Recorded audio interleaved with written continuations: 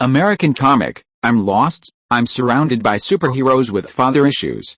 This video is purely for entertainment and does not infringe on copyrights or laws. The rights to the novel and image belong to the original author. We do not claim ownership. Don't like waiting and want to listen to this fanfic in full now? Subscribe to our Patreon, where you'll find the best fanfics. Chapter 276, A father suddenly appeared from the bottom of the sea? The deep sea immediately called nearby sharks to attack the Sea King. Arthur was shocked to see that the deep sea could communicate with fish and manipulate them to attack him. He didn't expect that there was someone else in the world who could communicate with fish besides himself. Dodging the shark's attack, the Sea King grabbed the shark's fin and tried to communicate with the shark to stop attacking him. But what he didn't expect was that the deep sea's mental control over the fish was far beyond his expectations. He wanted to cut off the connection between the shark and the deep sea, but found that he couldn't do it at all. Bang! The deep sea rushed to the Sea King at a very fast speed and punched with a force far exceeding that on the ground. The Sea King quickly put his arm in front of him to block the deep sea's attack, and then his right hand suddenly grabbed the deep sea's arm, and at the same time, his knee pushed out and hit the opponent's abdomen hard. Under the powerful force, a column of water rose from the water. Although the deep sea's ability to control fish surprised the Sea King, he was confident that he was not inferior to anyone in terms of endurance, strength and speed underwater. After taking the blow from Aquaman, Deep Sea's face suddenly twisted into a ball of pain. He hurriedly distanced himself from the other party and summoned more fish to attack Aquaman. Seeing this, Aquaman was not to be outdone. He used his telepathic communication ability with fish to call on fish to help him fight. On the shore, what Peter and Mara saw was that the sea surface in the distance rolled out a large piece of white waves wrapped in blood, and countless fish swam towards this side in an overwhelming manner. Looking at such a spectacular scene, Mara opened her mouth in astonishment. Are these two guys going to fight each other with a group of fish? Deep Sea saw that Aquaman also called a large group of fish, and couldn't help but curse inwardly. Fuck, when he was wondering if Arthur was taking compound number 5 like himself, Deep Sea suddenly realized that something was wrong. At the same time, Aquaman also found something unusual. The two looked in the direction of the strange breath. Deep Sea soon discovered that it was a group of fishmen attacking this side. Oh my god, seeing that it was a fishman with a hideous appearance, Deep Sea, who had never encountered such a situation, immediately swam to the shore. Fuck. What the hell is this? Deep Sea showed his head and fled to the shore at the fastest speed with a panicked look. Seeing Deep Sea running away, Aquaman did not pay attention, but frowned and prepared to fight with the fish man. Mara saw the fish man attacking again and immediately jumped into the sea to stop these fishmen from coming ashore.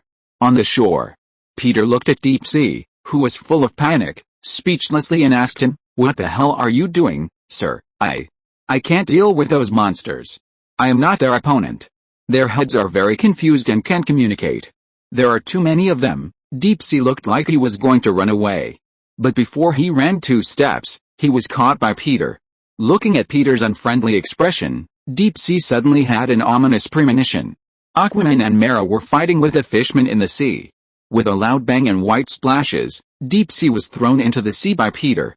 After being thrown into the sea by Peter, Deep Sea was still very scared when facing the swarm of ferocious fishmen. But when he thought that if he ran away, he might be beaten even worse by Peter, and he might not have the hope of returning to the Super 7, he had to bite the bullet. Bang! With the help of the 2 ocean lords and Mara, the 3 of them quickly stopped the fishman's offensive momentum. "What are you?" Deep Sea grabbed a fishman and asked. The fishman did not answer, but opened his bloody mouth and tried to bite his arm. After Deep Sea spit out a word fuck, he directly elbowed and hit the fishman's head heavily. "Hungry, bad food, take the food home." Countless fishmen said similar words. When the Deep Sea was wondering why these fishmen said hungry, he suddenly found that after the fishmen's attack was stopped by the 3 people, they began to retreat to the distant sea. They ran away. Mara shouted anxiously, "Don't let them run away." Aquaman's body immediately chased the fishmen like a torpedo. Mara also hurriedly followed. She needed to know whether the humans captured by the fishmen were still alive. Seeing that Mara and Arthur were chasing, the Deep Sea showed his head and shouted to Peter, "Sir, what should I do next?" Peter frowned and said, "Follow them. If you want to escape, you will never be able to join the Super 7 in this life." The Deep Sea had no choice but to dive into the water and chase Mara and Aquaman. After tracking for a while, the three came to the bottom of the deep sea. In the dark underwater environment, the depressing atmosphere of the seabed attacked the three. At this time, the deep sea did not care about the conflict with the Aquaman. He stared at the deep seabed, communicated with a fish on the seabed nearby, and soon summoned a group of lanternfish. The deep dark seabed was instantly illuminated by the lanternfish. Seeing the deep sea summoning the lanternfish, Mara asked Arthur, "Can your eyes see clearly on the seabed?" "Usually I can see clearly," Arthur said to Mara. "The temperature on the seabed is getting higher and higher now. We must be approaching a crater." Mara asked him in surprise, "How can there be creatures in this environment?" "I don't know. Maybe I can catch a fishman and ask him, but the effect should not be great. They are too barbaric and primitive, and have no intelligence." As the two talked, they swam towards a deep place full of caves on the seabed. At this time, the lanternfish controlled by the deep sea suddenly broke free from his control. What happened? Mara saw the lanternfish swimming away, and swam over to ask the deep sea in surprise. "Their survival instinct overwhelmed my control," Shanghai explained to the two people. "This has never happened before." Arthur frowned. "This means we are not wrong, and it also means that we have stepped into the real darkness." Arthur thought for a moment and said firmly, "We must seal the trench and prevent them from coming out again. They have tasted human flesh and must not be allowed to stay." As he spoke, he immediately swam forward at the fastest speed. Shanghai and Mara hurried to catch up with him. 5 minutes later, the three entered a wide underwater cave and were shocked to see the densely packed merman in front of them, as well as the huge mermaid in the front that looked like a small mountain. The mermen gathered here seemed to have just been born. But judging from the degree of deformity of the merman cubs and the large number of deaths, this group is gradually heading towards extinction. "Oh my God. We entered the delivery room of these fishmen. No, I have to leave here. I can't lose my life here." As he said this, the deep sea was about to retreat. At this time, he had completely forgotten what he had promised Peter just now. Arthur saw the cocoon hanging in the delivery room and was about to take it away. Mara stopped him and said, "No, you can't do this. You can't save them like this unless you take the whole wall back, our food." At this time, the fishman in charge of guarding saw the figures of Arthur and the other two, and suddenly let out a piercing roar. In an instant, the fishmen in the entire nest became restless and quickly formed a torrent and rushed towards the three people. "We need food, for our children." The tide formed by the fishmen exuded mixed information. The huge mermaid queen also moved. The whole cave was shaking with a rumbling because of the huge movement, and the mermaid queen, who was even more powerful, roared and pounced on the sea king. Bang! The sea king was slapped by the queen of the mermaids and flew away, hitting a reef on the seabed. Mara had no time to care about Arthur's situation.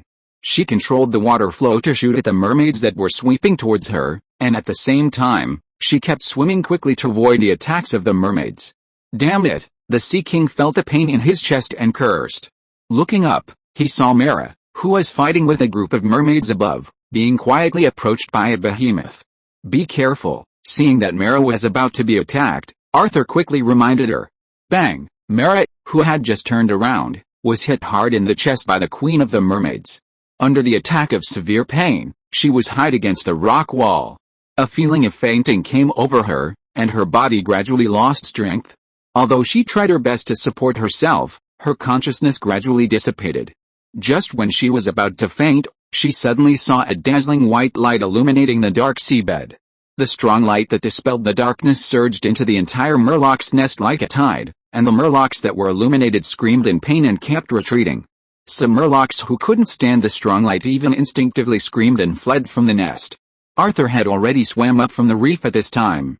He stopped and looked at the person who lit the light on the seabed with a dull expression. Crack! A lightning bolt appeared out of thin air on the seabed, and in Arthur's unbelievable eyes, all the nearby murlocs were electrocuted and flew away. Mara, who was about to faint, covered her eyes, and after she got used to it, she tried to look up. She saw a figure emitting strong light, swimming towards her. In the warm light, Mara seemed to see her father. As the light and shadow approached, she felt more and more warmth. She saw father swimming to her side, reaching out his hand to her, and looking at her with a smile. All the dissatisfaction and anger that father had towards her before disappeared, and now he was facing her with a warm face. Father, feeling the emotion she hadn't experienced for a long time, Mara used up the last bit of her strength to hold her father's hand, and then fainted. At this time, Peter, holding Mara's hand, was slightly stunned. Chapter 277, Meritorious Service in the Deep Sea, Mara's little reflection on life. Although Deep Sea escaped from the fishman's lair, he immediately contacted Peter. Peter installed a positioning transmitter on him before he went into the sea. After Deep Sea left the lair, he used the positioning transmitter he carried with him to send a signal to Peter. After receiving the signal, Peter immediately rushed to the fishman's lair on the seabed. Although he was not good at activities on the seabed, that was only compared to land. After escaping from the fishman's lair, Deep Sea saw Peter entering the seabed and immediately told him what had just happened on the seabed. He also told Peter that when he left the fishman's lair just now, he also found a crashed submarine nearby. The submarine that was inserted diagonally into the nearby rock wall looked like a solid fortress, and there were words engraved on the hull that he could not understand. Peter asked Deep Sea to continue exploring the underwater submarine, and he himself entered the fishman's lair. The moment he entered, he saw Mara being knocked out by the queen of the fishmen. Peter immediately used the energy of the gods to make a light rune, dispelling the fishman while raising the meow hammer, releasing thunder in his hand, and completely repelling the dense army of fishmen. Then he came to the injured Mara, ready to see her situation, and a scene that shocked him happened. Mara called him father and fainted directly. Shaking his head, thinking that the high pressure and suffocating claustrophobia under the sea may indeed cause hallucinations, Peter put this matter behind him and picked up Mara. On the other side, Sea King Arthur saw Peter using thunder to repel the fishmen under the sea. His mouth slightly opened, and his face was full of incredible expressions. He naturally noticed Peter standing on the dock just now, but he thought the other party was just an ordinary person, and he didn't expect that the other party could be so strong. What is this? Releasing lightning under the sea, could the other party be Poseidon? At this time, Arthur became very curious about Peter's identity. In all the years he has lived in Shinport, this is the first time he has seen someone like Peter. Suppressing the abnormal emotions in his heart, Arthur punched the mermaid queen and quickly swam to Peter's side. Regardless of Peter's identity, he quickly said, "We can use the crater to let the volcano erupt to destroy this place." After hearing this, Peter looked at Aquaman in surprise. "You kid is so cruel. Aren't these fishmen within a certain range your same race?" Not knowing that Peter was complaining about himself in his heart, Arthur continued to say to him, "I will lift those cocoons wrapped in humans to the surface of the sea, and you will set off the mountain fire. Only in this way can we stop them." Peter's eyebrows moved. "Are you sure? There are more fishmen deep here. Are you sure you can handle them?" "Yes, I can. We don't have much time." As he said that, he quickly swam to the depths of the fishman's nest. Peter held Mara, looked at the back of Aquaman, and quickly moved towards the nearby volcano with Mara in his arms. Bang! After Arthur defeated the mermaid queen, he said to her reluctantly, "I'm sorry, but I won't allow you to treat us as food." After that, he immediately swam towards the cocoon hanging on the ceiling, but was soon caught up by the mermaid queen. The queen grabbed his arm and bit his neck with her sharp teeth. The Sea King, whose arm was bloody, could hear the other party's thoughts conveyed to him. "We need food. For the sake of the children, I will absorb you. Sorry, I have no choice." Arthur gritted his teeth and hit the other party's head heavily with his elbow. While the mermaid queen roared and retreated, Arthur broke free from control and swam to the ceiling. He smashed the rock wall with a punch, and he swam upwards with the rock wall stuck with a cocoon. Boom! The deafening explosion resounded on the seabed, and then the whole nest shook. Arthur knew that it was Peter who detonated the volcano, and he increased his speed and swam upwards. Boom! Boom! Boom! The explosion caused by the volcano swept the entire Murloc's nest. The Murloc queen was engulfed by the flames while roaring unwillingly. The entire trench shook violently, and countless collapsed and broken rocks fell down. Arthur gritted his teeth, pushed the rock wall, and swam upward at the fastest speed he could in his life. In the collapsing trench, the Murloc who had escaped by chance grabbed him madly, as if he wanted to die with him. Seeing that the trench was about to collapse completely and bury him. At the critical moment, the desperate Arthur suddenly felt that his speed suddenly increased several times. Arthur raised his head and looked at Peter with white light in his eyes in surprise. He immediately knew that he was helping him. With the sound of the rapids ringing in his ears, a vacuum even appeared where Arthur swam, and the whole person quickly left the trench like an arrow shot out. Boom! Just as Arthur escaped from the trench, The entire trench collapsed completely, and the fishman chasing him was completely buried. Kneeling on the seabed, Arthur looked at the collapsed trench. The trench is blocked, and the lava will gradually fill it up. Peter, who was standing next to him, hugged the unconscious Mara and said to him in a teasing tone, "It seems that you can't deal with them alone, Arthur. It's so hurtful to say that." Arthur stood up with mixed feelings. Thinking of the various abilities Peter had displayed, he couldn't help but ask, "Who are you, Tanai in town, Peter?" The cocoon was torn open, and the dying people were exposed to the sun. Medical staff immediately came up to check on these people. After a final check, it was confirmed that among the people wrapped in the cocoon that Arthur rescued from the bottom of the sea, 4 died and 7 still had vital signs. Wiping the blood from the wound on his arm, Arthur looked at the happy people who were crying and hugging each other. "It's really a miracle," he whispered and cast his eyes on Peter. But she found that the other party had disappeared, along with a red-haired woman who impressed her so much. "Peter Patrick," Arthur repeated Peter's name. "Excuse me, are you Aquaman?" Soon, Arthur's mood became bad. The gossiping reporters came up to him and asked him about the story he had to tell with the octopus. Damn it, with a low curse, Aquaman had a headache dealing with the reporters who surrounded him. Patrick Farm. Mara woke up from her sleep with a gasp. She felt like she was trapped in the seaweed and couldn't get out. At first, she struggled desperately to tear off the seaweed that was entangled with her. But soon, the boundless seawater surged over and surrounded her, making it difficult for her to breathe. Then the seawater surrounding her gradually transformed into the appearance of a person. In her astonished eyes, her father appeared in front of her. The human figure formed by the water flow showed the appearance of her father. "Father," surprised Mara wanted to reach out and touch her father. As a result, the moment she touched it, the water flow was dispersed and reassembled, turning into the appearance of another person. "Peter." Mara looked at Peter with dull eyes. Peter was looking down at her at this moment. Peter's eyebrows moved and he asked her, "Are you awake?" Mara touched her aching head and felt some pain in her back. According to her recollection, she was indeed hit in the back before she fell into coma. "I wasn't sleeping," she asked in a low voice in disbelief. "No, isn't this a dream?" "I don't think so," Peter said softly. "You saved me." Recalling for a moment, Mara remembered the light that dispelled all the darkness before she fell into coma. She remembered that she saw her father, but that was impossible. It was impossible for her father to come and save her at that time. "Yes, it should be me." Mara was stunned for a few seconds, then thanked Peter with a complicated expression. "Thank you, you saved me, Peter." "You're welcome. After all, you have lived with me for some time," Peter said to her. "By the way, Aquaman rescued the people in the cocoon, and some of them are still alive." Hearing Peter say this, Mara's eyes lit up. "That's great." After a moment of silence, she asked Peter, "Who are you? If you are not a magician, are you Thor?" Mara asked a question she had always wanted to know. Peter was silent for a moment, and replied to her, "I'm just a human." Mara, human? Yes, an ordinary human on land. Mara was stunned for a moment, took a deep breath and said, "If people like you on land are ordinary people, then this world must be crazy." She paused for a moment, and suddenly felt that her previous confusion in life became clearer. She looked into Peter's eyes and said, "I know the people on land and the complicated feelings of the people here. You are the most special one I have ever met. You made me change my view of the people on land.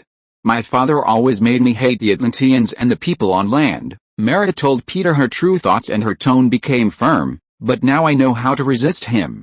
He is not always right, and I must insist on something." "Resist?" Peter looked at her with a little surprise. "Is this Sea Queen also a father-worried person?" Peter pondered for a moment and said to her, "I am honored if I change your view of the people on land. But even if you are a daughter of the sea, don't follow the tide. Other people's views can be a mirror or a rope. If you only live for other people's views, your life will be tied up with ropes. Have a good rest." After standing up and saying goodbye to Mara, Peter went into his room.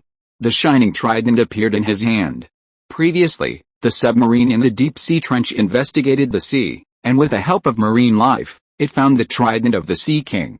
He was now 100% sure that the submarine was the crashed spacecraft of the Atlanteans thousands of years ago. Holding the trident and feeling the power given to him by the artifact, Peter narrowed his eyes. Chapter 278 Soldier Boy appears. Peter returned strongly.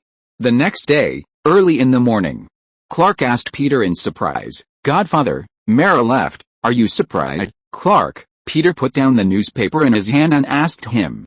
No, I just think it's too sudden, Clark said, a little disappointed. Although he didn't have any extravagant thoughts about Mara, he still felt a sense of loss in his heart for no reason.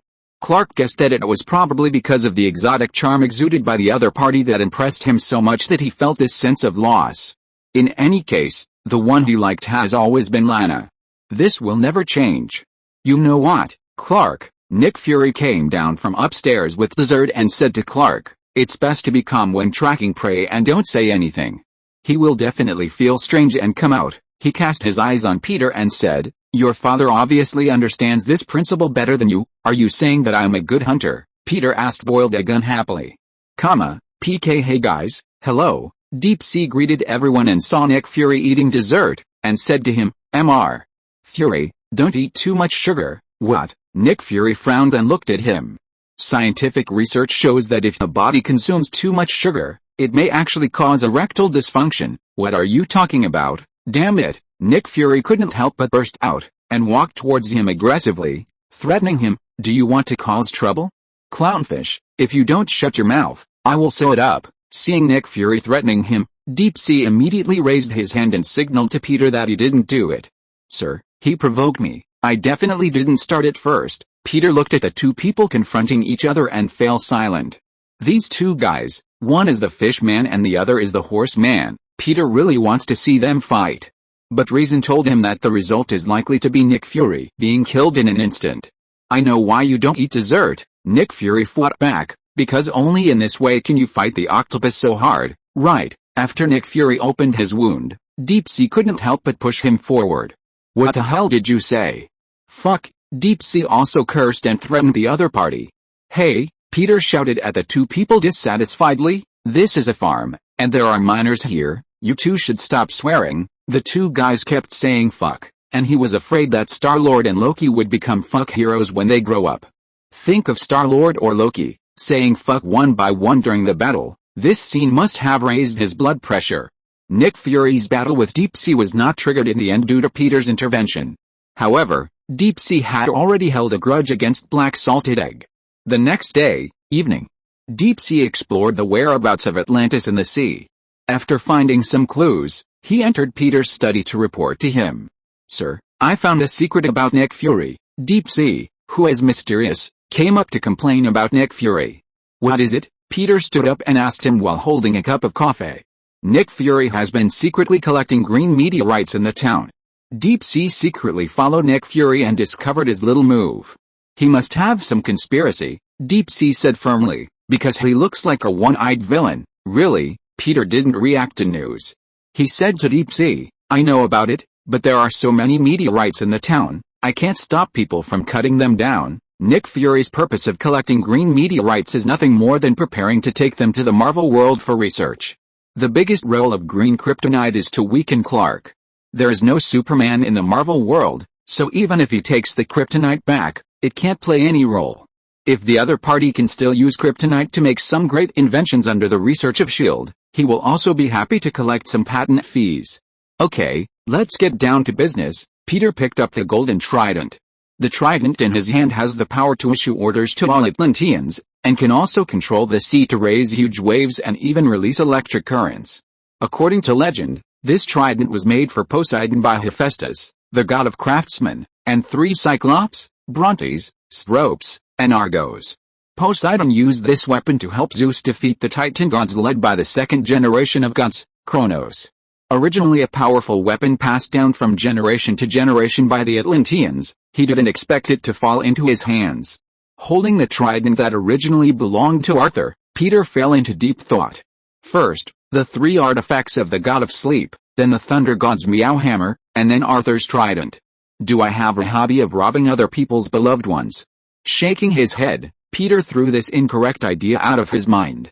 Since the other party is in his hands, it means that he has a connection with them. The word rob is not appropriate.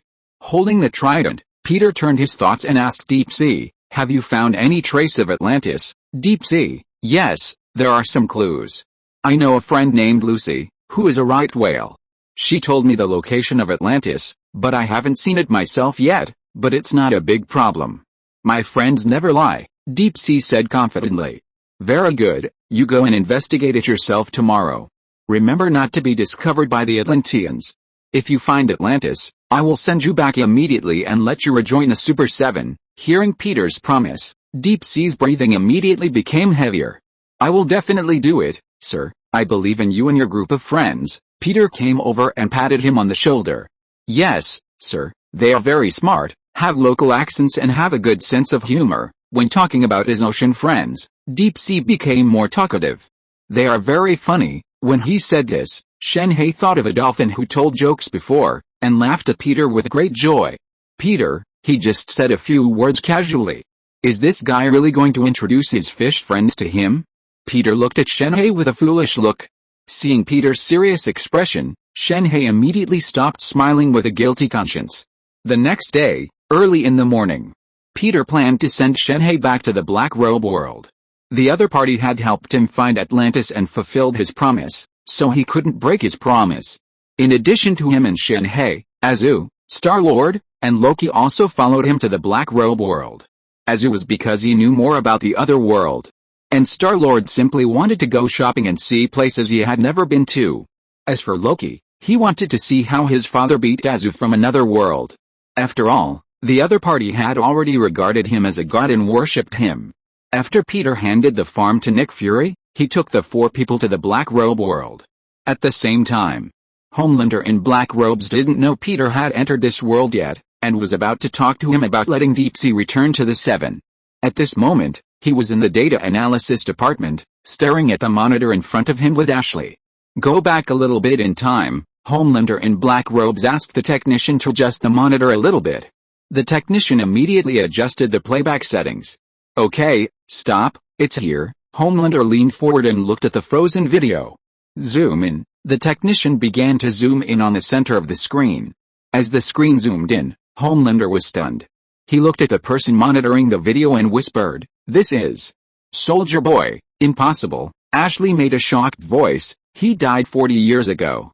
Is someone pretending to be him? No, look at his face. That's him. Homelander in black robes took a deep breath and calmed himself down.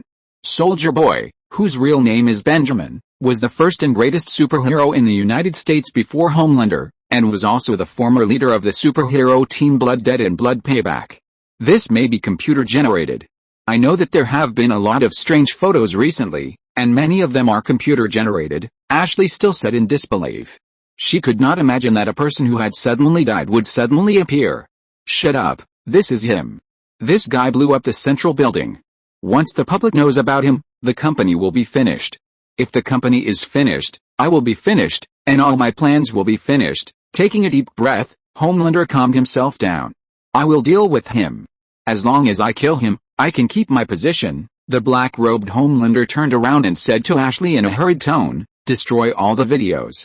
Don't let the news of his appearance leak to anyone. Thank you readers for voting. Thank you. By the way, I ask for monthly tickets. 90-Degree Bow. Recommended book, Shadows in Deep Space, a veteran science fiction writer, a frequent winner of Kidian, a super strong man in all channels. The quality is absolutely guaranteed. If you are interested, please click the portal below. Chapter 279 Peter demolishes the statue, and the soldier boy reveals his true feelings. What is this? Peter looked at the huge statue in front of him with a shocked expression. The current location of the few people was in front of a gymnasium. Peter, who had just entered the Black Robe world, found the statue standing at the entrance of the gymnasium. Looking at the statue that looked almost exactly like himself, Peter narrowed his eyes, cast his gaze at Azu and said, this statue looks like me, right? He immediately thought that it was Azu and Clark, the 2 naughty kids, who had not dismantled the statue completely when they left the Black Robe world before.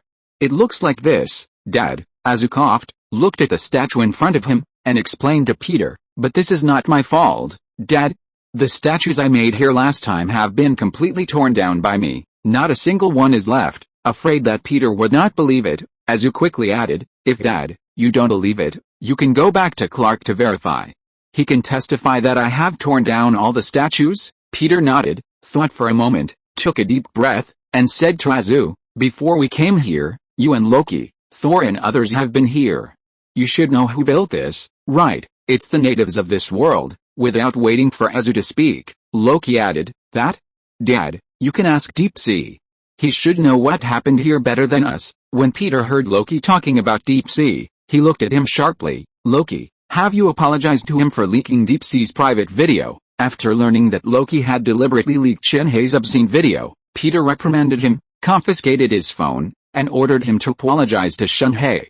Hearing Peter talking about his previous problems again, Loki said to Peter with a guilty conscience, "Yes, I apologized to him, but Dad, this video should have been stolen by a hacker.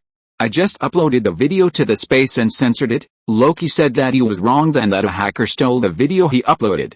Really? Peter was quite skeptical of Loki's words, staring into Loki's eyes and said, "You said you were wronged, right?" "Yes, Dad," Loki answered without hesitation and was very confident. Peter listened to Loki's explanation, cast his eyes on Shenhei, and asked him, "Do you believe his explanation, Shenhei?" Shenhei certainly didn't believe Loki's explanation, but considering that he still had to rely on Peter to join the Super 7, he could only pretend to believe it. "I probably believe it," Peter nodded and turned his eyes to Loki again. "Unless you find this suspect, Loki, there is no evidence for your statement. Even if Shenhei has no moral integrity, you should not post his video online. This is not the right thing to do." Loki glanced at Shenhei next to him with his peripheral vision and nodded to Peter. After talking to Loki, Peter asked Shenhei, who lowered his head and looked a little embarrassed because he was just called shameless, about the real business. "Okay, Shenhei, tell me, why did Homelander build this statue?" Fearing revenge from Homelander, Shenhei wanted to fool around with this matter. But after seeing Peter's serious face, he finally told him everything that Homelander had done after Peter left. "You mean he did this in many places across the United States?" Peter asked him in surprise. "Yes, sir," Shenhei said nervously. "Homelander seems to be constantly proving to others that he has a perfect childhood and a great father." He didn't dare to say the next words. That is, many of the top executives of Vought Corporation knew that he grew up in a laboratory. The Homelander was actually constantly deceiving himself with lies, and then forcing everyone in the world to accept this lie like him. "But, he will always be exposed, won't he?" Star-Lord raised his doubts. Deep Sea touched his newly grown hair and said to Star-Lord, "It should be like this, but he coughed and continued, "He has been trying to shut up the people of Vought Corporation. Madeleine is missing, Stan is in prison, and he controls the top executives of Vought. No one dares to stand up against him." Peter nodded when he heard this, indicating that he understood. "Unfortunately, I am not a perfect god, nor a person who needs others to worship." Peter asked Ezu to dismantle the statue. He wanted to find an opportunity to talk to the Homelander here. At the same time, Soldier Boy was rescued by Huey and Butcher in the Russian military camp. At this time, the three were resting in a hotel. The Soldier Boy, who had been isolated from the world for more than 40 years, was like being released from prison. He was in a state of confusion about anything in the outside world. Smoking a cigarette and watching the commercials on the TV screen, his brows furrowed. "What the hell is this? Are all the men nowadays sissies?" The Soldier Boy cursed as he watched the commercials on TV showing men changing diapers. "Is this what a fucking man should do? Are they all weak men?" Huey looked at the TV and explained to the angry Soldier Boy, "Ahem. In fact, this is the current social environment. Men can also be housewives, and women can also go out to work. Then there is indeed something wrong with your damn society. They are all a bunch of sissies. Fuck." After cursing for a few words, the Soldier Boy asked Butcher next to him, "What's the matter with those statues outside? Is that Homelander's father? When did he have a father?" "I don't know," Butcher stood up and said to him with a twisted mouth, "but as far as we know, he grew up in the laboratory. We don't know when this man named Peter Patrick showed up, and he was treated as a statue by Homelander and placed all over the United States. Fuck. Maybe this guy has recognized a charlatan as his godfather, but it doesn't matter. I promise you, as long as you help me find the other members of Blooded and Blood Pay, I will help you kill Homelander." The Soldier Boy said that he would keep his promise and help Butcher and his group kill Homelander.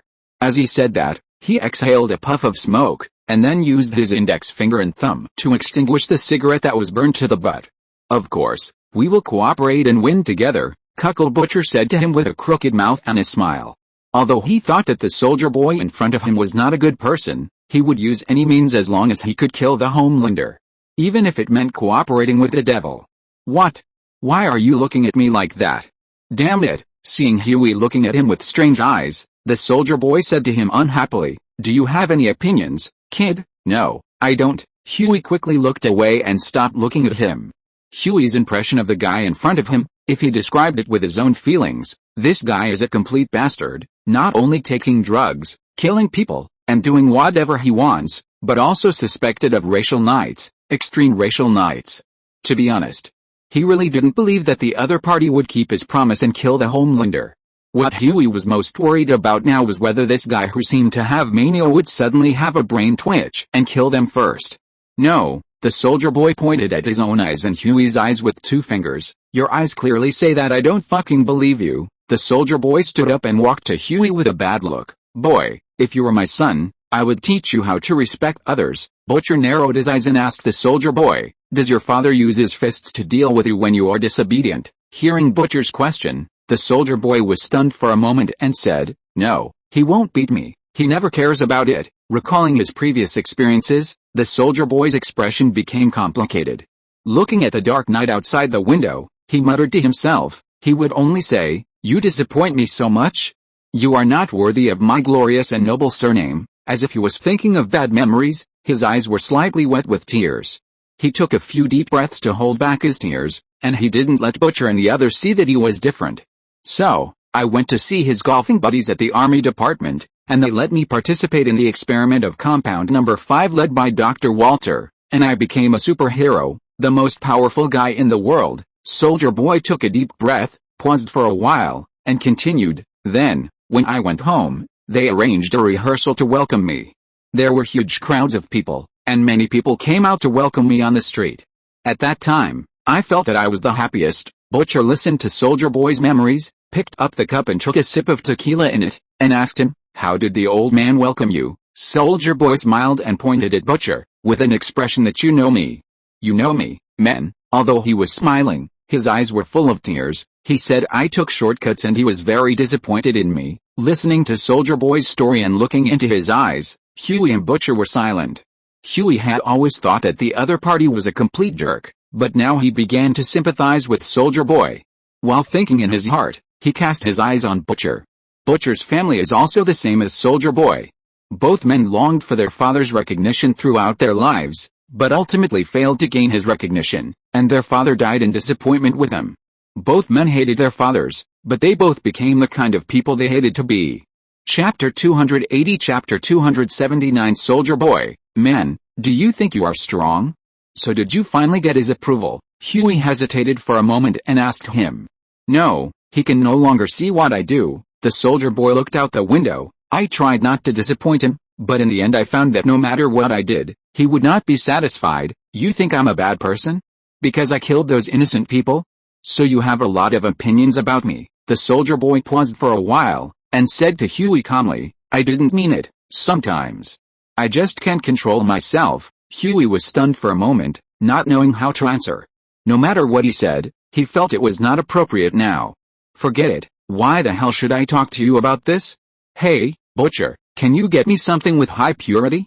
I feel a little uncomfortable now and need to relax." The soldier boy said that he was a little addicted to drugs and needed the other party to help him get something to relax. Huey, he found that he was moved too early, and this guy was still a bastard. Night. Star-Lord was walking alone on the streets at night. He hadn't been to a big city for a long time. After saying goodbye to Peter in the hotel, he went to the streets for a walk. The streets of New York were quiet and peaceful at night. There were tall buildings everywhere around. From time to time in the distance, there were car horns, the creaking sound of dust being trampled on the streets, and dull sounds that sounded like gunshots. It began to drizzle. The gray light of the hazy street lamps was divided into strands by the rain. In Star-Lord's eyes, it was dim and moist, and dust particles floated and rotated under the dim light column. The different scenery of another city made him feel that everything in front of him was full of different flavors.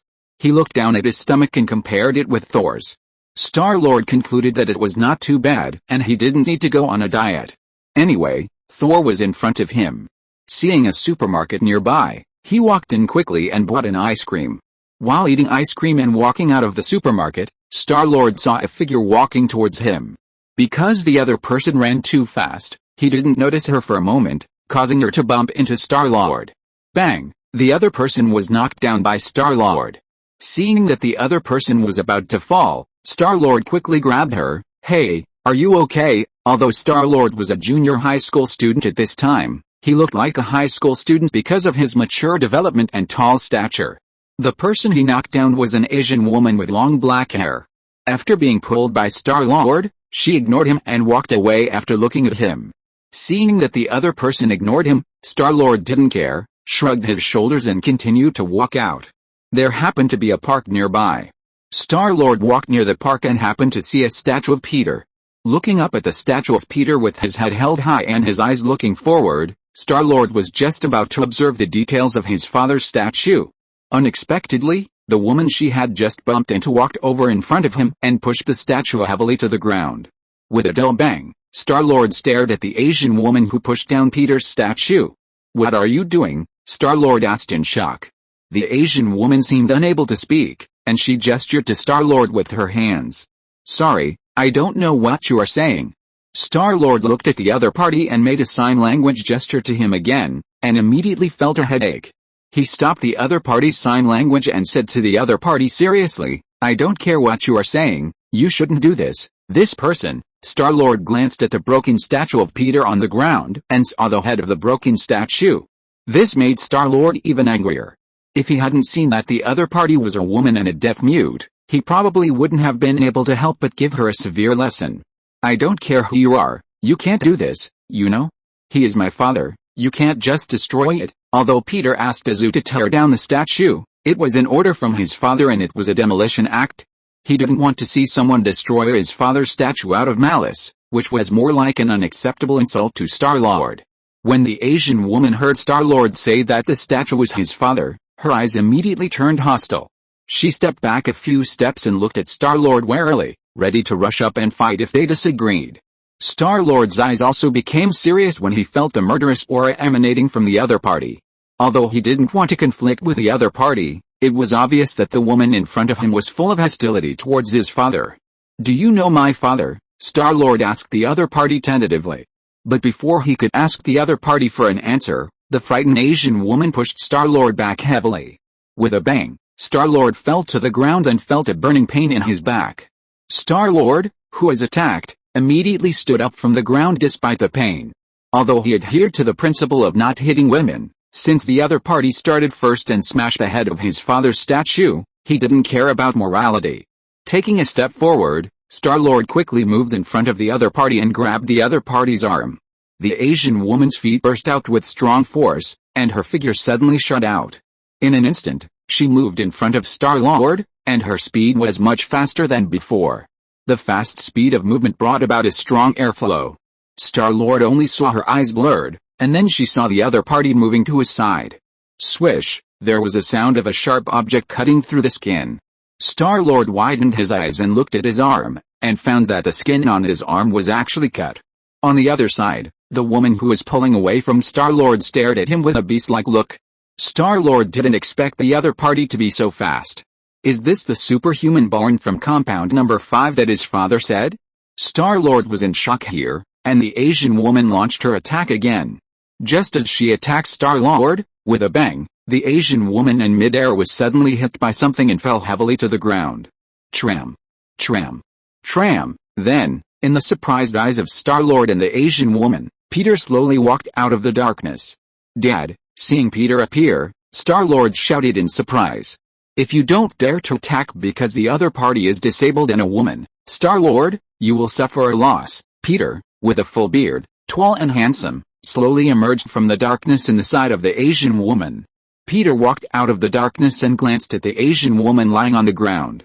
The moment his eyes fell on her, Peter recognized her identity. Kimiko. A Japanese who was kidnapped and smuggled to New York by the gang and forcibly injected with compound number 5 to gain superpowers, is also a member of the Black Robe team. Together with Huey and Butcher, she fought against Homelander and Vought. Originally, Kimiko was part of Vaught's plan to create a supervillain. Vought hopes to join the Ministry of Defense and maximize its value as a strategic weapon for superheroes, so they use compound number 5 to create terrorists all over the world. Kimiko is the super terrorist created in the plan, but later she was rescued by the Black Robe team and joined The other party has the self-healing ability of Wolverine.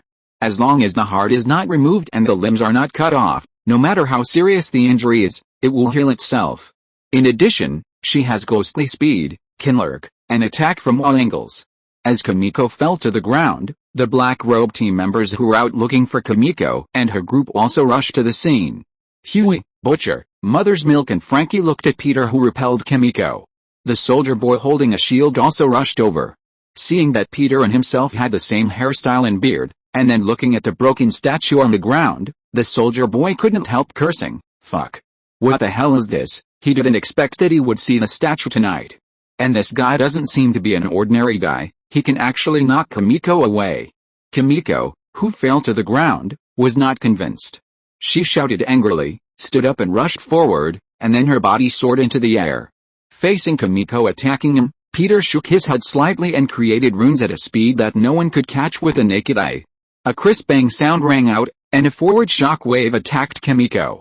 A strong gust of wind blew in her face, and Kimiko subconsciously stretched out her arms to block it. However, she still underestimated the power of this blow. After being hit on the right shoulder, Kimiko retreated uncontrollably. Her entire arm was sore and painful, as if she had lost consciousness in an instant. Stumbling back, she felt a sharp pain in her injured right ankle. Due to her unstable body, Kimiko fell to the ground again. Butcher and others who were watching widened their eyes. They only saw Peter's fingers move, and Kimiko was flung away. Butcher and Huey looked at each other and saw the incredible in each other's eyes. Could the other party really be the father of Homelander? Could this strange ability be born from compound number 5? Oh, are you really the father of Homelander? Butcher shouted to Peter. I don't have a son as old as Homelander, but I have a younger son of Homelander. Peter walked to Star-Lord and checked his arm. After seeing that he was fine, he said to him, also, Star-Lord is my son too. If you want to fight, I can call a few more people, how about it? Butcher was stunned when he heard Peter call out his name. Do you know me? A little familiar, Peter said and cast his eyes on Soldier Boy, also. Soldier Boy held the shield in his hand and looked at Peter coldly. Men, do you think you are strong? Chapter 281 Starlight calls Daddy for the second time. What should we do? Breast Milk asked Butcher nervously. Wait and see. Butcher narrowed his eyes and stared at Peter, who made him feel very uneasy. Really? But you don't look too strong, man. You're wearing a superhero uniform and holding a shield in your hand, Peter said to the soldier boy. This doesn't look like a normal person. I'm more normal than you think. Fuck. The soldier boy was provoked by Peter and was about to go forward and beat the guy in front of him. Huey was watching Peter and Star-Lord nervously when his cell phone suddenly rang. He hurriedly answered the phone in a panic. Hey, Starlight, I'm busy now, can we talk later? It was Starlight who called him. Ever since the Black Robe Homelander and Victoria cooperated to send Stan to prison, Starlight has been working with the Black Robe team. Now Starlight is considered a non-staff member of the Black Robe team, secretly opposing the Homelander and Walter. What are you busy with? Starlight asked him curiously. It's so late now. Are you still doing the mission outside? No, we met a guy near Sunset Park. He is the real person of the statue built by the Homelander. Who? Peter Patrick. That should be his name. What? Hearing Huey's words, Starlight immediately raised her voice. She knew how powerful Peter was. After all, she had witnessed with her own eyes how Peter suppressed Azu from another world. Another Homelander who had the ability to make people dream almost wiped them out. If Peter hadn't suddenly appeared and conjured up a more powerful dream, I'm afraid I would have died at the scene. Starlight on the other end of the phone took a deep breath and said to Huey, Don't conflict with him. I'll be there right away. Are you listening, Huey? Seeing that the other party didn't speak, Starlight hurriedly asked Huey. Yeah, I'm listening. But the situation seems a bit bad now. The soldier boy has already started. Wait, I'll rush to the scene right away. If possible, Huey, stop them. After hanging up the phone, Starlight immediately rushed to the location provided by Huey. Huey, who was warned by Starlight, swallowed his saliva and cast his eyes on Peter. How can he stop it? Peter on the other side saw the soldier boy rushing towards him with his arm outstretched. Huey and others saw Peter's hand outstretched, and just as they were confused, they suddenly heard a sound of breaking through the air. Then, in the shocked eyes of everyone, a hammer flew into Peter's hand. Facing the soldier boy rushing up with a shield, Peter's Meow Hammer directly hit the opponent's shield. With a bang. In the incredible eyes of Butcher and others, accompanied by a thunderous roar, the Soldier Boy's shield was smashed by Peter at once. The fragments burst out hissing, and the Soldier Boy was also shaken back by the rebound force. He stepped back a few steps, looking at the broken shield fragments on the ground in disbelief. What the hell did you do? Seeing his shield being smashed, the Soldier Boy was instantly furious. Seeing the Soldier Boy's shield shattered, Kimiko immediately stepped forward to attack Peter. With the help of her super healing ability, her previous injuries have now been completely healed. Butcher and Huey looked at each other and had to join the battlefield. Although they were ordinary people, they were also injected with temporary compound number 5 and gained temporary superpowers. Huey's temporary superpower is teleportation.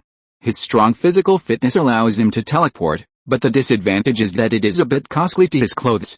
Once he teleports, his clothes will fly off instantly. Butcher's temporary superpowers are laser eyes and super physical fitness. The group joined the siege of Peter, thinking that they could subdue him, but Peter did not take action, and Star-Lord took action first. Star-Lord's eyes shot out white divine energy, instantly knocking Kimiko away. Seeing the lasers coming out of Star-Lord's eyes, the Soldier Boy was shocked. He subconsciously raised his shield to block it, but he forgot that the shield was damaged and was instantly rushed out by the white energy of the gods. Swoosh! When Star-Lord was about to continue attacking, he saw a naked man appear in front of him. Star-Lord was startled and was directly pounced on by the naked Huey. With a thump, Huey hugged Star-Lord's arm and controlled him. Star-Lord, who was mentally attacked by Huey, immediately felt unwell. On the other side, the Soldier Boy stood up from the ground, gritted his teeth and looked at Peter, and began to accumulate energy in his chest. The chest cannon in his chest is the most powerful weapon. During the years when he was controlled, the Soviet Union forcibly used nuclear radiation to transform him, and created a chest cannon that was used to eliminate superpowers and cause great damage to humans. As the Soldier Boy accumulated more and more energy, the air began to vibrate uncomfortably. Roaring, he released the chest cannon at Peter. The dazzling white light immediately illuminated the entire area. A deafening boom sound spread outward. The strong shock wave continued to rush forward, sweeping away everything around. Butcher and others felt the energy that was blasted out, and as they retreated, they opened their mouths in shock. Is this the deadly weapon of the Soldier Boy? Huey let go of Star-Lord, and in a naked form, he looked nervously at Peter, who was drowned in energy. He thought that this chest cannon would at least eliminate Peter's ability or make him unable to stand up. Unexpectedly, after the smoke dissipated, Peter walked out of the smoke unscathed. What the hell is this? Damn it! The Soldier Boy looked at Peter in astonishment. Your attack is like a weak sissy, Soldier Boy. Peter pretended to be very disappointed and said to the Soldier Boy, I have to say, this makes me a little disappointed. Peter used the rune to build a layer of shield on his body in advance, so even if he was hit by this cannon, he was not injured. The Soldier Boy, who didn't know the inside story, was completely confused. On weekdays, he was the only one who bullied others and called them weak sissy. He never thought that one day he would be called a sissy. Looking down at his chest that had become a chest cannon of a sissy, he suddenly felt that Peter's words sounded familiar. Isn't this what his father often said to him before? Just as the Soldier Boy was in a mess, Starlight finally arrived at the scene. Looking at the mess at the scene and Huey and others who were in a daze, Starlight immediately guessed what happened at the scene. Taking a deep breath, she walked towards Peter. Hey, Mr. Patrick. Starlight forced a smile on her face and greeted Peter. Starlight, Peter didn't expect to see Starlight coming. Yes, long time no see, Mr. Patrick. Starlight smiled and said to him, you should have said hello in advance when you came here. After saying a few words, Starlight pleaded with Peter, hoping that he would not embarrass Huey and others. Seeing that Peter fell silent, Starlight thought that Peter disagreed. Taking a deep breath, she made a decision in her heart and turned her back to everyone so that they would not see her expression. She repeated the same trick, just like last time in the Walter conference room, with her mouth slightly opened, silently saying to Peter, Dad. Seeing Starlight score twice, Peter's expression became a little strange. He didn't intend to kill all these guys. Starlight's actions really caught him off guard. Let's go, Star-Lord. Looking at the somewhat embarrassed Starlight, Peter was silent for a few seconds, and then said to Star-Lord. A few minutes later. Huey and others watched Peter's back as he left, speechless for a long time. Everyone fell into a depressed mood. The soldier boy gritted his teeth, punched the ground hard, and cursed in a low voice, "Fuck this bastard." On the deserted streets of New York at night, Peter and Star-Lord walked towards the hotel together. "Sorry, Dad, it's my fault," Star-Lord apologized to Peter in frustration. "No, you don't need to apologize, Star-Lord." Peter stopped and patted Star-Lord on the shoulder. "You didn't do anything wrong, but I shouldn't have been so impulsive. I lost my temper when I saw that woman destroying my father's statue." Star-Lord took the initiative to reflect on his own problems. "This is normal. We are all easily affected by emotions." Peter comforted him a few more words. Star-Lord was in a better mood and asked Peter, "Dad, many of these people just now are ordinary people, right?" "Almost. Why do they want to fight against Homelander and what company as ordinary people? Moreover, I don't think they are good people either." Star-Lord asked the biggest question in his heart. "If you want to know, you can find the answer yourself." Peter did not answer directly, but let Star-Lord find the answer.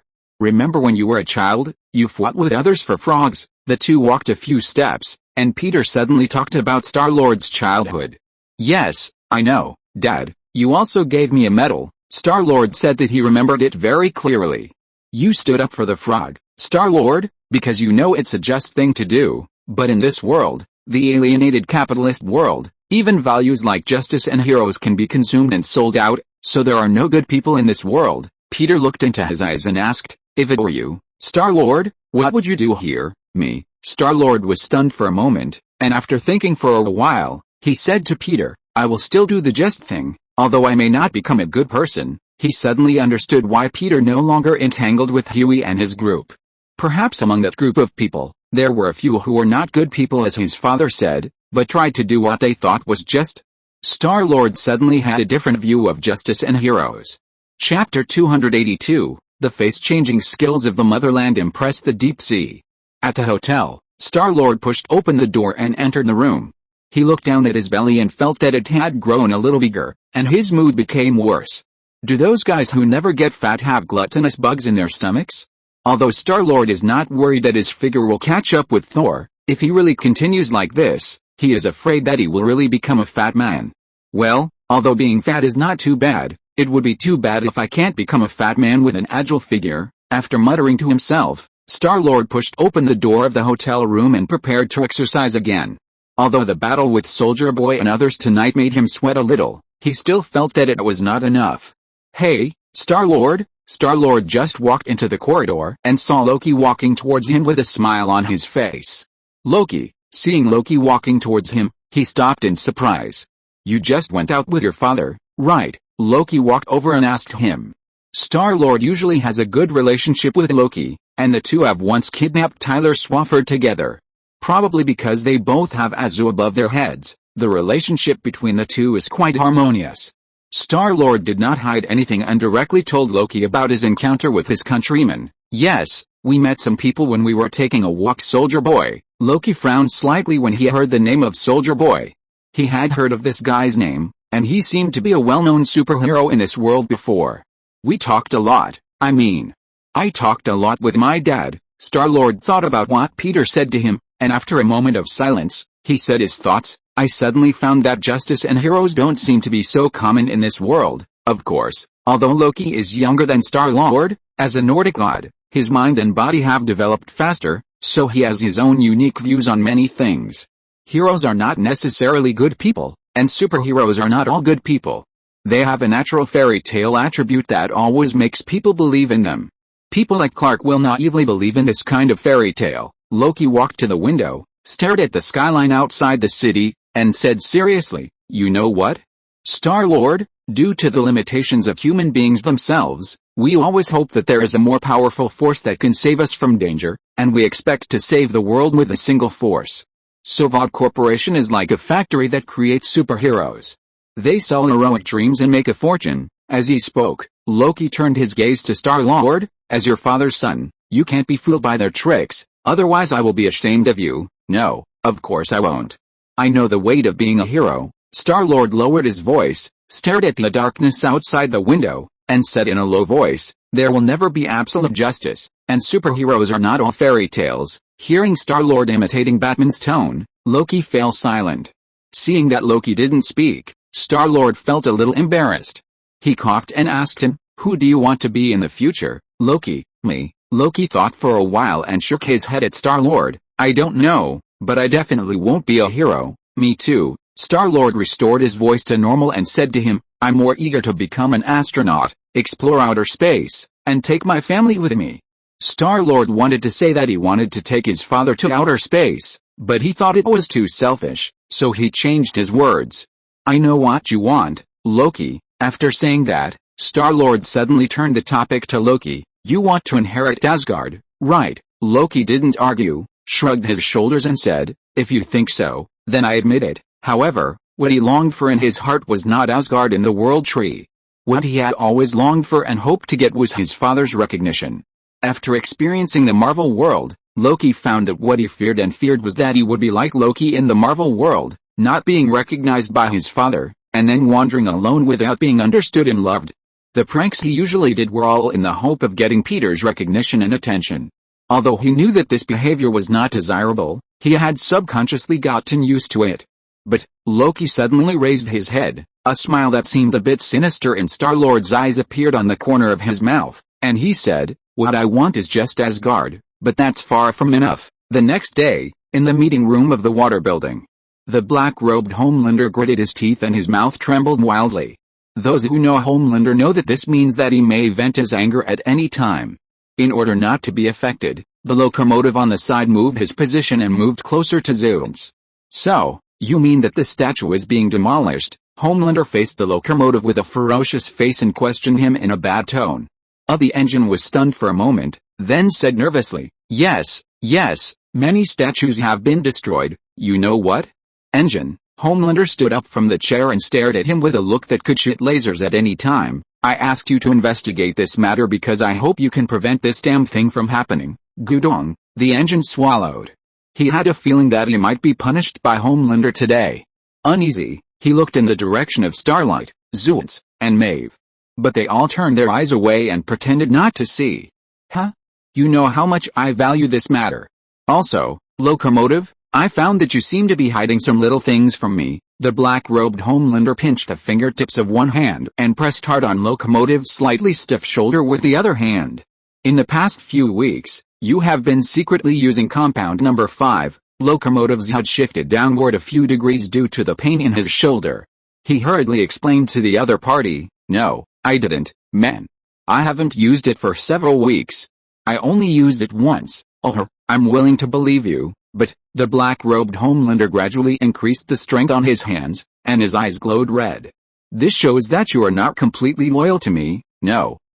Locomotive was frightened and hurriedly defended. "I swear, I absolutely did not deceive you. I really don't know about those guys who demolished the statues.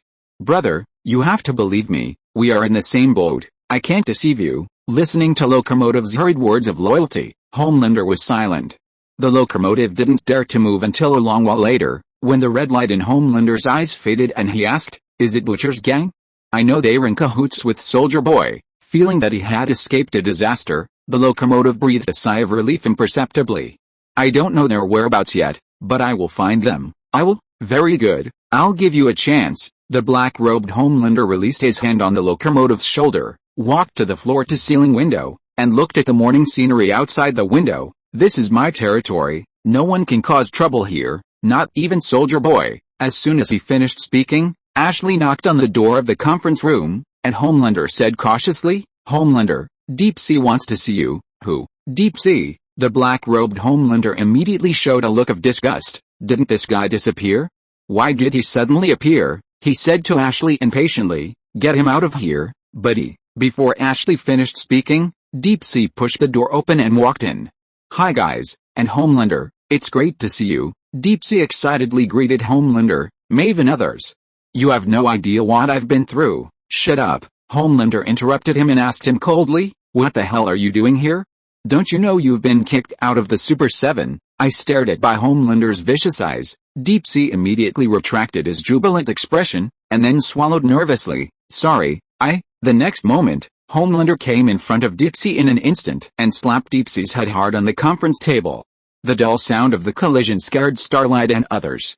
Gritting his teeth, with red light in his eyes again, Homelander growled at Deepsea and asked, "Now, answer me." Deepsea, who was frightened by Homelander, quickly stammered to him, "I am here to join the Super 7. Hearing that the other party was going to join the Super 7, the black-robed Homelander could not stop his anger from rising. "Who the hell gave you the courage to let you join the Super 7? Just as he continued to interrogate Deepsea, the door of the conference room was pushed open with a creak, and Peter walked in the shocked eyes of everyone.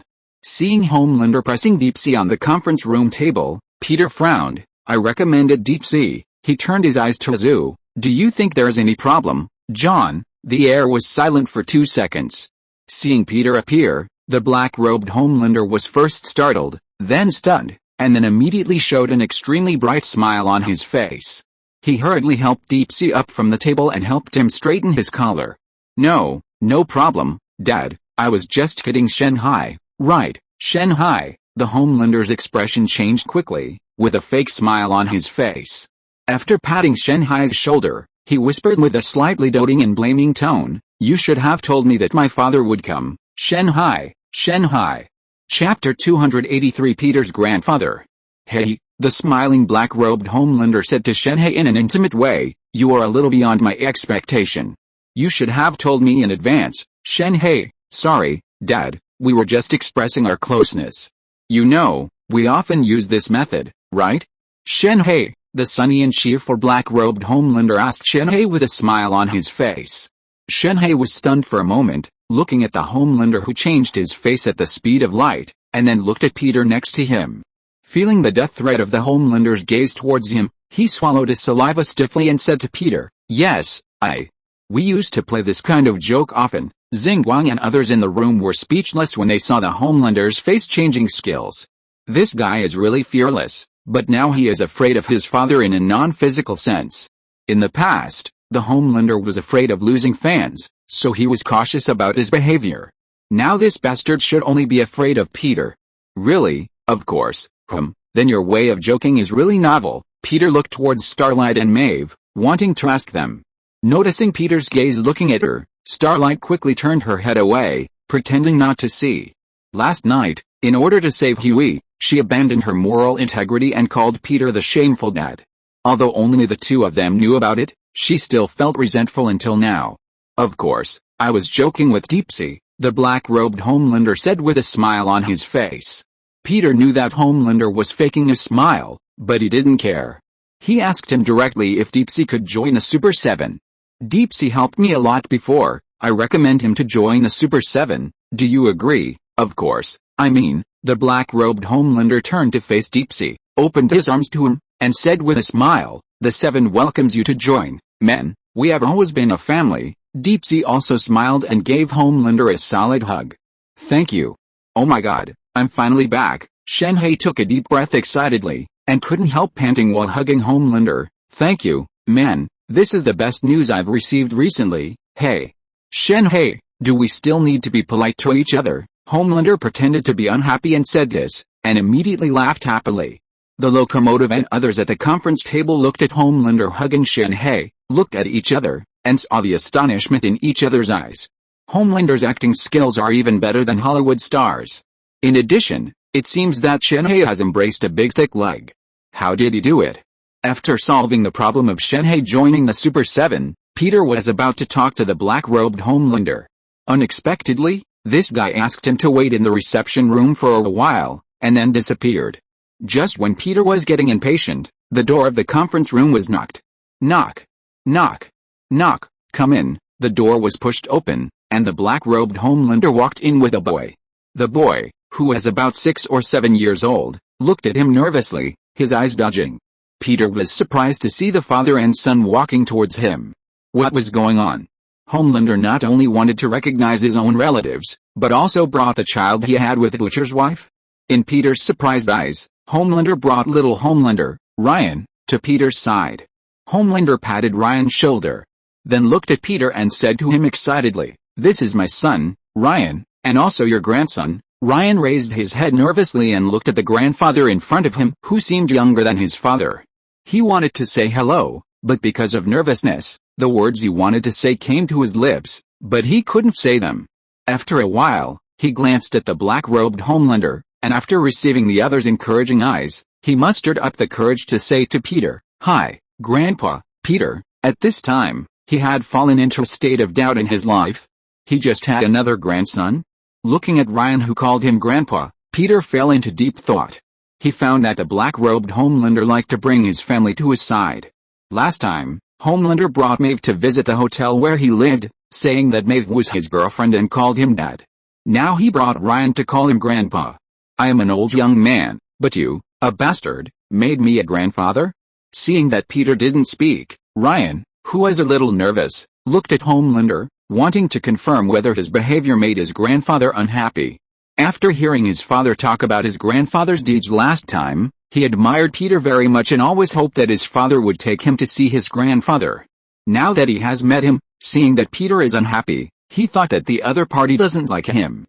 "Your name is Ryan?" Just as Ryan was thinking about it, Peter raised his head and asked the other party. "Yes, Grandpa, I'm Ryan." Seeing Peter talking to him in a friendly manner, Ryan's eyes immediately lit up. "Ryan, how old are you?" Peter nodded and continued to ask him. 6 years old, Ryan said to him nervously. "No, it should be a little over 6 years old. That's what my father said." "Really? Then Ryan, can you fly like your father?" Peter asked Ryan if he could fly. According to his understanding in his previous life, Ryan is the most special existence in this world. He is the only person in the world who is born with superpowers. Other superheroes, such as Homelander and Maeve, have superpowers under the influence of compound number 5, while Ryan has superpowers since birth. "No, I can't," Ryan said to Peter embarrassedly. "I can't fly like my father, even though I tried several times before, but I fell and it hurt a lot." "Grandpa, why are you so young?" Ryan saw that Peter was easy to talk to, so he asked about his youth. Faced with this curious kid, Peter had to bring out the reasons he used to deal with Clark. "Because I ate the legendary mermaid, I can have eternal youth." "Have you heard the story of Yabakuni, Ryan?" "No, Grandpa, who is Yabakuni?" Yabakuni is a character in ancient Japanese legend. It is said that she ate mermaid meat, so she lived to be 800 years old, and her face still maintained a youthful and beautiful look. Peter simply told him about Yabakuni. The black-robed Homelander next to him saw that Peter did not reject Ryan, and the stone in his heart was put down by half. He thought Peter didn't like Ryan very much. "Ryan, don't talk so much, your grandfather just came from afar, he needs to rest." Homelander patted Ryan's hair and asked him to go out and play outside first. After Ryan left, Peter said to Homelander, "You should know that I am not Ryan's grandfather." "No, you are, I am your son, and I have always been," Homelander said solemnly. Peter looked at his expression and thought he was really wrong. "You know the Soldier Boy, right?" Peter suddenly asked him. Hearing the name Soldier Boy, the black-robed Homelander was stunned for a moment, then nodded and said, "Yes, I know him. Soldier Boy is the first generation of superheroes of Vought Corporation. In World War II, he led the team to charge into battle. Although he may not be a competent soldier or a qualified hero, Soldier Boy is the strongest of that generation of superheroes." Peter looked into his eyes and said slowly, "Soldier Boy is the most successful one among them, but they are not satisfied and want to create a better second generation of superhumans. In addition to improving the compound, they will also use the genes of the strongest among them as experimental materials." Hearing Peter's words, Homelander suddenly had a bad premonition in his heart. He swallowed his saliva and asked Peter nervously, "So, you want to tell me that I am the strongest of the second generation of superhumans, and I was made based on Soldier Boy's genes?" "Yeah, that's it. That guy is your father, your biological father." "No, it's impossible." Homelander, with a shocked face, took a few steps back, his eyes full of disbelief and panic. "No, it's impossible. You are my father, I'm not. He is your real biological father." Peter stood up and said to him calmly, "I am just a spiritual support for you. Don't take this support too seriously, otherwise you will be easily hurt." Homelander didn't hear what Peter said later. His heart was completely in a mess at this time. He wanted to refute Peter, but he didn't know what to say. At night, in the water building, Homelander in black robe sat absent-mindedly in front of the computer, looking at the information about the Soldier Boy. He asked the locomotive to go to the previous database of water, find the DNA of the Soldier Boy, and then send it for testing. In this way, by comparing the other party's genetic information with his own, he can know whether the other party is his real father. The phone rang, and Homelander picked up the phone and answered the call from the locomotive. How is it? Is the test completed? Yes, it has been completed, the locomotive told him the result of the comparison. From the other party, Homelander learned that the soldier boy was his real father. He didn't feel too excited when he heard the news. He was more confused and bewildered. Why did he suddenly have two fathers? As he was thinking, he received a message from Ashley. Water Company had found the whereabouts of Butcher and his group, including the soldier boy. If you're listening to this novel on a channel other than Fanfic World, it means they downloaded and uploaded it without effort. We cordially invite you to visit our channel, Mundo Fanfic Novelis. There you'll find the original version of this story and you can explore many other novels of various genres. We're waiting for you to immerse yourself in a world of incredible novels. Chapter 284. Peter was almost hit by Xinguang's car and his waist was broken. The next day. Hotel. Dad, are we going back? Azu asked Peter.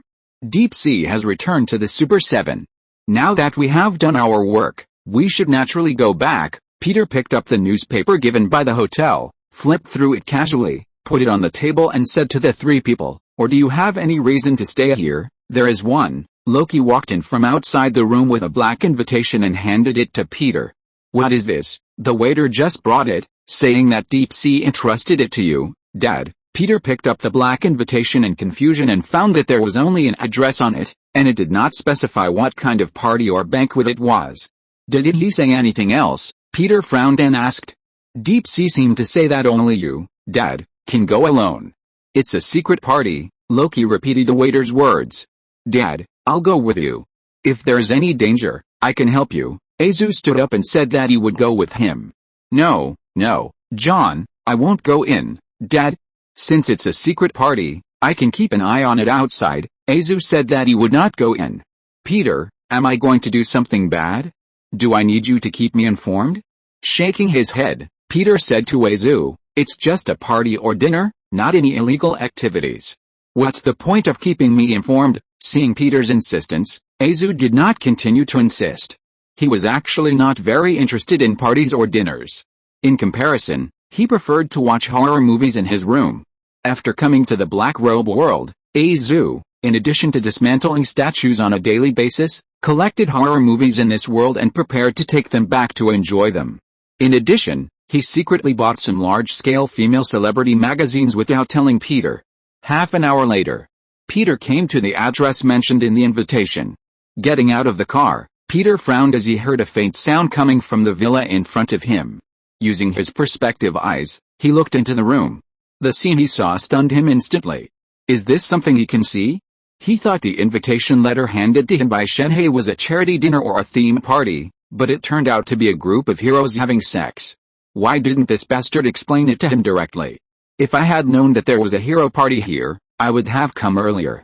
Peter looked around, coughed, and turned to the villa area. Since I was already here, of course I had to criticize the evil and decadent capitalist life. After taking 2 steps, I saw Xinguang getting out of the car. Xinguang was also very surprised to see Peter here. She asked Peter in shock, Mr. Padrick, why are you here? Are you talking about attending a party? Peter pretended to know nothing and showed Xinguang the invitation in his hand. Deep Sea sent me an invitation, so, you don't know what kind of party this is? Peter shook his head. No, I don't know. Xinguang nodded half-believingly. She came here to disperse the many people from the party.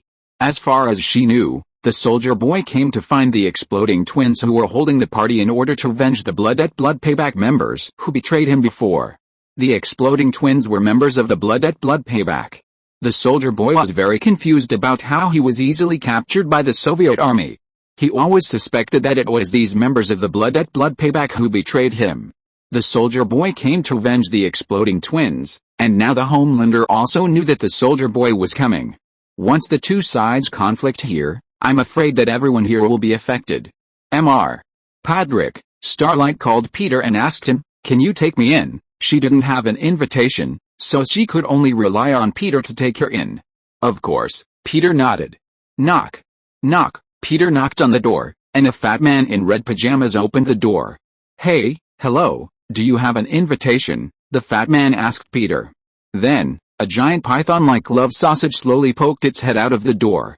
Shit! Seeing the disgusting thing in front of him, Peter turned his head away and threatened the other party, "Now, if you don't take back your love sausage, I will make sure you don't see the sun tomorrow." "Oh, sorry, the fat man quickly took back the love sausage. Xinguang, who was standing next to Peter, took a look at the love sausage and lowered his head pretending not to see it. Seeing the other party taking back the love sausage, Peter took out the invitation. After checking the invitation, the fat man smiled and said to him, "Welcome to the 70th Group Heroes Orgy Party, but you don't have an invitation." The fat man then turned his gaze to Xinguang and said to her. Xinguang hurriedly explained, "Actually, I'm his partner." "Really? Of course, I'm actually very good at it. My tongue, it's really..." Xinguang drove directly. "Really? I can hold it in one go?" The fat man nodded, looked at Xinguang in surprise, then welcome you all. Peter, he realized that he was still too naive.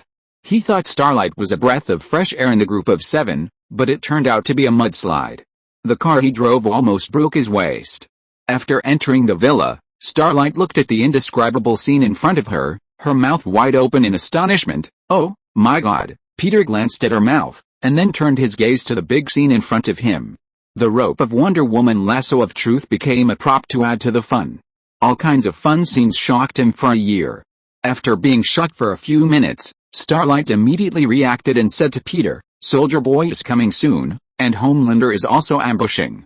I have to drive everyone here out. Otherwise, once they clash, everyone here will be in danger. They are all flesh and blood." Peter shook his head and said to the enthusiastic scene in front of him, "No, you can't stop them from having fun."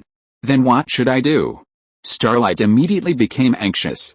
"By the way, you are the father of the motherland. With you here, you can definitely stop him." Soon she realized that there was another biggest thigh in front of her.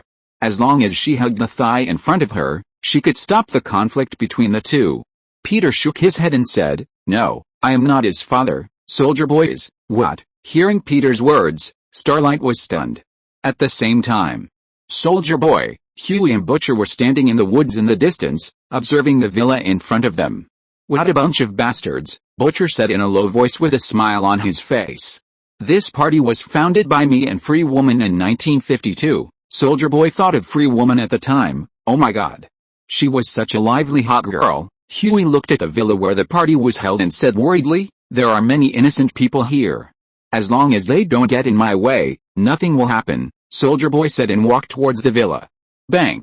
As soon as the three of them walked to the front of the villa area, they heard an air explosion. In the astonished eyes of the three, the black-robed Homelander fell from the sky. Looking at the Homelander in front of him, Butcher narrowed his eyes and took a step back vigilantly. Homelander folded his hands in front of his chest, and did not take action immediately, but walked towards the Soldier Boy. Now that he knew that the other party was his biological father, he no longer had the idea of killing the other party immediately, but instead wanted to talk to the other party. "William Butcher, Soldier Boy, you have always been against me." The black-robed Homelander walked up to the Soldier Boy and said to him, "You shouldn't treat me like this." Looking at Homelander, the Soldier Boy asked coldly, "Then what should I do to you?" "Change your diapers and take care of you like a baby. You are not an outsider. You are my father." Homelander had a complicated expression and said something that shocked Butcher and the other two. "What?" The Soldier Boy looked at Homelander in shock. "What did you say?" "Water company used your genes to make me. This is your offspring."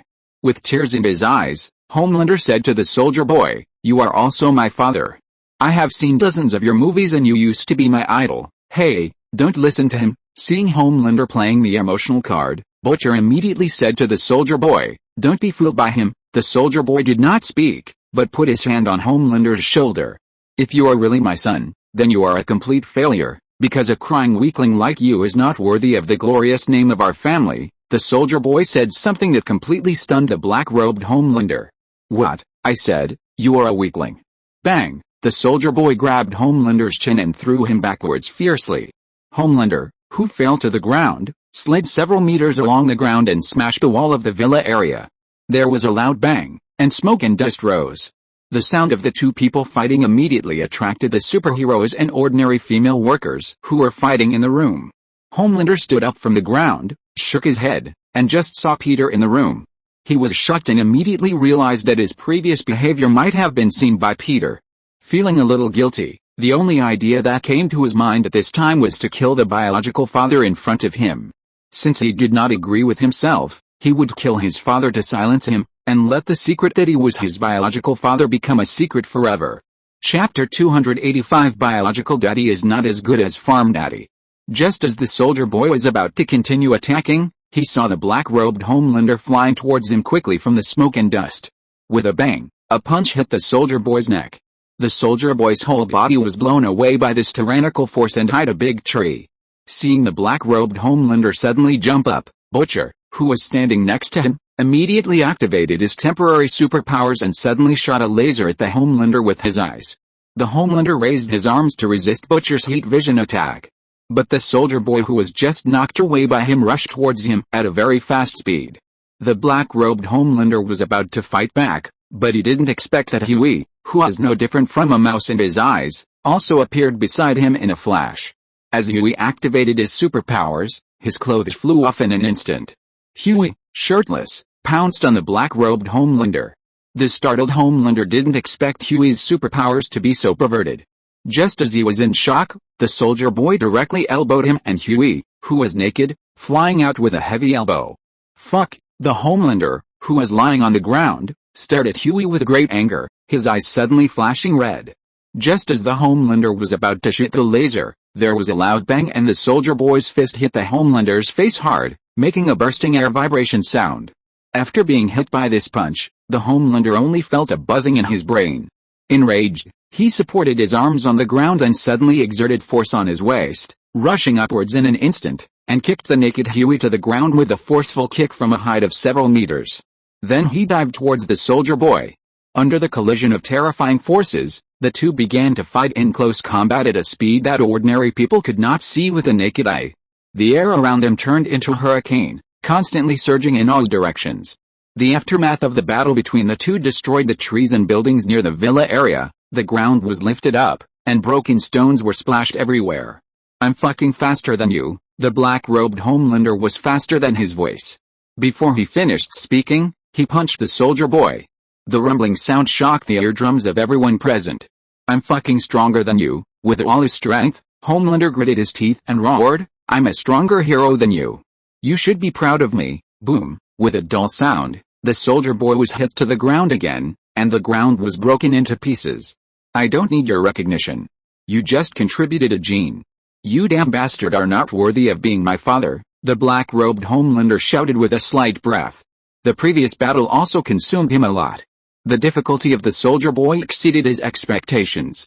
You, a crying weakling, do you understand this now? After the soldier boy replied to him, he wiped the blood from the corner of his mouth and stood up, continuing to attack the black-robed Homelander. Butcher and Huey on the other side also joined the battlefield to deal with Homelander together. On the other side, aren't you going to stop them? Starlight asked Peter anxiously as he watched the battle. What identity should I use to stop them? Peter frowned and asked Starlight. Before Starlight finished speaking, he saw someone else joining the battlefield. Ryan, the son of the black-robed Homelander, suddenly broke into the place where the two sides were fighting. Ryan, Homelander was shocked to see Ryan suddenly appear. He had just asked Ryan to wait for him in the car, but he didn't expect the other party to suddenly run towards him. After repelling the soldier boy, he quickly shouted to Ryan, "Get out of here, Ryan, don't get close to here." Ryan did not listen to his father and left. Seeing Homelander injured, he was enraged and shot lasers in his eyes, rushing towards the soldier boy. Bang! The soldier boy was caught off guard and was hit hard on the ground. Damn it! The soldier boy gritted his teeth and stood up from the ground. The chest cannon began to accumulate energy and was about to shoot at Ryan. Butcher, his companion beside him, saw the soldier boy was about to attack Ryan and immediately shot a heat beam at the soldier boy.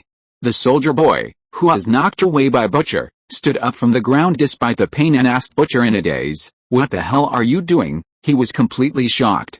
How could this bastard dare to attack him at a critical moment? Aren't they teammates? Butcher panted slightly and said to him, "Children are not targets." What? Do you know what you are talking about? The soldier boy cursed. This is the son of the motherland. I don't care about blood, and you are going to stop me? Butcher said firmly. He is my wife's child. Wait, the soldier boy was a little confused when he heard Butcher's words. He was stunned for a moment, and then asked the other party uncertainly, you mean, he slept with your wife, and you are still protecting that bastard? Are you seriously ill? Butcher shook his head and said to the soldier boy, I have to do this, you can't hurt him. Fuck, the soldier boy who was backstabbed cursed at Butcher. The person you want to kill is right there, and you can get it right now, but you regret it at the last minute. Enraged, he threw a fist at Butcher and knocked him out. The black-robed motherland on the other side was also a little dazed by what happened at the scene. He didn't expect that the two people who were originally cooperating would actually have an internal conflict. After repelling Butcher, the soldier boy was about to kill Butcher and Homelander together, but he suddenly felt dizzy. Someone amplified the sound of the radio in the Rampart Club, and a familiar song suddenly came into his mind. This Russian song, which was somewhat familiar to him, was the song that the Russians used to brainwash him when they kidnapped him. Listening to the familiar Russian song, the soldier boy's consciousness gradually lost control. Madness and destruction filled his mind. As his reason gradually disappeared, the energy accumulated in his chest cannon was also increasing.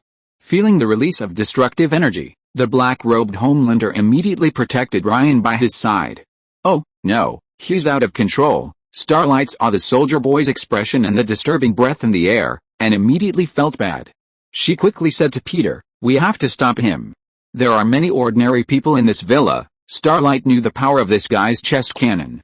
Before, when it lost control in the city, the soldier boy destroyed a building and caused countless casualties. Peter looked at the soldier boy with the chest cannon aimed at the villa area, and had to temporarily give up his identity as a spectator.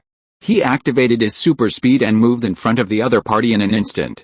When the black-robed Homelander saw Peter appear, he thought he was going to be hit by the energy of the chest cannon and immediately shouted to him, be careful. Peter moved in front of the soldier boy and activated the power of the sandbag the moment the other party released the chest cannon. The soldier boy was instantly pulled into a dream by him, and the energy accumulated in his chest was instantly melted away. Butcher and the others only felt a flash in front of their eyes, and the environment in front of them suddenly changed. Then they saw the soldier boy, whose arm was held by Peter, fell to the ground with a bang. Grandpa, Ryan was immediately excited when he saw Peter appear. He didn't expect to see his grandfather here. The Starlight next to him saw Ryan calling Peter Grandpa, and his head was full of question marks. Homelander likes to recognize his father, and you like to recognize your grandfather? Butcher and Huey looked at the dark environment in front of them in shock. It was still a villa area in the daytime just now. Why is it now night? When the black-robed Homelander saw Peter suddenly appear and help him subdue the soldier boy, he came up to thank Peter excitedly. Thank you, Dad. Thank you for coming to help me. I know you won't ignore me. He suddenly felt that the biological dad was far inferior to the farm dad in front of him.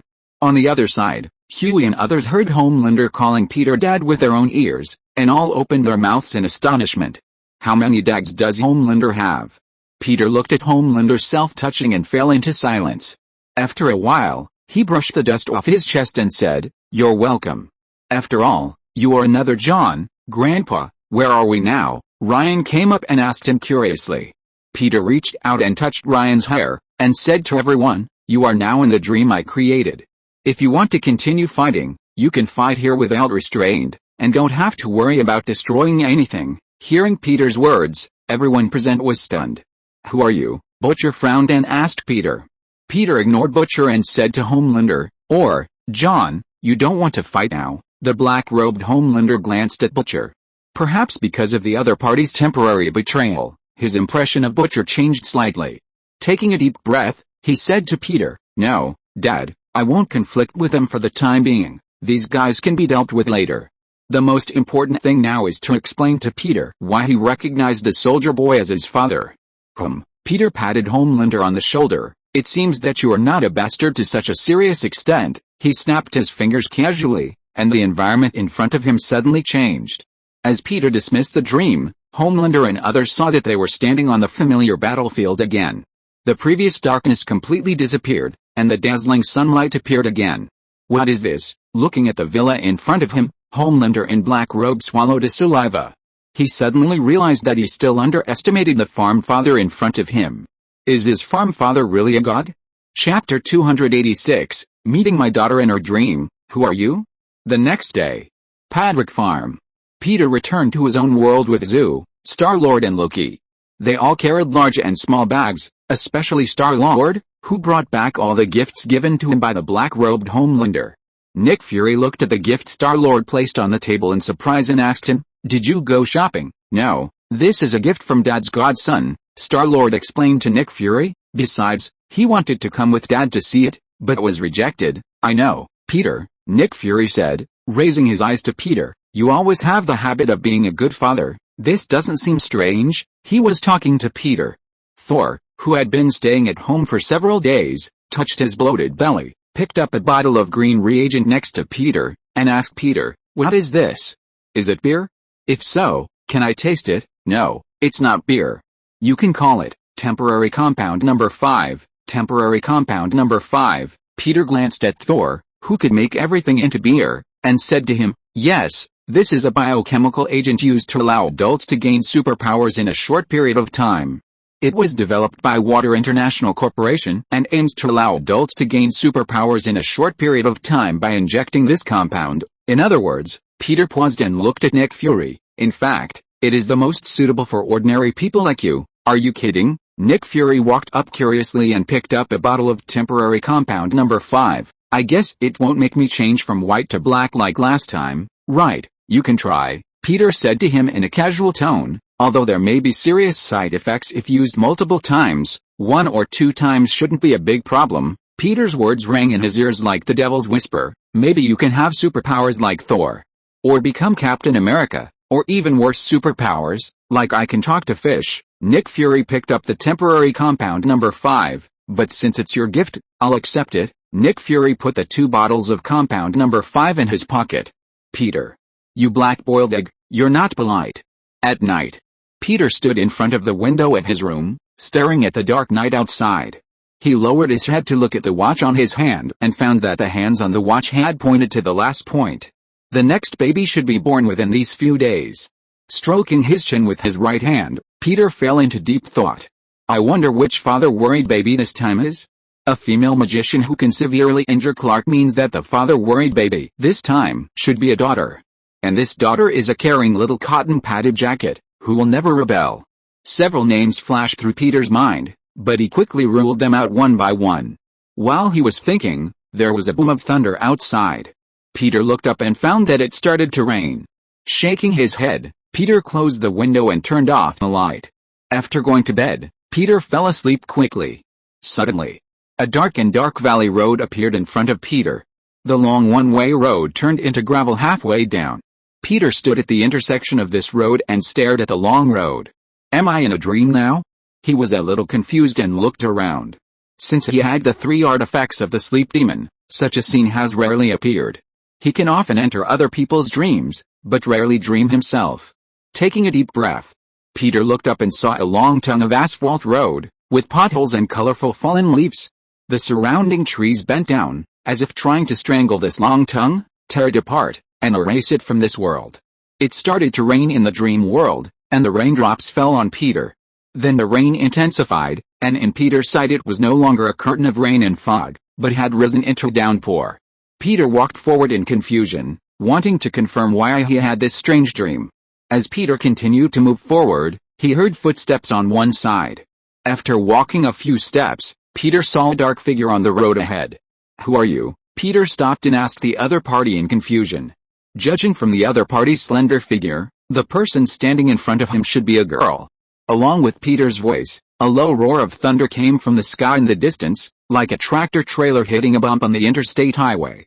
"Sorry, Father, I have to talk to you here." As the girl spoke, the crows in the tree suddenly flew down from the tree. The crow flapped its wings and landed beside the girl, pointing its beak far away, staring at him with its eyes. Some of them chirped in low voices or made chirping sounds in the back of their throats. Peter looked at the crows with some surprise. He even suspected that any of these birds might fly towards him. "What did you say just now?" Peter pulled his thoughts away from the crows, frowned slightly, and asked the girl in front of him, "Did you call me father just now?" "Yes, Father, I am your daughter, but that hasn't happened yet." The girl took a step forward and revealed her true face.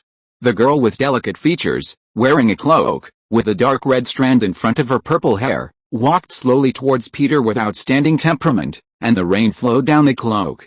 "Father, I must tell you something very important." The cloak girl took a deep breath, suppressed her inner emotions, and said to Peter, "If you want me to come to you safely, Father, you must find someone to help, otherwise that person will chase me, and he will not watch me fall into your hands." Peter frowned at her and asked, "You are my daughter who is about to be born, right?" "Yes, Father." "Then who are you?" "Sorry, I can't tell you yet, Father. You will be in danger.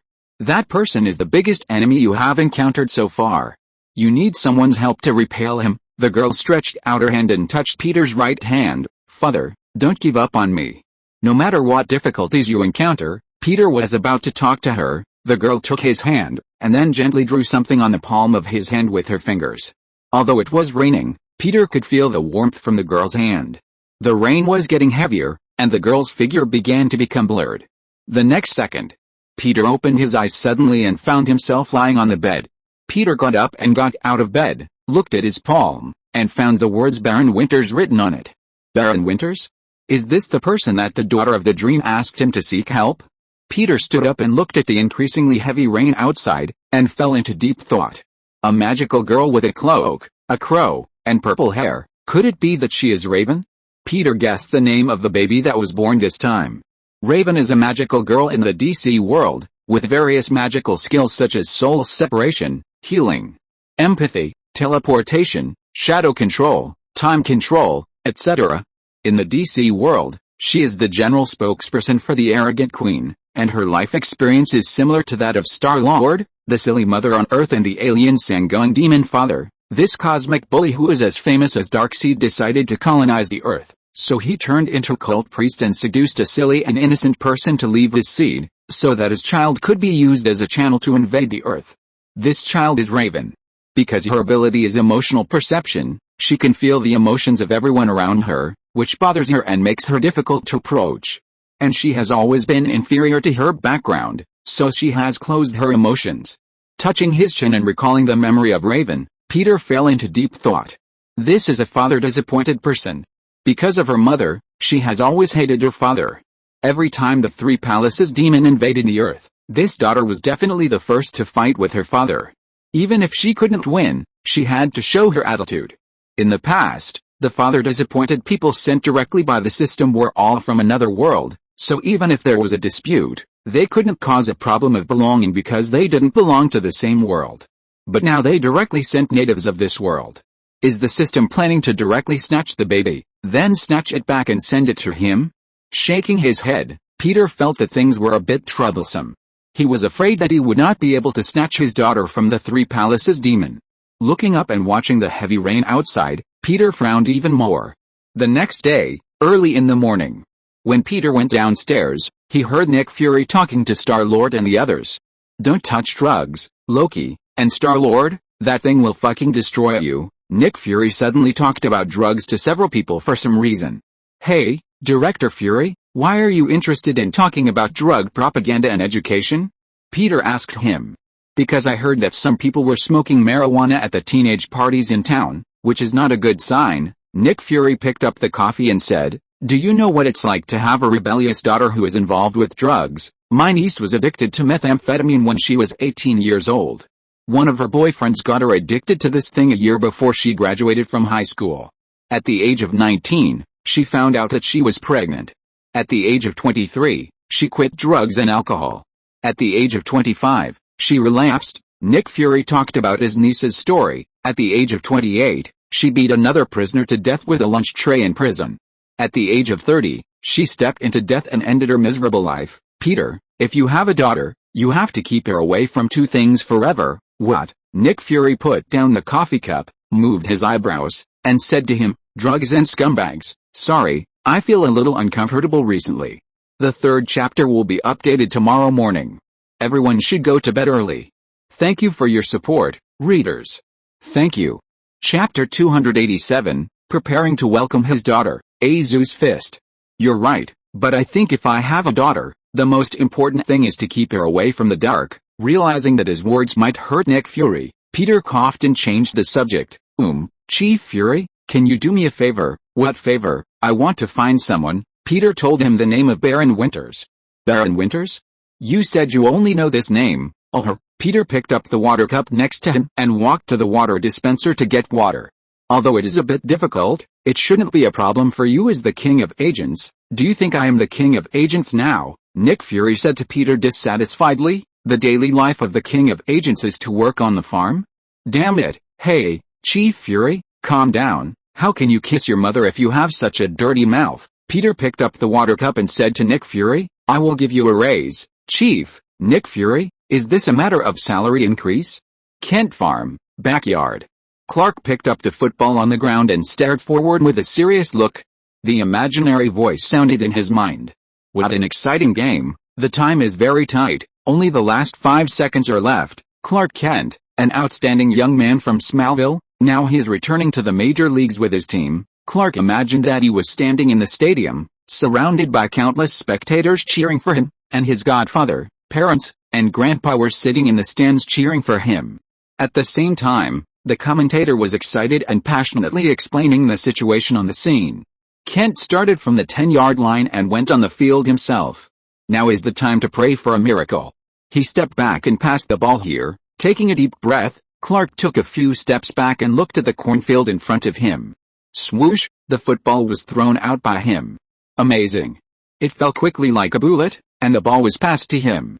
Wait, Kent rushed over quickly. He wanted to catch his own pass. He wanted to score himself. In the generous commentary of the commentator, Clark activated his super speed and moved instantly to the position where the football fell. Bang! Clark caught a ball he threw. We won. This is incredible. Let's cheer for the great quarterback, Clark Patrick Kent. Clark imagined the voice of the commentator in his mind, and a smile appeared on the corner of his mouth. Good arm strength, Clark. Peter's voice sounded behind him. Clark turned around after hearing the familiar voice and saw Peter closing the car door and walking towards him. When is the first game? Well, I'm no longer a member of the football team, so the next game is probably a long way off. Clark walked towards Peter and gave him an excited hug. Godfather, welcome back. He knew that Peter had gone to the Black Robe world. Although he felt a little aggrieved that the other party did not take him with him, Clark quickly concealed this emotion. I haven't seen you for a few days, Clark. You have become stronger. I think it should be no big problem for you to return to the football team. Peter patted Clark on the shoulder and said to him. Even if I want to. It's not even if, it's obvious that you want to. Clark, that's not a reason. Godfather, I don't want to think of myself as a freak. Peter looked into Clark's eyes. Then what do you think of yourself now, Clark? I don't know. Clark hesitated and said, I think, probably a bystander. This is a new way of hiding. But your ability should not be your curse, it should be a gift to you. Peter shook his head quickly. Forget it, you've grown up, Clark, and will have your own ideas. Director Fury always says that I often preach to you mechanically. No, Godfather, I never thought you were preaching to me mechanically. Clark held the football and said to Peter, I have been different from others since I was a child. It was you who made me know my specialness and what I shouldered.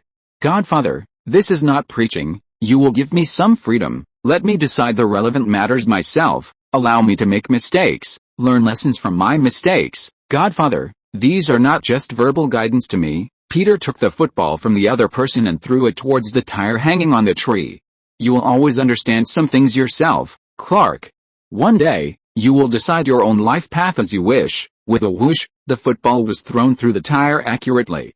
Peter did not continue to talk about football, but turned to other topics. I brought you some gifts. Clark, see if there's anything you like. Peter said that he brought some gifts from the Black Robe world. Unexpectedly, Peter also brought gifts for himself. Clark felt a warm current in his heart. Thank you, Godfather. Clark became curious about Peter's experience in the Black Robe world and asked him, Godfather, have you seen the Homelander? I mean, Azu from another world, of course. Is he still a jerk? Do you think he's a jerk? Clark, no, I just think that he is not a completely good person. Peter, isn't Lee still a jerk? The next day, Clark took the school bus to Smallville High School with Azu. Due to continuous absences from classes, the school has issued an ultimatum to Azu. If Zu doesn't report to school again, he will be severely warned by the school, and Principal Guan will talk to him in person. So, the Godfather brought back a lot of temporary Compound Number 5, as well as some information about Compound Number 5. Clark asked Zu on the school bus. Zhu nodded. Yes, and there is also a boy named Ryan who wants to follow his father back. Ryan, a weakened version of you. Zhu glanced at Clark. He calls Dad Grandpa. Grandpa. Clark was immediately confused when he heard Zhu's words. Doesn't that mean he has a big nephew? But Dad rejected him. Zhu coughed and whispered to Clark. In addition, I collected some celebrity photos. Are you interested? Celebrity photos? Yes. Freedom Girl, Storm, Firecracker, Maeve. Zhu talked about the mature female superheroes he thought were good. Clark listened to Zhu's words and fell into deep thought. He felt that Zhu's adolescent thoughts were not normal. Should I tell the Godfather? With a creak, the school bus stopped at the school gate while Clark was snatching. Clark and his friend got off the bus and saw Whitney at the school gate, holding a loudspeaker to publicize something, surrounded by members of the football team. Are we going to the Intercontinental Cup this year? Yes. I can't hear you. Who is going to win the Intercontinental Championship? Whitney shouted with a loudspeaker. The surrounding football players excitedly replied to him. Ravens. Whitney nodded with satisfaction and continued to shout with a loudspeaker. I need a brave freshman to stand up. Think about who among you can be better than me. The quarterback. He looked around and found Clark. As for Zhu next to him, he automatically ignored him. Because Zhu likes to play baseball, he has never shown his football talent. Hey, Clark, are you interested in trying it? Seeing the people around him looking at him, Clark quickly refused. No, I can't. Clark, you're too busy milking to participate in the draft, but at least you can gain experience in school, right? Although Whitney hated Clark, she knew that he was stronger than anyone else on the team, so she hoped that he would join the football team. Come on, Kent, don't you want to try the hottest freshman at Smallville High School? Clark heard Whitney's words, and his eyes unconsciously drifted to Lana next to him. Seeing Lana looking at him expectantly, Clark held the football, took a deep breath, and was about to speak, but an abrupt voice interrupted him. Ravens. Go. Ravens. Go. The female voice wearing the Ravens mascot puppet costume cheered for the Ravens. The crowd also cheered along with the mascot. In the football team, the sturdy Jim, with a few people, walked up to the mascot to tease him. Hey, why don't you take off your mask and show it to us? As they said this, several people held the mascot and prevented her from moving. Hey, don't touch her. Clark saw this and immediately stopped him. Jim turned around and said to Clark unhappily, why? We always play tricks on our mascots. This is a tradition, Kent. As he said that, he took off the mascot's headgear. A girl wearing black framed glasses and with acne all over her face appeared in front of everyone in panic. Wow. Tofu Pudding Abby. Jim looked at the girl under the headgear, made a booing sound, and raised his hand for everyone to cheer with him. Tofu Pudding Abby. Tofu Pudding Abby. Seeing everyone shouting Tofu Pudding Abby, Abby's eyes were suddenly filled with tears. Hey, Jim. Zhu stood behind Jim at some point and patted his shoulder. What? Jim turned his head and saw a fist that kept getting bigger in front of him. Bang! Blood splattered. Jim, who was covering his nose, suddenly felt a sharp pain and staggered backwards to the ground. The sudden change made everyone's movement stagnate and the cheer stopped abruptly. You are an incompetent and damned weakling who can only bully women. Zhu looked coldly at Jim who was lying on the ground. Padrick Farm. Peter was investigating the information of Baron Winters when the phone rang. He stood up and answered the phone. Yes, I am Peter Padrick, Principal Guan. I have not been feeling well these 2 days. I went to the hospital for a checkup. I was delayed. I am sorry, dear readers. Please give me a monthly ticket. Bo. Dear readers. Chapter 288. Peter wants to be a school director and paves the way for his children. Smallville High School. Peter was talking to Principal Guan. John Padrick attacked Jim. He punched him in the face and broke his nose. This was a very bad thing. Many students saw it. Principal Guan, who was Asian, said to Peter with a serious expression. Not only that, he also pushed down all the football team members around him. This makes us have to suspect that he has excessive violent tendencies. Listening to Principal Guan's description, Peter frowned slightly. John is not a violent person. He loves peace. Principal Guan, you should know how the incident started. This is a school bullying, and John is just a righteous man who stood up to stop the group of perpetrators. Peter had already understood the situation clearly before he came. He said to Principal Guan righteously, I happen to know some reporters, especially those from the Daily Planet. Maybe I can ask them to do an exclusive interview. Principal Guan's face suddenly became ugly due to Peter's naked threat. He had heard of Peter's name and knew that the other party's actions were very mysterious. Maybe he really knew reporters from the Daily Planet. We can talk about John's absence from classes. He has fallen behind in his studies. I think, as a father, you must know why he has missed so many classes, right? Yes, I'm sorry, Principal Guan. Peter did not refute the fact that Azu was absent from class. He explained to the principal, actually, I took Azu to do extracurricular practice. Extracurricular practice? Principal Guan looked at him suspiciously. Who would miss half a month for extracurricular practice? This is very bad for John's courses, especially when he applies for college in the future, Principal Guan said to Peter seriously. Many teachers have reported John's problems to me. Continuous absences have made it difficult for him to keep up with his courses. Peter thought for a while and said to the other party, I think, Principal Guan, you must have a way to deal with this kind of thing. He said directly to Principal Guan, who was dressed in a suit. I saw that the school library is a bit shabby. Maybe I can donate a library to Smallville High School. Although Peter relied on robbing gangs and confiscating the funds that Azu and Rocky robbed Penguin some time ago, he is now a multimillionaire. But of course he was reluctant to donate his own money to build a library. So he could only use his superpower calling the rich Bruce Wayne. He believed that Bruce would spare no effort to support such a charitable act. Principal Guan, who was sitting behind the desk, heard that Peter was going to donate a library to the high school, and his eyes lit up immediately. How rich is this farmer to be able to give a library to the school? Really? Mr. Patrick, as if afraid that Peter would go back on his word, Principal Guan immediately stood up, walked over quickly and grabbed his clothes. The principal said excitedly, on behalf of Smallville High School, thank you for your donation. Peter looked at the enthusiastic Principal Guan and asked him, if I donate the library, can I join the school board? He also wanted to try the taste of the privileged class now. In the future, Clark and Azu, and even Star-Lord in the future, and his daughter who is about to be born, can become the kind of second-generation power that walks sideways in Smallville High School. Thinking of this, Peter couldn't help but sigh, I really have fallen into depravity. And I have become a privileged class once I have money. However, I like this feeling. Of course, you are very suitable to join the school board. No one is more suitable than you, Principal Guan said with a twinkle in his eyes. What about John? I will do my best to help him solve it, Principal Guan promised Peter solemnly. At the same time, Clark was talking with Azu in the corridor. Azu had no reflection or worry about his fight. Anyway, he was acting in self-defense and bravely, and his father would definitely not scold him. He was talking to Clark about football.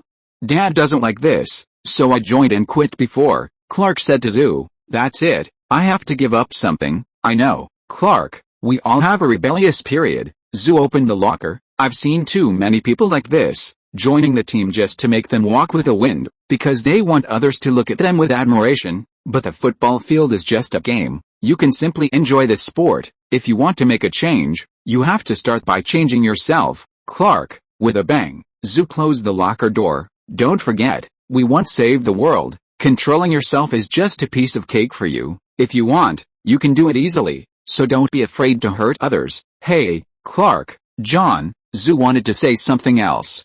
But Peter's voice came from the other end of the corridor. The two closed the locker door and walked towards Peter. After a few words, Peter drove the two to the farm. Godfather, aren't you going to talk to us about the fight? Clark thought Peter would scold him and Azu, but he didn't expect the Godfather to act as if nothing had happened. Do you think what you did was wrong, Clark? No, Godfather, I just thought you would talk to us. There's nothing to talk about, Clark. You and John did the right thing. Peter cast his gaze toward the dark and gloomy sky outside. A smile appeared at the corner of his mouth and he said, if you didn't stand up, I would criticize you instead. I don't understand, Godfather, why those cheerleaders would make fun of other people's physical problems, Clark asked Peter.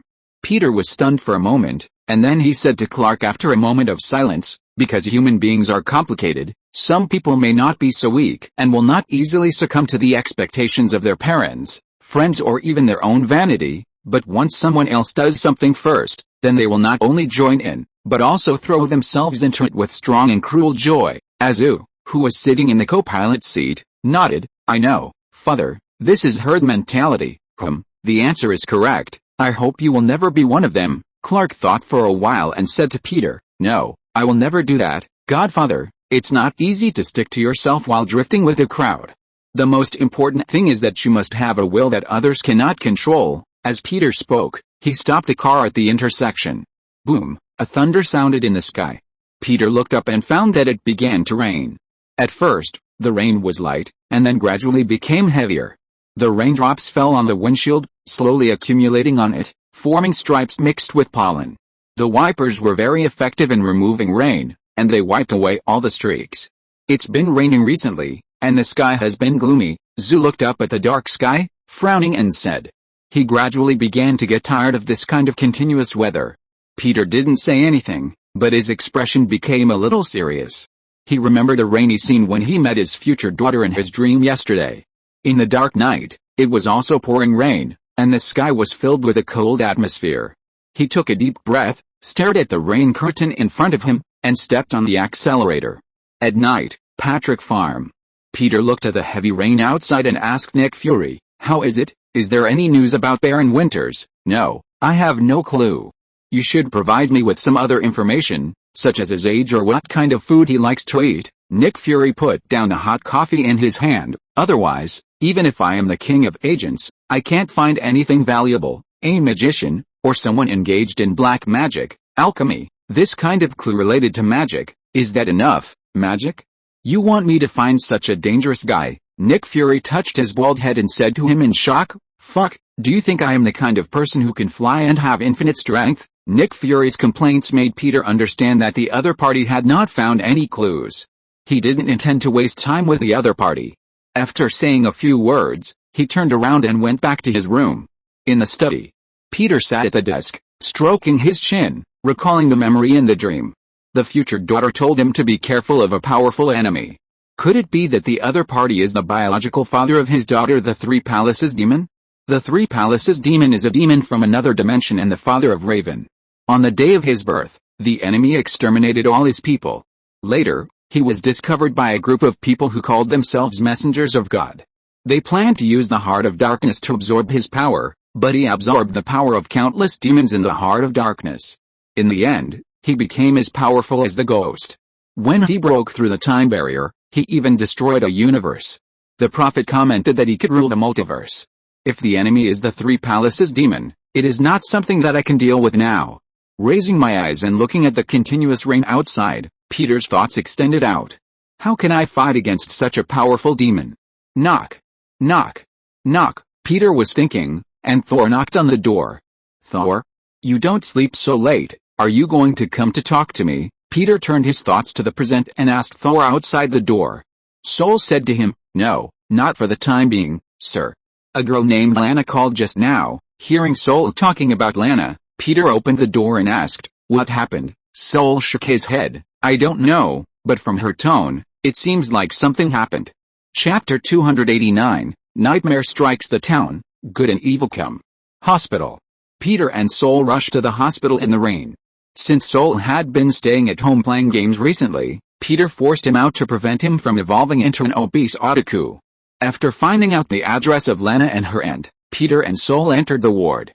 In the ward, Lana was sitting in front of the bed wiping her tears, and lying on the bed was Neil, who was in a coma. Peter walked in and asked, "How is she?" Lana, seeing Peter coming, Lana's panic and helpless mood improved a little.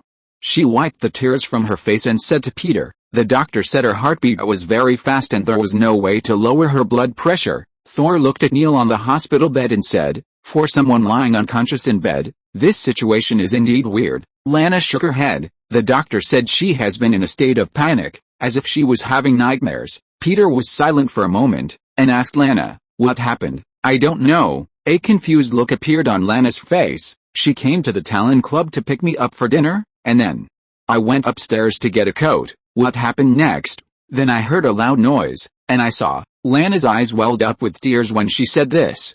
She wiped away her tears and continued, "I saw Aunt Neil lying on the ground. She fell from the second floor. Aunt has always been in good health, but the doctor said that if her heartbeat doesn't slow down, I'm afraid she will die suddenly." "No, it won't." Peter came over, touched Lana's head and comforted her. "It will be fine. Thank you, Uncle Padraic. I really wish I could help, but I actually don't know anything." Lana said self-blamingly, I read a book in Tehran for an afternoon, and when it happened, all I saw was my aunt lying on the ground. Don't blame yourself, Lana, this has nothing to do with you. He looked at Neil on the bed and said to Lana, Neil and I are good friends. If you need any help, just tell me directly. Thank you, Uncle Padraic, I didn't know who to find, so I called you. Lana wiped the tears from her face and thanked Peter again. After leaving the ward, Thor asked Peter, Sir, do you know what this is? Is it an infectious disease, or is it magic or some other messed up thing? I don't know. Do you think I know everything? Peter walked to the door of the hospital, looking at the heavy rain outside. His expression became more and more solemn. Maybe he could enter Neil's dream and take a look. Padwick Farm. After Peter fell asleep, he used a sandbag to enter Neil's dream. The heavy rain was roaring, and the environment was dim. Neil was running continuously, stepping on the muddy ground. Just as she was gradually exhausted and fell into despair, she suddenly heard the singing of the choir in the church. It was as if a hymn was sung in heaven. Neil took a deep breath, mustered up her courage, and ran to the church. Entering the church, she found that it was not a church at all, but a dim room. The undecorated house, the damp wallpaper, and the damaged furniture were all presented in front of him. It was not as dirty and messy as she expected, but clean and tidy. There was no TV, no books, and nothing was decorated, a weird environment. It seemed that any extra things would be an insult, a corruption, and a filthy poison. Neil walked towards the back of the room fearfully. In front of her, someone was sitting in a chair with his back to her. She was struck by a strong sense of uneasiness. Although she was still very scared, her strong curiosity still drove Neil to move forward. Who are you? Neil asked the other person. But the other person did not move or respond to her. Swallowing, she continued to walk forward and gently put her hand on the other person's shoulder. As a result, the moment her hand touched the other person, the person sitting on the chair stood up suddenly and turned back to look at her. Oh my God. Seeing the other person's appearance clearly, Neil was shocked and regretted repeatedly, and a terrifying emotion instantly grew from her heart. The other person was her own mother. But at this time, her mother was skinny, her eyes were hollowed out, and her mouth was rotten as she stared at her. Neil, who screamed in fear, stepped back again and again. She finally remembered that this was the memory she had always been afraid of. Her family suffered from genetic diseases, and what she feared most was to see her relatives tortured by the disease, becoming neither human nor ghost, and finally dying in pain. Especially the death of her mother, which left her with a deep psychological trauma. Now seeing the painful appearance of her mother before her death, she was completely frightened. Screaming, Neil fled backwards in horror. Her feet stepped on the muddy ground. Neil was running away desperately, but unexpectedly, a figure blocked her way. Neil, Peter held an umbrella, looked at the lady who was running desperately, and held her hand. Neil, are you okay, Peter? Neil didn't expect to see Peter here, and her mouth opened in surprise. What did you see? What happened? Seeing that Neil's emotions could not calm down for a while, Peter waited for her to catch her breath before continuing to ask. Yes, it's my mother.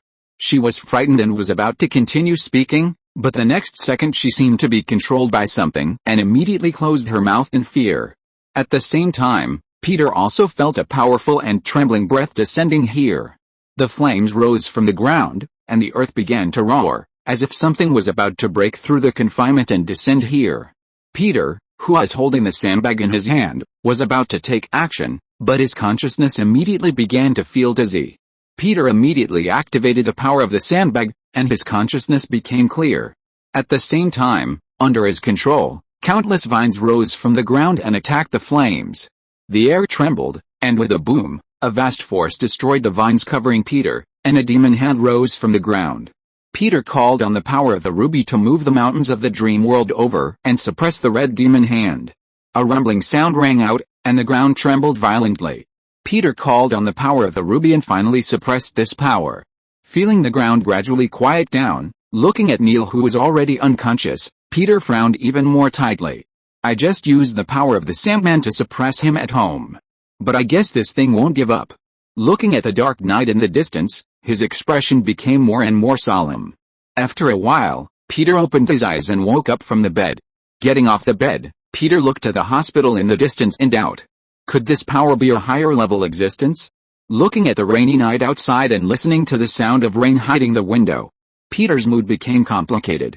The next day, early in the morning, Peter just went downstairs and received a call from Clark. Clark told him anxiously, "Chloe has also fallen into coma, and the symptoms are almost the same as Neil." After comforting Clark for a few words, Peter hung up the phone. "What's wrong, Dad?" Star-Lord saw that Peter's face was not very good, and came over to ask him. "Clark's friend Chloe has also fallen into deep sleep," Peter said to Star-Lord. "This is not like an ordinary sleep." Loki came over and asked Peter, "Dad, aren't you equivalent to the Sandman now? Can't solve this problem?" "No, I can't solve it. This should be a higher level of power," Peter said as he looked down at the watch in his hand. The pointer was approaching the end. "I'm afraid the birth of the fourth baby will be within these 2 days." Loki looked at the continuous rain outside, and he also felt the ominous atmosphere in the air. Going upstairs, Peter planned to use the computer to check some information, and suddenly received an email. After opening the email, he found that it was from Zatanna. He had written an email to Zatanna, whom he hadn't seen for a long time, in order to find Baron Winters. He thought the email would fall into the sea, but he didn't expect the other party to reply to him on his own initiative. In Zatanna's email, she briefly described that she was now exorcising demons in New England and introduced her recent experiences. Finally, Zatanna told him the address of Baron Winters and reminded him that this guy was not a good person. After closing the email sent by Zatanna, Peter frowned. Maryland? Georgetown, Maryland, Winters Manor. Baron Winters, a middle-aged man with a goatee and a gray suit, was walking in the living room with a cane. Next to him was a leopard, lying obediently on the sofa, looking at its anxious owner. "I need to maintain the fragile balance between justice and evil, but now this balance seems to be broken." The gentle Baron Winters looked a little uneasy at this time. He looked at the leopard and asked it, "Merlin, do you know what the problem is?" The leopard, whom he called Merlin, looked at his master in confusion. After the two stared at each other for a while, Merlin felt a little bored, yawned, and fell asleep on the mat. Seeing that Merlin ignored him, he didn't care, but cast his eyes on the flames in the fireplace. The fire suddenly grew larger as the golden cane in his hand pointed, and a blurry face appeared in the fire. Baron Winters can now feel that the existence that breaks the balance is about to be born. The other party is both good and evil. These things that should not exist in a coordinated body. As a person dedicated to maintaining the balance of the magical world, he realized that the arrival of this creature would quickly break the fragile balance of the magical world. Knock. Knock. Knock. Baron Winters was pondering his bad premonition when there was a sudden knock on the door. Chapter 290. The fourth meteor shower is coming and the Three Palaces demon crisis is coming. Standing outside a manor in Georgetown, Peter looked at the building in front of him, thinking about the information about Baron Winters introduced by Zatanna. According to Zatanna, Baron Winters is as notorious as Constantine in the magic world. The reason why this guy is famous is that he has a manor. As Baron Winters, who is in charge of the manor with endless magic, since he is the owner of the manor, he should be powerful, but in fact his magic level is not very good. Winters Manor is a magic hub. Baron Winters took it as his own and then proclaimed himself a baron. Whether it is identity or power, it is a scam he created in front of outsiders. As for why Winters Manor is so mysterious. According to Zatanna, a major earthquake occurred in San Francisco in 1906, and countless citizens died. The whole city was reduced to scorched earth. In order to avoid the earthquake at that time, Baron Winters isolated this manor from the world and prevented the death brought by the earthquake. But the price is that he can never leave this manor. Once he leaves the manor, he will find himself in San Francisco in 1906, when an earthquake occurred. So even if he escapes death from the earthquake, he will be trapped here forever, suffering from the curse forever. But the good thing is that there are endless magic books in the study room of the manor, and he can spend endless time studying magic. Thinking of the information about Baron Winters in Zatanna's email, Peter knocked on the door. Inside the manor. After hearing the sound, Baron Winters looked outside through the flames of the fireplace. Winters Manor is connected to an ordinary manor in the outside world. If someone knocks on the door outside, he can observe it. Although he can't leave, he can bring people into the manor. Seeing Peter's appearance, after a moment of stun, Baron Winters touched his goatee in confusion. He felt that Peter looked familiar.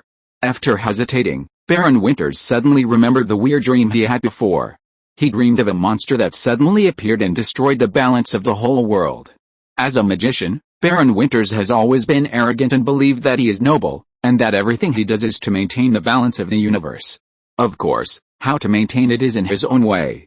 In general, he is an old liar with a bit of a middle school syndrome. Or an old Constantine. Baron Winters, who suddenly felt that he had seen Peter in a dream, opened the passage and let Peter enter the manor. Pushing open the door, Peter entered this mysterious manor. "Hello, Baron Winters." Entering the room, seeing Baron Winters, who seemed to have a strong aura at an old age, and the leopard beside him, Peter greeted him. "Do you know me?" Baron Winters looked at him in surprise.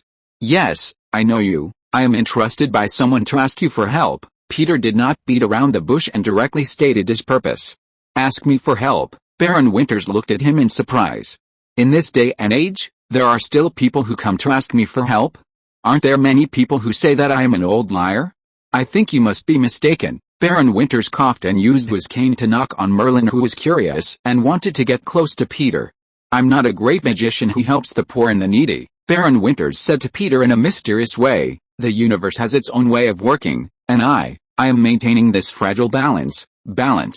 Peter was stunned for a moment and asked the other party, "Are you God?" "Ahem, I'm not." "Then are you Lucifer?" No. Being stared at by Peter with strange eyes, Baron Winters couldn't stand it. He quickly changed the subject. "You said you wanted my help." Peter nodded, and then told him about the collective nightmare incident in Smallville town.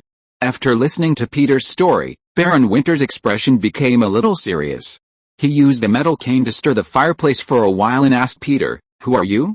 "I see the evil corroding in you, Peter Patrick, but there should be no evil in me, because I am not a bastard." "No, it's you," Baron Winters said to Peter. "I can feel the part of your heart that is gradually corroding." As he said that, he wanted to use the flames of the fireplace to check the source of these evil auras.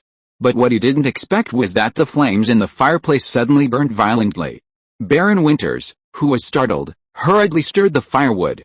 But what caught him off guard was that a huge shadow appeared from the flames. Merlin next to the fireplace immediately arched his body, whimpering, staring at the increasingly fierce flames. Frightened, Baron Winters retreated in horror. He looked at the flames that gradually formed a human shape in front of him with unbelievable eyes. The existence in front of him was a demon with red skin and multiple arms. The body of the huge demon was covered with scales, and its eyes flashed red, revealing an evil and powerful aura. Baron Winters looked at the huge demon that appeared in the flames of the fireplace in shock, and whispered, "Three Palaces demon." He suddenly regretted letting Peter in. Peter looked at the demon in the flames in front of him, and frowned. "He will destroy everything, destroy all balance," Baron Winters muttered to himself.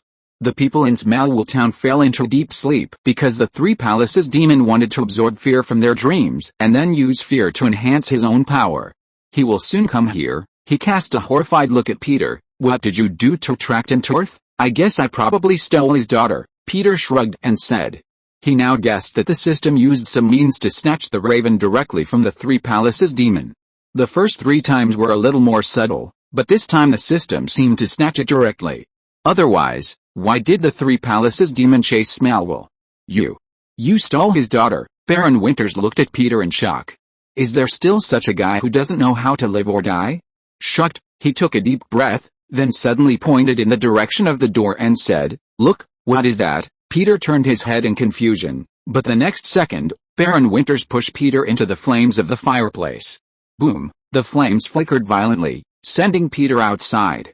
Ling, ling, ding. Baron Winters quickly ran upstairs, came down with a fire extinguisher, and sprayed it fiercely at the flames of the fireplace. With his operation, the flames were instantly extinguished by foam. Huh? Baron Winters, who had taken care of everything, looked at the leopard Merlin with contempt, and explained, "This is not my cunning, you know, I don't want to cause any trouble." "Really? Didn't you say you wanted to maintain the balance of the universe?" Peter's voice suddenly sounded behind him. Baron Winters, who was startled, turned around quickly.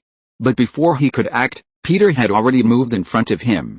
Instantly putting Merlin to sleep, Peter picked up the leopard.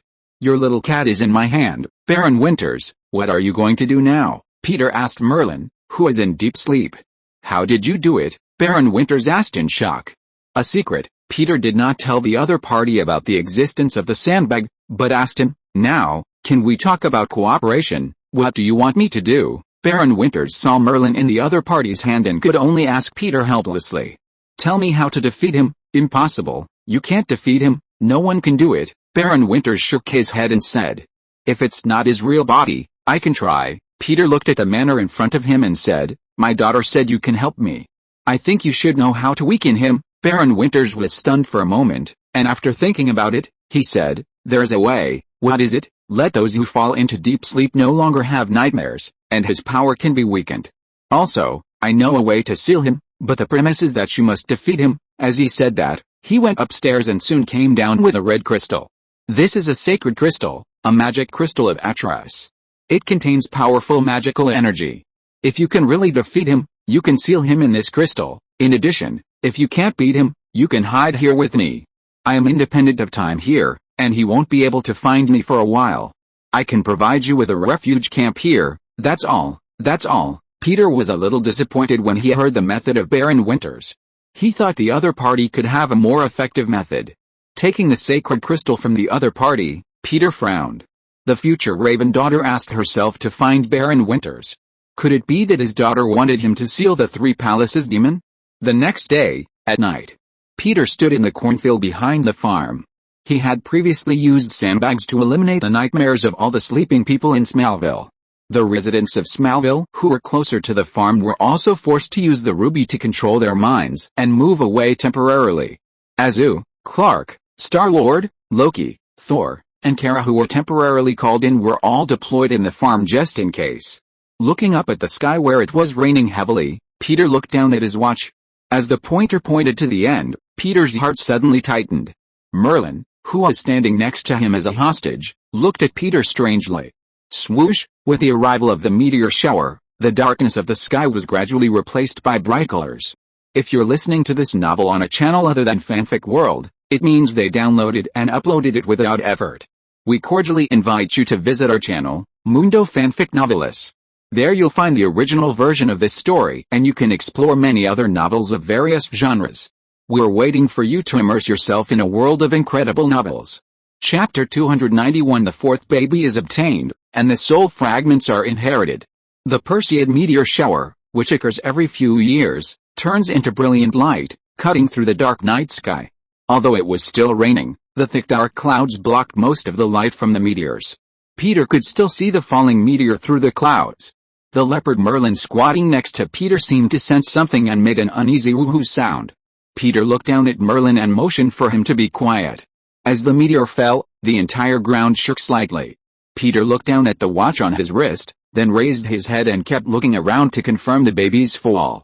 Under the hazy gray night, the rain was divided into strands, and the occasional glare from the meteor shone over, appearing dim and wet. Not long after, Peter's sight caught a blackbird wing-shaped meteor. Seeing the target appear, Peter immediately moved towards the destination at the fastest speed. Whoosh! Peter moved to an open area and watched the black meteor fall to the ground with a deafening bang sound. The ground was slightly trembling, and then a shock wave visible to the naked eye swept everything around. The hot wind blew Peter's clothes, making a whirring sound.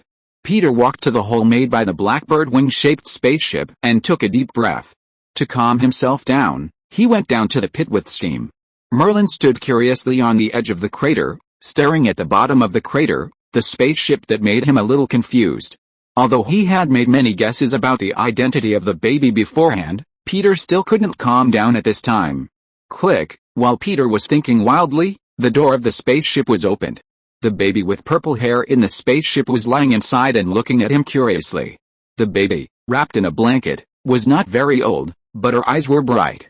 When she saw Peter, she reached out to crawl towards him. When the baby crawled towards him and was about to fall from the spaceship, Peter caught her falling body and held her in his arms. Looking at the delicate baby, Peter suddenly felt a sense of connection with her. At the same time, a lot of information was input into his mind. A huge amount of information rushed into his mind in an instant, making him slightly dizzy. Holding the baby girl, he pressed his hand on her forehead to make his mind clearer. Lowering his head and looking at the smile on the baby girl's face, Peter gently touched her face with his hand. As expected, as he guessed, the baby girl in front of him was Raven. A human female on Earth, a magical girl born from the union of the Three Palaces demon. He stretched out his hand and his fingers touched the baby girl's fingers.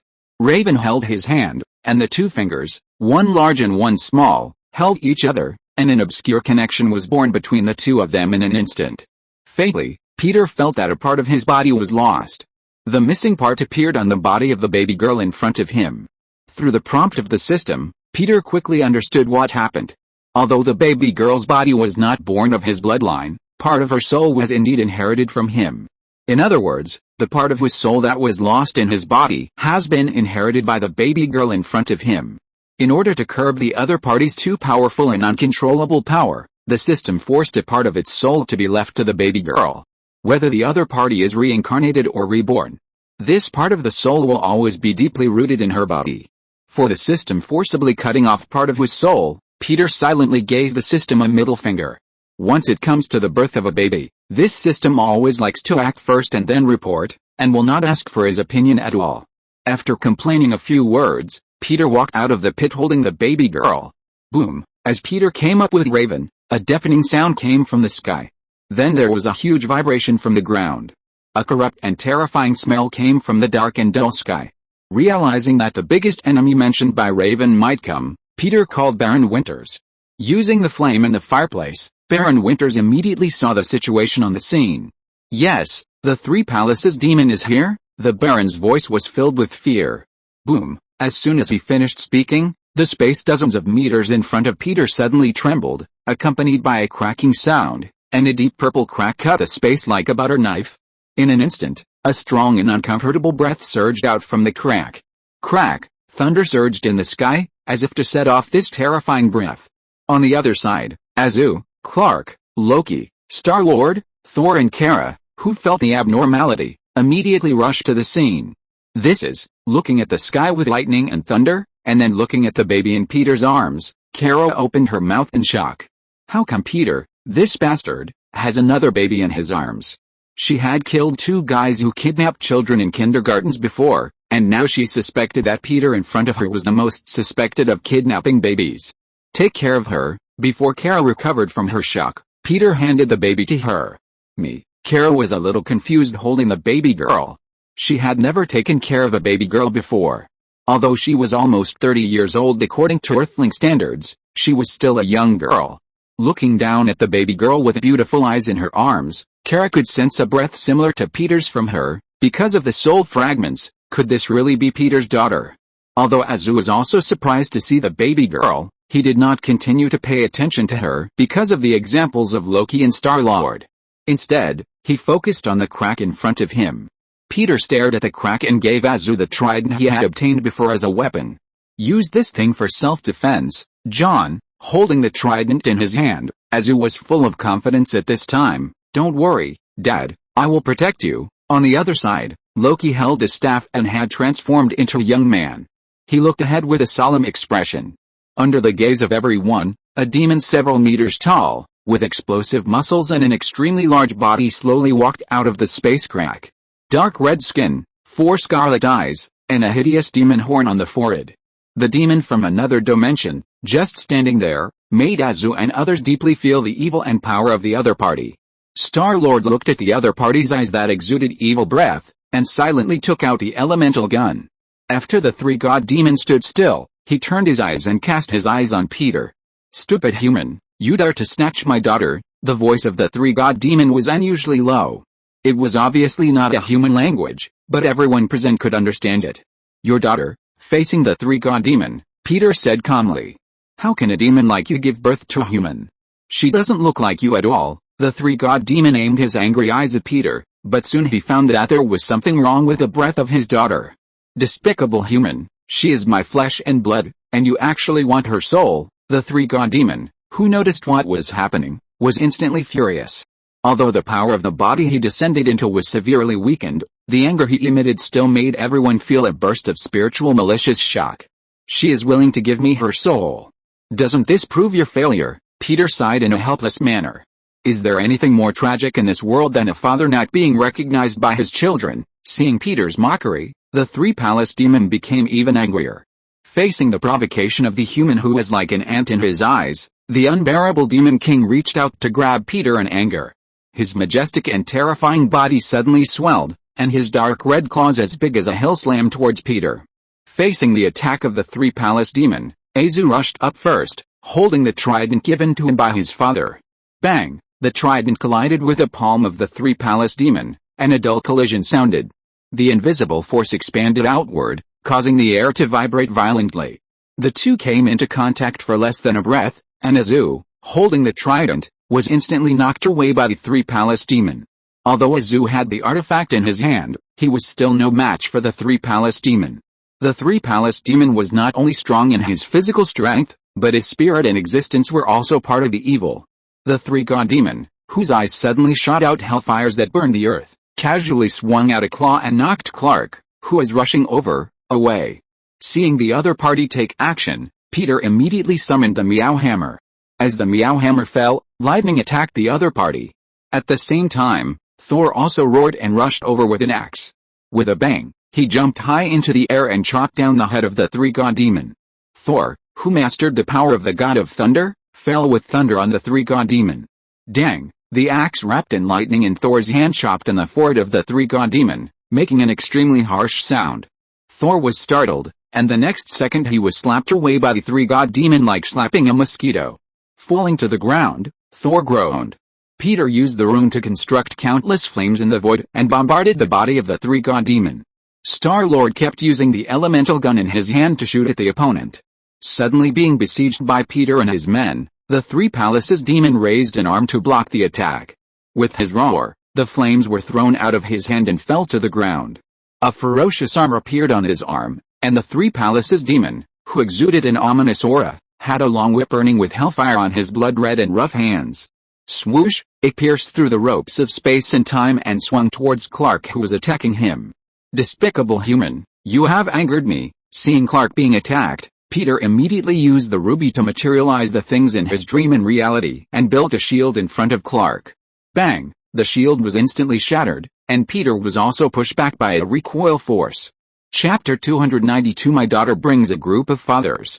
Seeing that Peter and the others had tried every possible means but still could not cause effective damage to the Three Palaces demon, Baron Winters, who was secretly spying, was very flustered. However, he did not expect to fight the Three Palaces demon to this extent. His eyes returned to the field covered by the hellfire, and the air was suddenly cut open by a sharp edge. Azu, holding the trident, instantly flew in front of the Three Palaces demon. Seeing that the opponent had repelled Peter, Azu's anger surged violently. While his eyes were hot and he shot at the head of the Three Palaces demon, he raised the trident and stabbed the opponent fiercely. With the sound of a violent collision, some traces of tides emerged from the tip of the trident. From a distance, Azu's figure was like a drill made of blue water. The Three Palaces demon stretched out his arm with magma and collided with Azu's attack.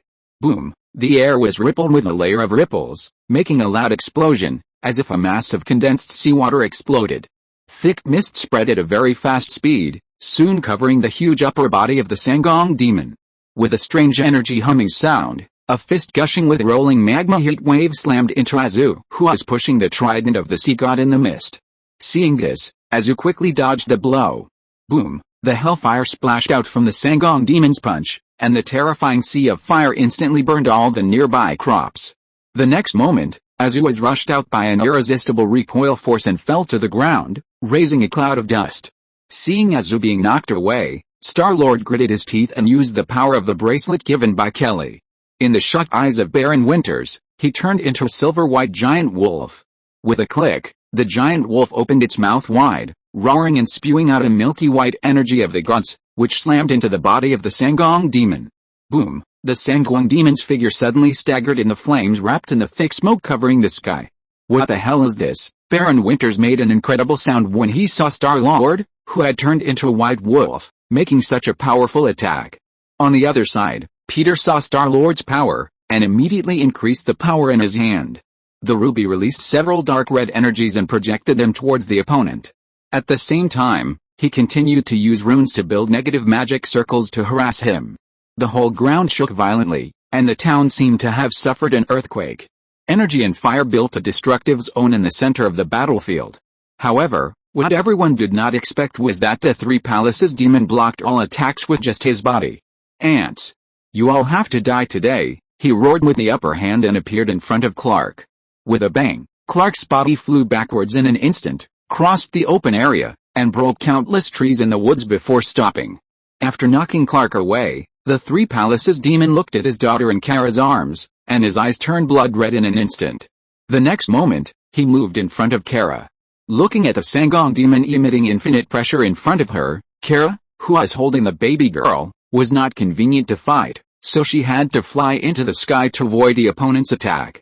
Unexpectedly, the Sangong demon raised its huge head, and a laser shot out of its eyes, instantly shooting in front of Kara. Swoosh! Kara dodged the opponent's attack sideways, and at the same time, a laser shot out of its eyes and attacked the Sangong demon. Ignoring Kara's thermal vision, the Sangong demon's thermal vision swept towards Kara again. Kara, who fell to the ground in the air, suddenly heard a voice behind her. Here, looking back, Kara suddenly found a portal in front of her. Without caring about anything else, she immediately entered the portal with the baby girl in her arms. The flame in the fireplace in Winter's manor suddenly grew larger. Then Kara, holding the baby, emerged from the flame in the fireplace and entered the living room of the manor. Looking at the unfamiliar environment in front of her, Kara looked at the goatee Baron Winters next to her in a daze. "Who are you?" "I am Baron Winters, Peter's friend. Don't worry, we are not enemies." Baron Winters signaled Kara not to worry. "Are you safe here?" "Of course it's safe. This place is independent of the world and can exist at any time. No one can enter without my permission," Baron Winters said proudly. Kara glanced at the baby girl who was sucking her fingers and making babbling sounds, and looked at the fireplace. The flames in the fireplace reflected the scene of Peter and his party besieging the Three Palaces demon. Looking at the power of the Three Palaces demon, Kara asked Baron Winters puzzledly, "Why is he so powerful and angry? Did Peter steal his daughter?" "Yes, his target is this girl. The Three Palaces demon has always coveted the army composed of his bloodline, but the very few who survived became monsters, not warriors." Baron Winters said to Kara, "He conquered countless dimensions and forced those smart people to find and control the strongest brides." After a moment's silence, he stared at the battle scene reflected in the stove, and continued, "Although he conducted experiments to change the genes of each bride, most of the brides died because they could not bear him, and most of his offspring were not born, and those who survived were monsters. But this one is different." He cast his eyes on the baby girl. "She is different. Perhaps she is the only heir to the Three Palaces, so the Three Palaces demon will not give up on her." "Really? Is she so special?" Kara looked at the baby girl in her hand with some disbelief. "But why do I feel that she is more like Peter's daughter?" Just when Kara thought the manor was safe and was about to hand the baby to the other party to fight by herself, the Three Palaces demon near the farm raised his head. His eyes penetrated the space and saw Baron Winters who was spying on him, and he also found the whereabouts of his daughter. That house. It exists in any period. Seeing the Three Palaces demon in Winter's manor, regardless of the siege of Peter and others, he used magic power to open the passage. On the other side, Baron Winters looked at the Three Palaces that was about to appear from the flames of the fireplace in shock. He didn't expect that the other party could directly enter his manor.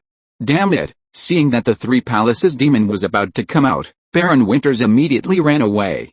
Kara, who was holding Raven, had to follow the Baron to retreat in order to protect the safety of the baby girl. Bang! Baron Winters pushed open the door in panic. Outside the room was San Francisco in 1906. At this time, it was still just before the earthquake. The streets were full of carriages and pedestrians coming and going.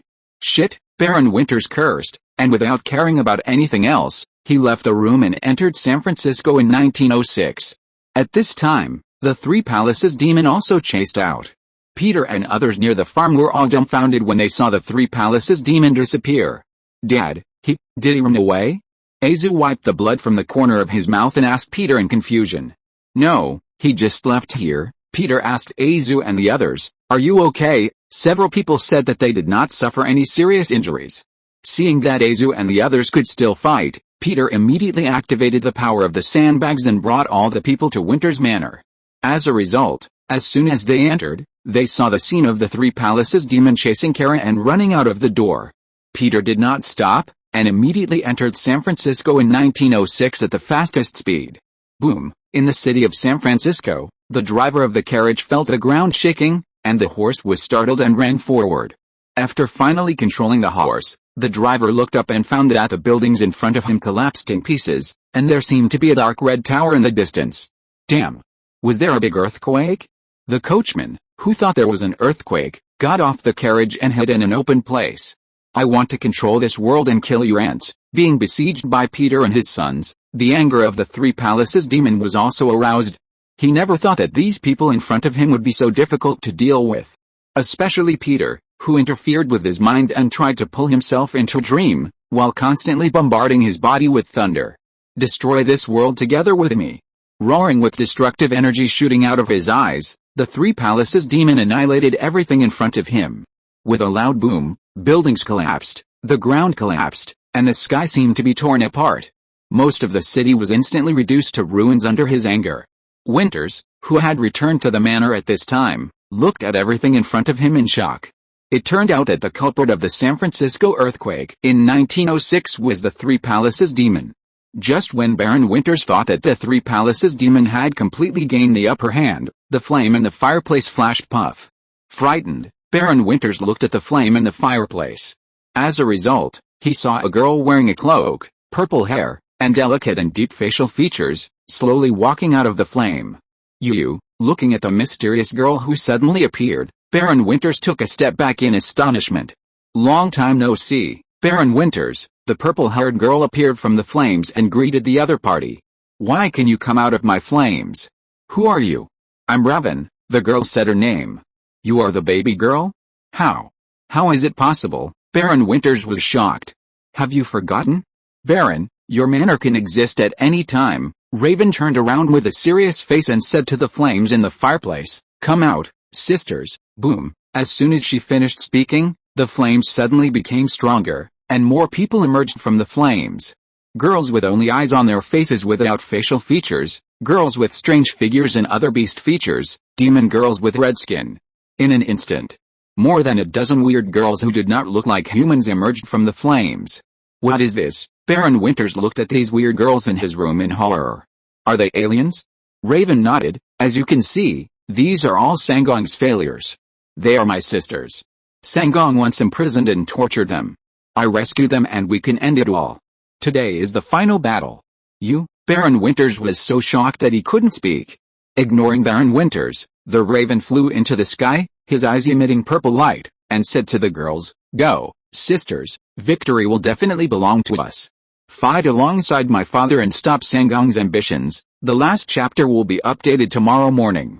Thank you readers for your support. Thank you. Sanshin wishes everyone to smile forever. Chapter 293 Raven's Tears. Swoosh.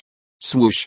Swoosh. In the dull eyes of Baron Winters, the body of the raven first turned into a black shadow and flew towards San Francisco. The girls following closely behind turned into streams of light and flew out of the manor.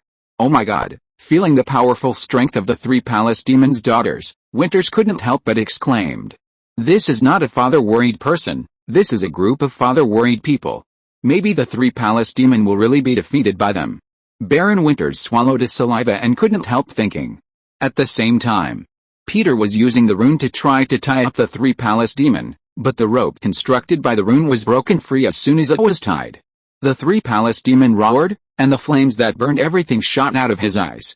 Loki used the staff to block the attack of the Three Palace Demon. Looking up, he saw countless streams of light flying in the sky, rushing towards the Three Palace Demon. Flying in the front was a girl in the shape of a black crow, exuding a familiar breath. What the hell is this? Loki was stunned as he watched the magic and energy explode in the sky. The raven that traveled through time burst out with powerful magic. Energy in the form of black crows burst out from its body, with magic radiation and destructive magic, bombarding the three palaces. The monster daughters of the three palaces following behind the raven, cold rays, burning rays, vine-like smoke, and all kinds of superpowers all attacked the three palaces. You want to resist me, my daughter? Seeing the raven that came across the long river of time and attacked him, the three palaces roared, you can't defeat me. No one can stop me. Today is the day you go to hell. The raven glared at him angrily. My sisters, you imprisoned and tortured them. Now you have to pay your price. You are my daughter. Traitor, no.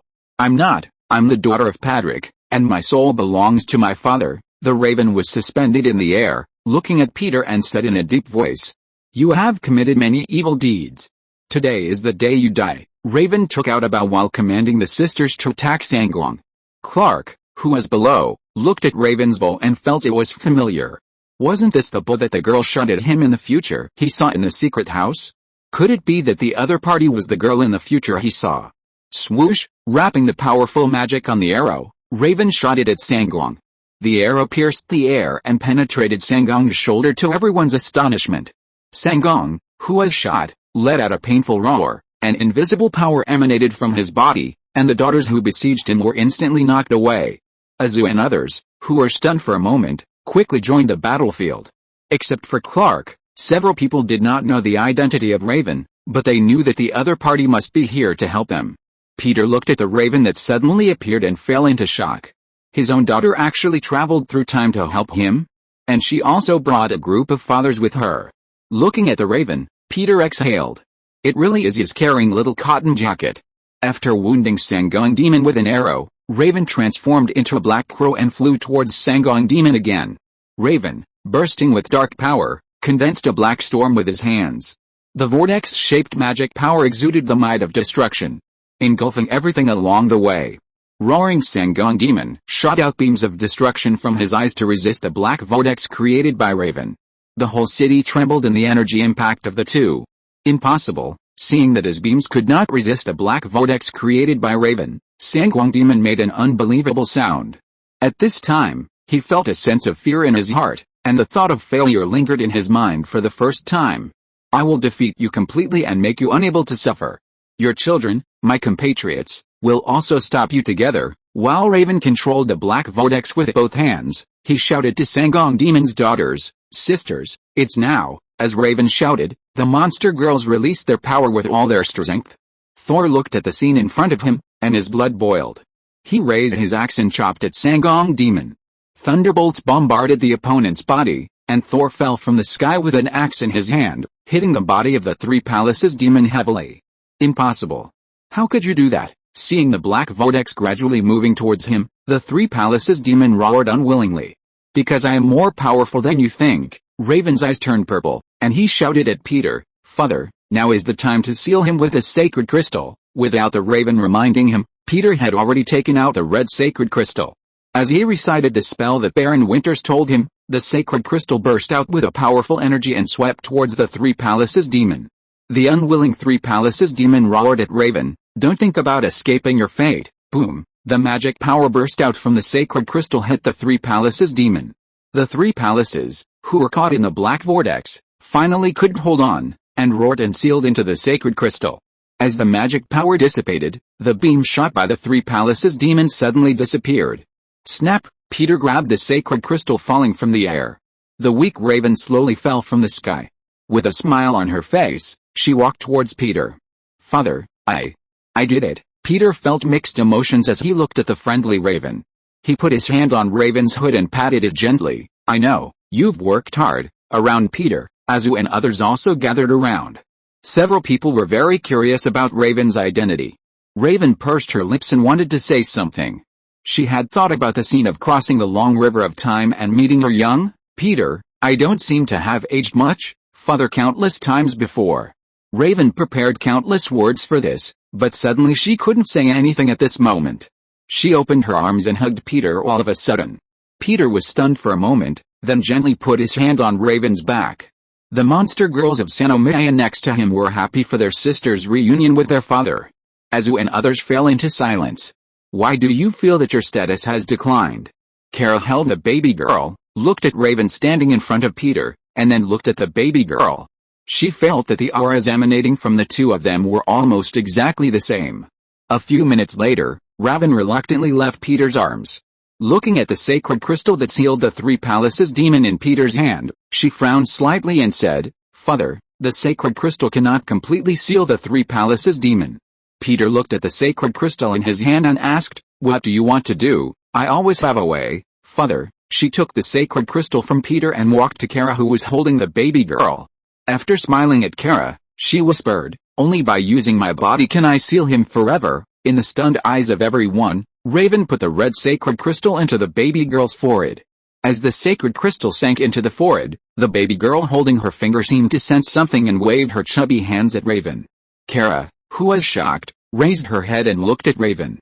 A touch of red flashed across Raven's white forehead. Kara immediately understood. It turned out that the girl who defeated the three palaces demon was actually the baby girl in her arms. The other party could actually travel through time and come to help Peter. After immersing the sacred crystal into his forehead, Raven turned his head and looked at the ruined city. Last week, Teacher Madison just said that there was a devastating earthquake in San Francisco in 1906. I didn't expect that I was the cause, Raven said to Peter. Father, I have to help them. Then Raven flew into the sky to save those who were in danger. After seeing Raven's actions, Peter asked Azu and others to help. In front of the collapsed ruins, Raven moved the wood that was pressing on the boy, then picked him up and used her magic to heal him. You are safe now, you will be fine. Comforting the unconscious boy, Raven handed the boy to his mother who was anxiously looking for him. Thank you, the mother holding her son, thanked Raven repeatedly with tears. Boom, a shaky house collapsed, and Raven flew out holding the two girls inside before it collapsed. Putting the two frightened girls on the ground, Raven comforted them. Don't be afraid, I know you are in pain, please let me help you. She squatted down, condensed magic power in her right hand, and healed the bleeding knee of the other party. The little girl who was treated by her raised her head and said with tears in her eyes, my leg doesn't hurt anymore, now it's your turn to help others. She was stunned for a moment, then stood up and touched the hair of the well-behaved little girl. Seeing more and more people gathering around her, Raven shouted to the crowd, follow me, I guarantee your safety. In the distance, Peter watched Raven gather the crowd to a safe area. With complex emotions in his heart, he kept following his daughter. It seems that his sweet little cotton jacket is not only not crooked, but also a kind girl. But then he sighed again. Although kindness is good, it is easy to be deceived by yellow-haired people if it is too pure. It seems that he has to strengthen Raven's anti-yellow-haired education. An hour later, Raven walked to Peter tiredly. Father, Peter looked at the exhausted and self-blaming Raven and said to her, don't blame yourself, Raven. This is not your fault. Raven was slightly stunned when she heard Peter calling her name. Did her father decide what name to give her from the first moment he saw her? Raven, who didn't know the identity of Peter's crossover clan, felt a warm current in her heart.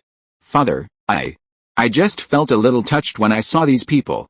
These people don't know each other, but they unite together to help everyone. Strangers have formed a new family, not a family of blood, but a family formed for people in need. Raven's eyes were flashing with tears. Traveling through this world full of tears, Father, I can only rely on the meditation and peaceful thinking you taught me to keep me normal. Too many lives have disappeared, and I can't do anything about it. Chapter 294 Love you Dad, see you tomorrow. No, it's not your fault. You don't have to think that everything is your responsibility, Raven. Peter comforted Raven, we all know that this was caused by a demon from another world, and it has nothing to do with you. If you take all the responsibility on your shoulders, it will always be very hard. Peter turned the topic to the girl that Raven brought back and asked her, won't you introduce your sisters to me? Hearing Peter's words, Raven was stunned for a moment, then wiped the tears from the corners of her eyes. Yes, I forgot, Dad. She hurriedly took Peter to the sisters. The Three Palaces demon cultivates his offspring in the laboratory, letting them sleep and wait, Raven explained to Peter as they walked. Every time he arrives at a world, he gathers the greatest scientists on the planet together to correct the local species. He used all means to cultivate the perfect carriers for the children, but he always failed. These failed children of his were locked up by him for research. Raven took Peter to a group of monster girls. She introduced the girl with the only facial features of her eyes and wearing a purple uniform to Peter. This is Ozzy. She has the ability to merge with others. Then she introduced the girl with a golden uniform and the same body shape and appearance as the previous girl to Peter. This is Ajin, the DNA tracker. Our way, her ability is to project vine-like smoke. This is Ahong. Her eyes can shoot out burning sights. Peter, although these girls can't speak, the way you name people is too casual, isn't it? This is not a pet. Do you give it a name based on the color of its skin? Do you usually call black people Ziohe when you see them? Although he secretly criticized the way Raven named her sisters, Peter's expression did not change, and he greeted the girls from the Three Palaces. After greeting the girls one by one, Peter asked Raven, why can you travel through time to come here, Raven? He has always been curious about how the other party traveled through time to help him. You forgot, Father, Baron Winters' manor is a room of time. Since we can use it to go back to 1906, I can also come back here from the future. Raven smiled at Peter. Moreover, my ability also has the ability to cross dimensions. I can ignore the size and length of time to open a cross-dimensional hole, but this is very risky, Father. The future you strictly forbids me to do so, but you still did it. That's because I have to do it. Raven Code Article 7, if Father encounters any danger, my soul will take my body to save Father, because we are a family. Raven Code. Peter was stunned for a moment.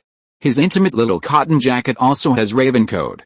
Then can you tell me what your specific Raven Code is? Hearing Peter asking about his Raven Code, Raven's little face immediately turned bitter.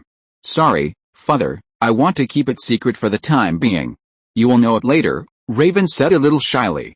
Looking up at the sun that was gradually setting in the west, Raven soon realized that he didn't have much time left. Although she was reluctant, she could only say to Peter, Sorry, Father, I don't have much time left. I have to go back soon. So soon? Yes, Father, this is not my world after all. Raven looked at herself in Kara's arms in the distance. I am very happy to see you here, Father. Father, do you want to know about the future? I can tell you what you want to know. About you and me. Raven said that she could tell Peter something about the future. No, I don't want to. Peter reached out and stroked Raven's hair. Instead of worrying about the future, it's better to grasp the present. Besides, Raven, as a magician, you should know, accept time and obey time. Listening to Peter's words, Raven pursed her lips. I understand, Dad, you are right. I have to add what you said today to the Raven Code. Then she looked at Baron Winters and her leopard Merlin not far away, hesitated for a moment, and said to Peter, There is one more thing, Father. Baron Winters is a liar. Don't believe him easily. I know, believe me, I can see bastards more accurately than you. Raven was amused by Peter. She took a deep breath, opened her arms and hugged Peter again. I love you, Father. Me too. After hugging Peter, Raven was ready to leave. But after she glanced at Clark, Azu and others, she stopped hesitantly.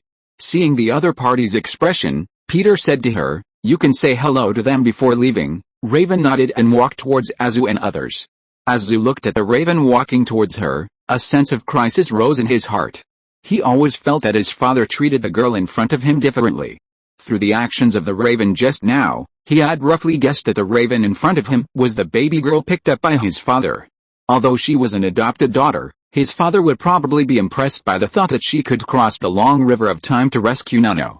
Looking at the baby girl in Kara's arms, Zhu sighed helplessly. The other party still had a powerful three-palace demon sealed in her body, and he couldn't use any other means against her. Zhu was complacent because Peter gave him the trident before, but now he was suddenly depressed. Hello, John, it's nice to see you again, Raven greeted Zhu. Hello, you did a good job just now, Zhu waved to her uninterestedly. As for Clark, he was always guilty and didn't dare to look at the other party. After all, in the future he saw in the mysterious house, he beat her up badly.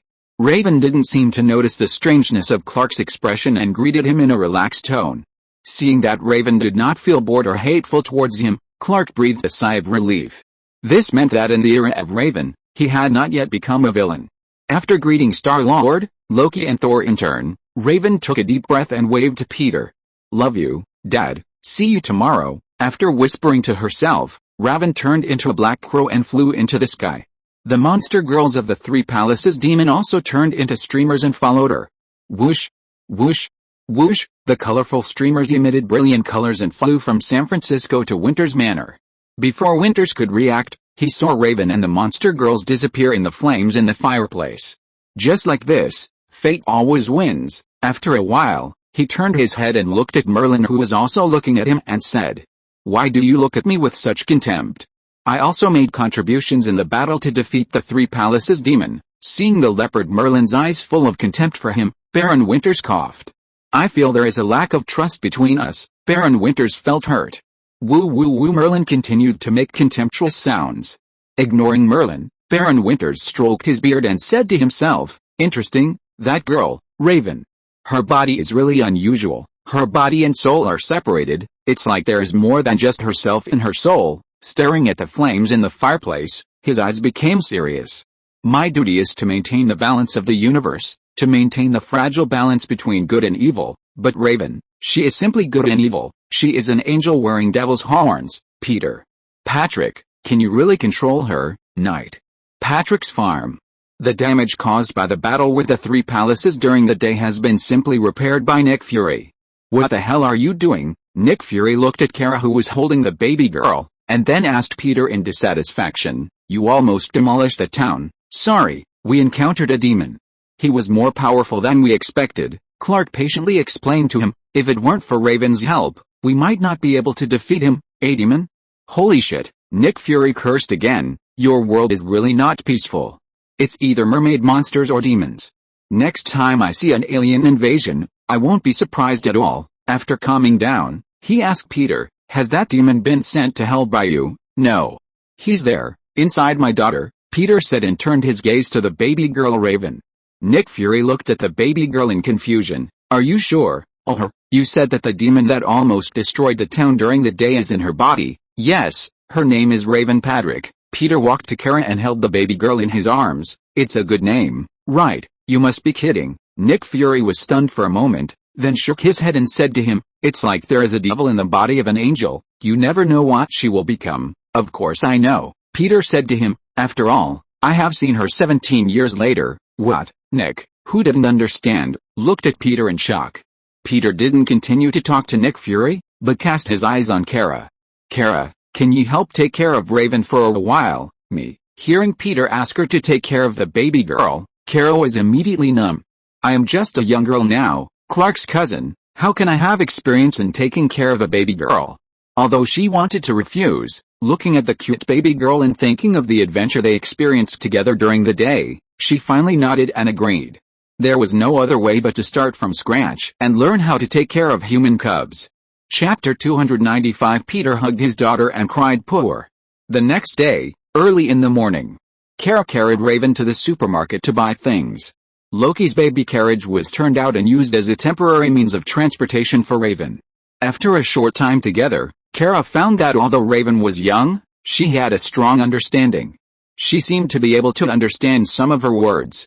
For example, when she said she would take her to the supermarket to shop, Raven's mood became very good, and she laughed giggle in the cradle. Kara said that talent is something that can really make people angry when compared with each other. He remembered that when he held Clark, who was naked when he was a child, he was not so smart. He also peed on his hand. Kent Farm. Clark didn't know that his cousin was complaining about him peed on her hand.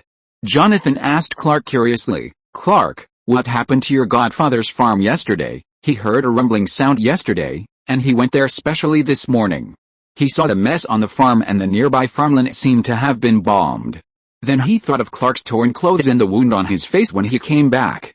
Thinking that the result was caused by the fight between Clark and Azu, Jonathan said to his son earnestly, "You have grown up a lot, Clark, and you are not the impulsive character you used to be." Seeing that his father misunderstood him, Clark quickly explained, "No, Dad, I didn't fight with Azu. It's just that we met an enemy." "What enemy?" Jonathan asked curiously.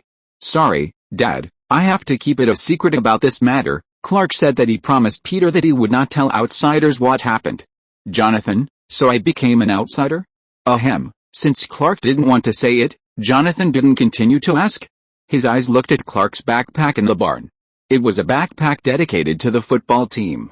"Okay, Clark, I know I have agreed to this, but I don't want to lie to you.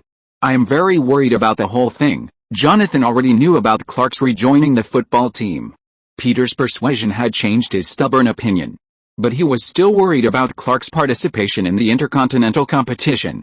"Dad, we have been watching Metropolitan University football games together since I can remember," Clark said to Jonathan. "Now, the opportunity has come to me, and I have to cherish it." "I know, I'm proud of you. Then why can't I try it?" "The opportunity that every high school student dreams of," Jonathan sighed. "Because you are not like ordinary high school students, Clark. I am in that field.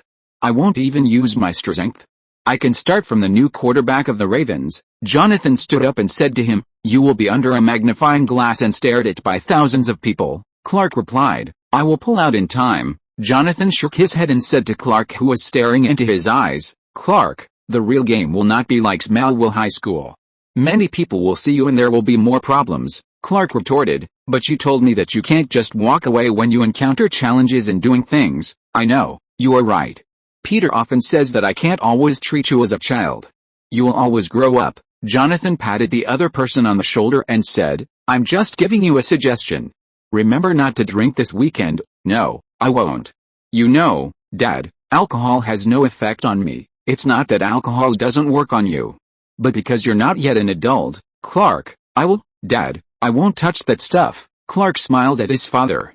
Padwick Farm. Nick Fury was barefoot, helping to repair the fence of the farm that was damaged by the Battle of the Three Palaces. Although the main battlefield was not here, the farm was inevitably affected. Fortunately, the cows were driven to the basement in advance. Using a hammer to hammer the nails into the fence, Nick Fury, who felt a little sore in his waist, couldn't help but curse, "Fuck," just as he was about to pull Thor, who was playing games in the room, out to work. He suddenly felt something was wrong. He took out an hourglass from his waist and stared at the sand inside. Crack! As the glass lens of the hourglass exploded, the scattered fragments fell to the ground, and a grain of glowing sand in the hourglass slowly floated in the air, hovering for a moment, and then fell to the ground.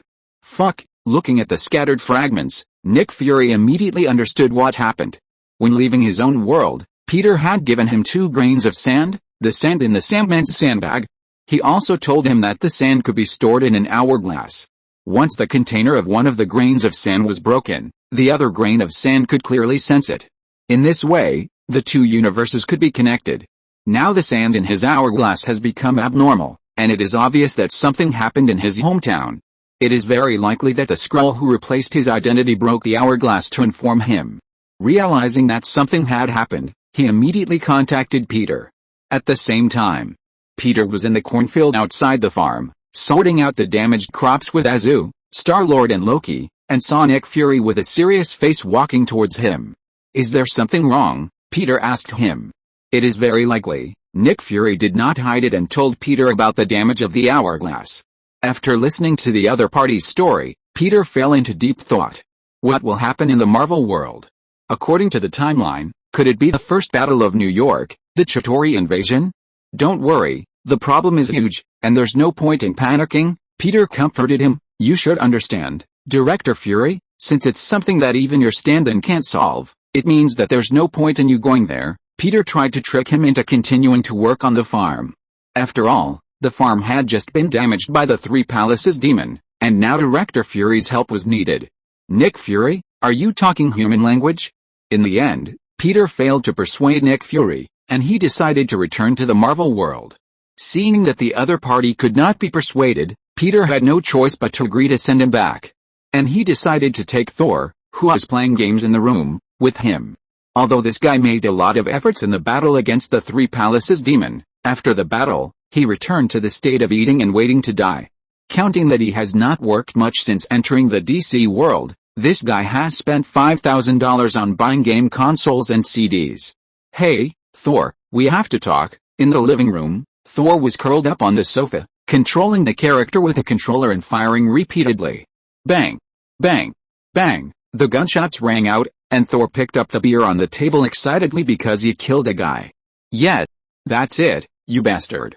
I can kill you with one shot, even if you hide in the sewer, I can still shoot you in the head." Thor, who was talking trash, saw Peter coming from outside before he drank his beer.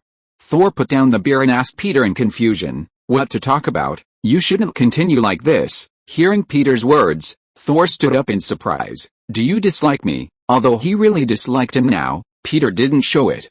He pretended to be heartbroken. "You shouldn't forget some things, Thor, you can't abandon them." As if infected by Peter's emotions, Thor put down the game controller and looked straight ahead.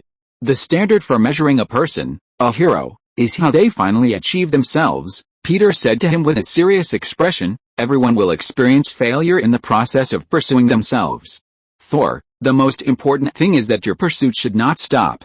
You still have a long way to go in the future, not just playing games on the farm."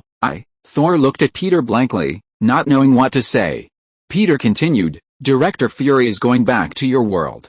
The Earth has encountered an unprecedented crisis.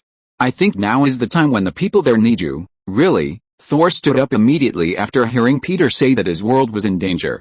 "Well, he's going back. I think he will be very happy if you are willing to go back with him." Peter patted his shoulder. "Go, Thor, do the right thing and pursue yourself. This is the path you want to pursue." Thor was stunned for a moment, then nodded heavily. He took a deep breath and hugged Peter. Thank you, Mr. Patrick, I will miss you. Smelling the sweet cookie smell on the other person, Peter coughed and said against his will, me too. Letting go of Peter, Thor took a deep breath and suppressed his emotions. I will come back, sir. Peter, you still want to come back? Did he talk too much? He was a little annoyed and immediately realized that he might have given Thor too much chicken soup just now. Stroking his chin, Peter fell into deep thought. But he could take this opportunity to go back to Asgard in the Marvel world and ask Odin for something. After all, Thor has been living and eating for free on the farm during this period of time, and he has to become a spiritual mentor to enlighten him. How can Odin not give something? Marvel world, Asgard. Peter stood in the temple holding Raven. The god King Odin sat on the throne and looked at Peter in surprise. Especially the baby girl in Peter's arms gave him a huge threat and feeling of uneasiness. Although it was a baby, the other party exuded an aura that made him feel daunted, so he had to pay attention. Staring at Raven, he began to guess the identity of the baby girl. Ahem, yes, she is my daughter, the new daughter. Peter said that he had no money for milk powder and needed help. The last chapter will be tomorrow morning. Thank you readers for voting. I have been going back and forth to the hospital recently and I am a little unwell. Sorry, readers. Chapter 296 Odin's Gift, Star-Lord's Reflection. Your daughter? Odin looked at Peter in shock. Peter could give birth to such a daughter? He began to doubt his own knowledge. Although the two had similar auras, the threat level of the baby girl in Peter's arms was definitely greater than Peter's in his eyes. It's the real deal, Peter sighed and said to Odin. Recently Thor has been living on the farm, causing my finances to dry up. Now I can't even afford to raise my daughter. Peter started to cry per Odin. Odin, he immediately guessed that Peter was planning to take the treasures in his treasury again. But he did not expose it, but pretended not to know Peter's thoughts and said to him, I want to thank you for taking care of Thor, Peter Patrick. Odin looked into Peter's eyes and asked him, what do you want from me? As long as I have it, I will help you as much as possible. Peter heard the other party say this, pretending to be reluctant and said, since it is the first time for you to meet Raven, why not give her some gifts? Raven, who seemed to understand Peter's words, smiled and stretched out her hand to Odin, the God King, and made a yeah sound. Odin looked at Raven who was stretching out her hand to him and fell into silence. A few minutes later, just when Peter was getting impatient and was about to refuse him, Odin suddenly stood up from the throne and looked forward. Hwit! The sound of wings flapping rang out in the palace. In Peter's eyes, a crow flew in from outside and landed on Odin's shoulder. This is Fukin, the sacred bird of Asgard. It can travel between the human world, see what humans do, peek into any subtle things, and feel any complex emotions. Odin glanced at the crow named Fukin and continued, I will give it to your daughter Raven. From now on, it will become your daughter's patron saint, protecting and guarding her for life. Peter was stunned when he heard that Odin was going to give the crow to Raven. He remembered that it was said that Odin had two crows, one named Fukin and the other named Muni. Fukin's name means thought and Muni means memory. The two crows flew to the human world at dawn every morning and returned to report to Odin at night. Because the two crows always perched on Odin's shoulders and whispered to him, Odin was also called the Crow God. Peter was a little surprised to see Odin spend so much money. He was just here to collect money, and Odin didn't treat him as an outsider.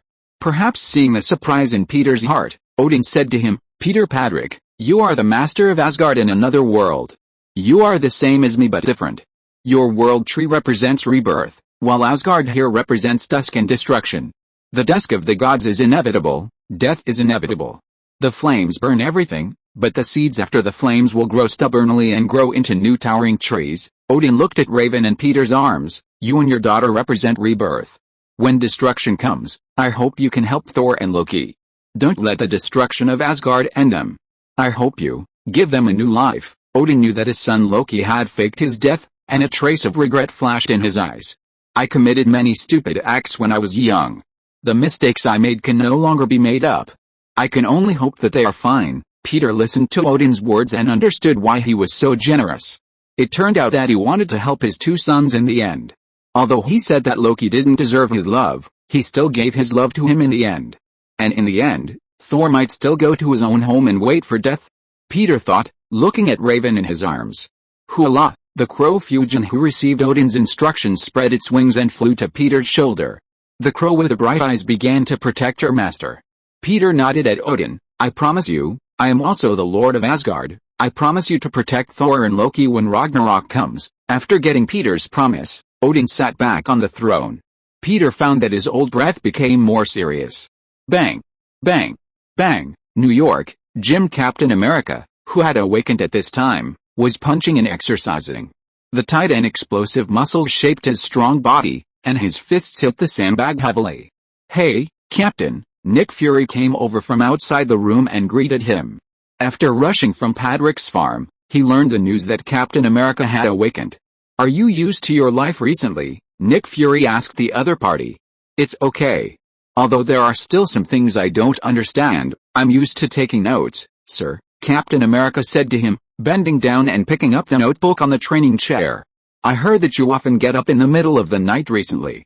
You need to rest, Captain. Captain America turned around and faced Nick Fury, who had his hands behind his back. I've slept for more than 70 years, sir. I think I've slept enough. Nick Fury's eyebrows moved. Then you should go out for a walk and see the scenery. Just like me, I've been outside recently and seen many different scenery. Captain America shook his head. The scenery of this world makes me a little incomprehensible. When I fell asleep, the world was at war. When I woke up, we had already won, but I don't know what price we paid. We made a lot of mistakes, especially now. Nick Fury handed a file to Captain America. When we searched for you, we found the cosmic cube in the sea. We have been studying it. This cube may be the key to discovering eternal energy, but now it has been stolen. Who stole it? Loki. This is also the reason why the Skrulls broke the hourglass. The cube was stolen, and various forces were ready to move. S.H.I.E.L.D. was no longer able to deal with this cosmic situation. The Skrulls sensed the impending crisis, so they smashed the hourglass to contact him. Snap! Snap! Nick Fury clapped his hands, and Black Widow walked in from outside, holding Captain America's shield in her hand. I brought your weapon, Captain. This is... Captain America looked at his old friend in shock. But I heard that Captain Motherland took the shield. He took the shield from Black Widow excitedly and asked Nick Fury. Yes, Captain Motherland took it, Nick Fury whispered to himself. In order to get it back, the price I paid was not small. At the same time, at Patrick's farm, Peter, who had already returned from Marvel's Asgard, asked Azu in surprise, you returned the shield to Nick Fury? He didn't expect that something that fell into Azu's hands could be taken back. Yes, Dad, he said that someone needs it more than me. Azu put down his knife and fork and said to Peter seriously. Peter looked at Azu with suspicion. He didn't believe that his eldest son would have such an awareness. It was estimated that Nick Fury had lost a lot of blood before Azu agreed to return the shield to him. Do you know the Infinity Stones? John, Peter picked up the water cup and asked Azu. Azu was stunned for a moment, and looked at Loki, who was listening beside him. No, Dad, I don't know. Azu shook his head, indicating that he didn't know what Infinity Stones were. He was a little guilty now. The condition for him to hand over the shield to Nick Fury was that the other party promised to tell him when he had clues about the Infinity Stones. Azu was still very interested in the Infinity Stones fulfilling wishes. Peter nodded and didn't ask any more questions. Dad, did something happen in the Marvel world you mentioned? Nick Fury and Thor left, and Star-Lord asked with a little loss. Oh, but it's not a big problem, Peter said to him. The aliens invaded. I believe they will easily solve it. Star-Lord was immediately numb. The aliens invaded the Earth. This was not a big problem. If in this world, he believed that his family could resist the aliens. After all, his future sister could seal the Three Palaces demon, so aliens would not be a problem. But in the Marvel world, the Earthlings don't have a family like his. Dad, I can go and help them. Star-Lord thought for a moment and said to Peter, Clark asked me about Director Fury today. Although he was busy with football training, he said he wanted to help. As Nick Fury's partner, Clark felt a little regretful because he was busy with training and couldn't go back with him to help. Peter comforted Star-Lord, don't worry, the Earth and the Marvel world will not be occupied by aliens. Did Thor go back to help? You have to believe in his strength. Star-Lord listened to what Peter said and recalled Thor's performance in the battle against the Three Palaces demon. Although he became fatter, it seemed that his fighting power had not weakened much. Could it be that he didn't need to lose weight, and like Thor, he could maintain his current body shape? Star-Lord looked down at his body, which was only one hamburger away from obesity, and couldn't help but fall into deep thought. Hoolah! When Star-Lord was thinking about his body shape, outside the living room, the Black Crow Fusion spread its wings and flew into the living room. As the holy bird of Raven's patron saint, it flew to Kara, who was feeding her milk powder, stretched out its head and approached Raven in her arms intimately. And Raven also stretched out her little hand and stroked the crow's head. She seemed to be able to feel the emotions conveyed to her by the crow. What is this? Kara looked at the crow that suddenly flew over in shock. Raven's patron saint, Peter briefly told everyone about Odin's blessing. After listening, Kara closed her mouth for a long time. Okay, now I understand why our Raven calls herself Raven when she grows up. After dinner, Peter carried Raven upstairs to rest. As soon as he entered the room, Loki knocked on the door. Knock. Knock. Knock. Come in, Loki. Peter put Raven on the bed and looked at Loki, who pushed the door in. Dad, Loki greeted him with a heavy heart. Chapter 297. Clark, your comfort is so hurtful. What's wrong? I want to chat with you, Dad. Just chat. Peter looked at him with doubt. Your face looks like you're saying that I must be in trouble. I'm fine, Dad. Maybe I've been busy recently and have experienced a lot of things. Loki touched his face and thought, is it so obvious? What are you busy with? Peter doubted Loki's words. Haven't you been rehearsing a drama with someone in Asgard, the World Tree? Isn't this just relaxing? I've been reading recently, Dad. What book? Pride and Prejudice. Loki told Peter about the book he had read recently, and I have a lot of insights. What insights? There is a sentence in it that impressed me. Rich bachelors always have to marry a wife.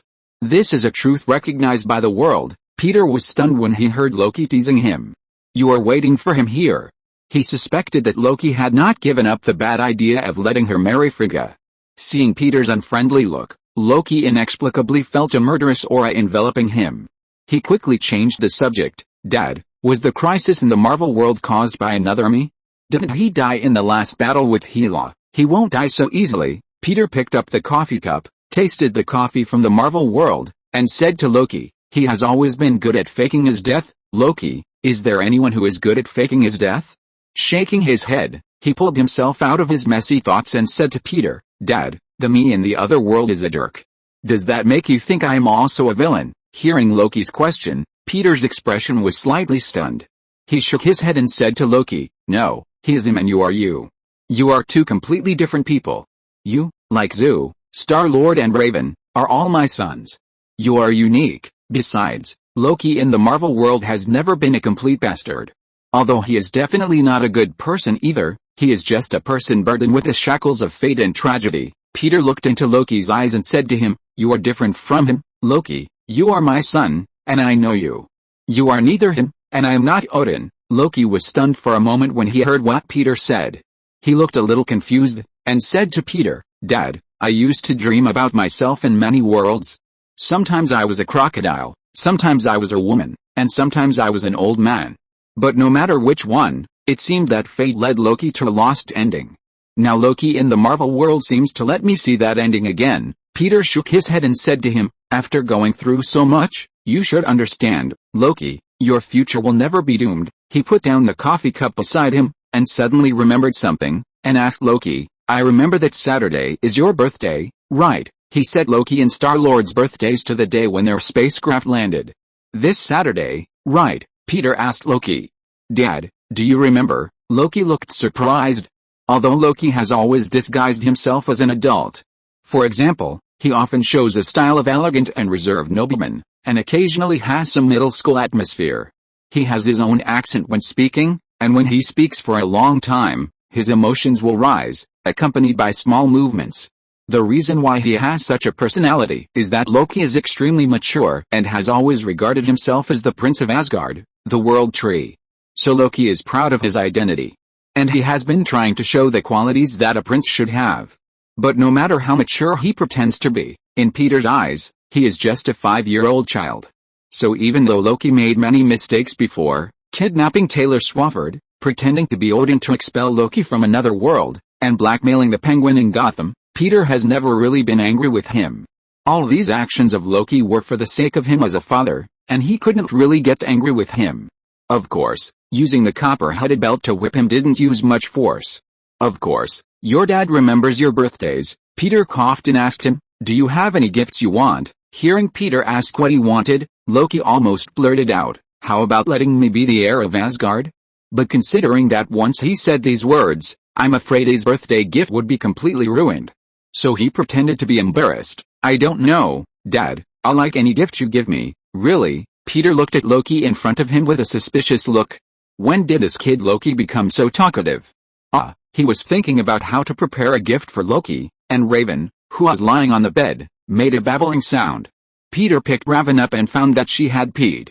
Seeing that Peter was going to change Raven's diaper, Loki quickly greeted Peter and left. He was really afraid that Peter would ask him to help change his sister's diaper. The next day, Smallville High School. Clark was preparing to go to the school's football training and happened to meet Lana. Hey, Clark. Lana came forward with a book to greet Clark. Seeing Lana coming over on her own initiative, Clark stopped. Hi, Lana, good morning. Clark tried his best to make his expression look natural. How are you recently? I heard that Uncle Patrick's farm suffered losses again. Lana asked Clark about Patrick's farm. Well, it was just an accident. A meteorite fell into the farmland during the meteor shower a few days ago, Clark explained to Lana somewhat unnaturally. Are you sure? Lana looked at him with suspicion. Of course. Clark's smile was a little stiff. Well, I'm glad you're fine. I haven't thanked Uncle Padraic yet. Lana changed the subject. Aunt Neil woke up from the hospital, thanks to Uncle Padraic's help. Godfather, yes, he helped a lot. After Neil woke up, she told Lana that she saw Peter saving her in her dream. Although it was just a dream, Lana knew the magic of Peter's ability. After all, she had witnessed it with her own eyes before. Peter just snapped his fingers, and Azu and several others fell into coma. Lana had no doubt that it was Peter who saved Aunt Neil in the dream. And Chloe, the people in the town who fell into nightmares, should have been saved by Peter. But since Uncle Padraic didn't publicize it, she could only keep it secret. If it weren't for Uncle Padraic, I might have lost Aunt Nell. Lana smiled and said to him, Clark, please convey my gratitude to Uncle Padraic. Okay. Seeing Lana constantly mentioning the Godfather, Clark was a little depressed. Can't you bring up some topics between us? For example, I became a quarterback and kept winning games with my teammates in the game. Hey, who is this? The new quarterback of the Ravens. Clark was racking his brains to find a topic to talk to Lana, and suddenly heard a voice from behind. He turned around and found that it was the Wild Wolf football team from the next city who came to participate in the game. The leading player was tall and strong, and looked very strong. As he walked over, he spoke to Clark in a mocking tone. Clark had played a practice match with the Wild Wolf team before, and hit the opponent hard, so this player named Jeff came up to find trouble. Clark ignored the other party and prepared to leave with Lana. What's wrong? You want to be a coward, kid? You cheated last time and beat us. This time it won't be so easy. I will beat you to a pulp on the court. Jeff stopped him and grabbed his clothes. I didn't cheat, Clark said with a frown. Really? But why do our players feel numb and electric when they bump into you? Jeff said to him viciously. I will find evidence against you and expose your shameless cheating on the court. As he said that, he pushed Clark forward fiercely. With a bang, Clark's body did not move at all, while Jeff was knocked back 2 steps and fell to the ground with a confused face. Because he hit his arm, blood flowed from the wound. Fuck, don't let him go. Seeing their companion fall, the rest of Jeff's accomplices immediately rushed towards Clark, intending to beat him up. Clark protected Lana, who was terrified, behind him. Hey, what are you doing? Stop. At the critical moment, Clark's teammates from the football team came. Daniel, Clark's new teammate on the team, stopped the Wild Wolf team from fighting Clark.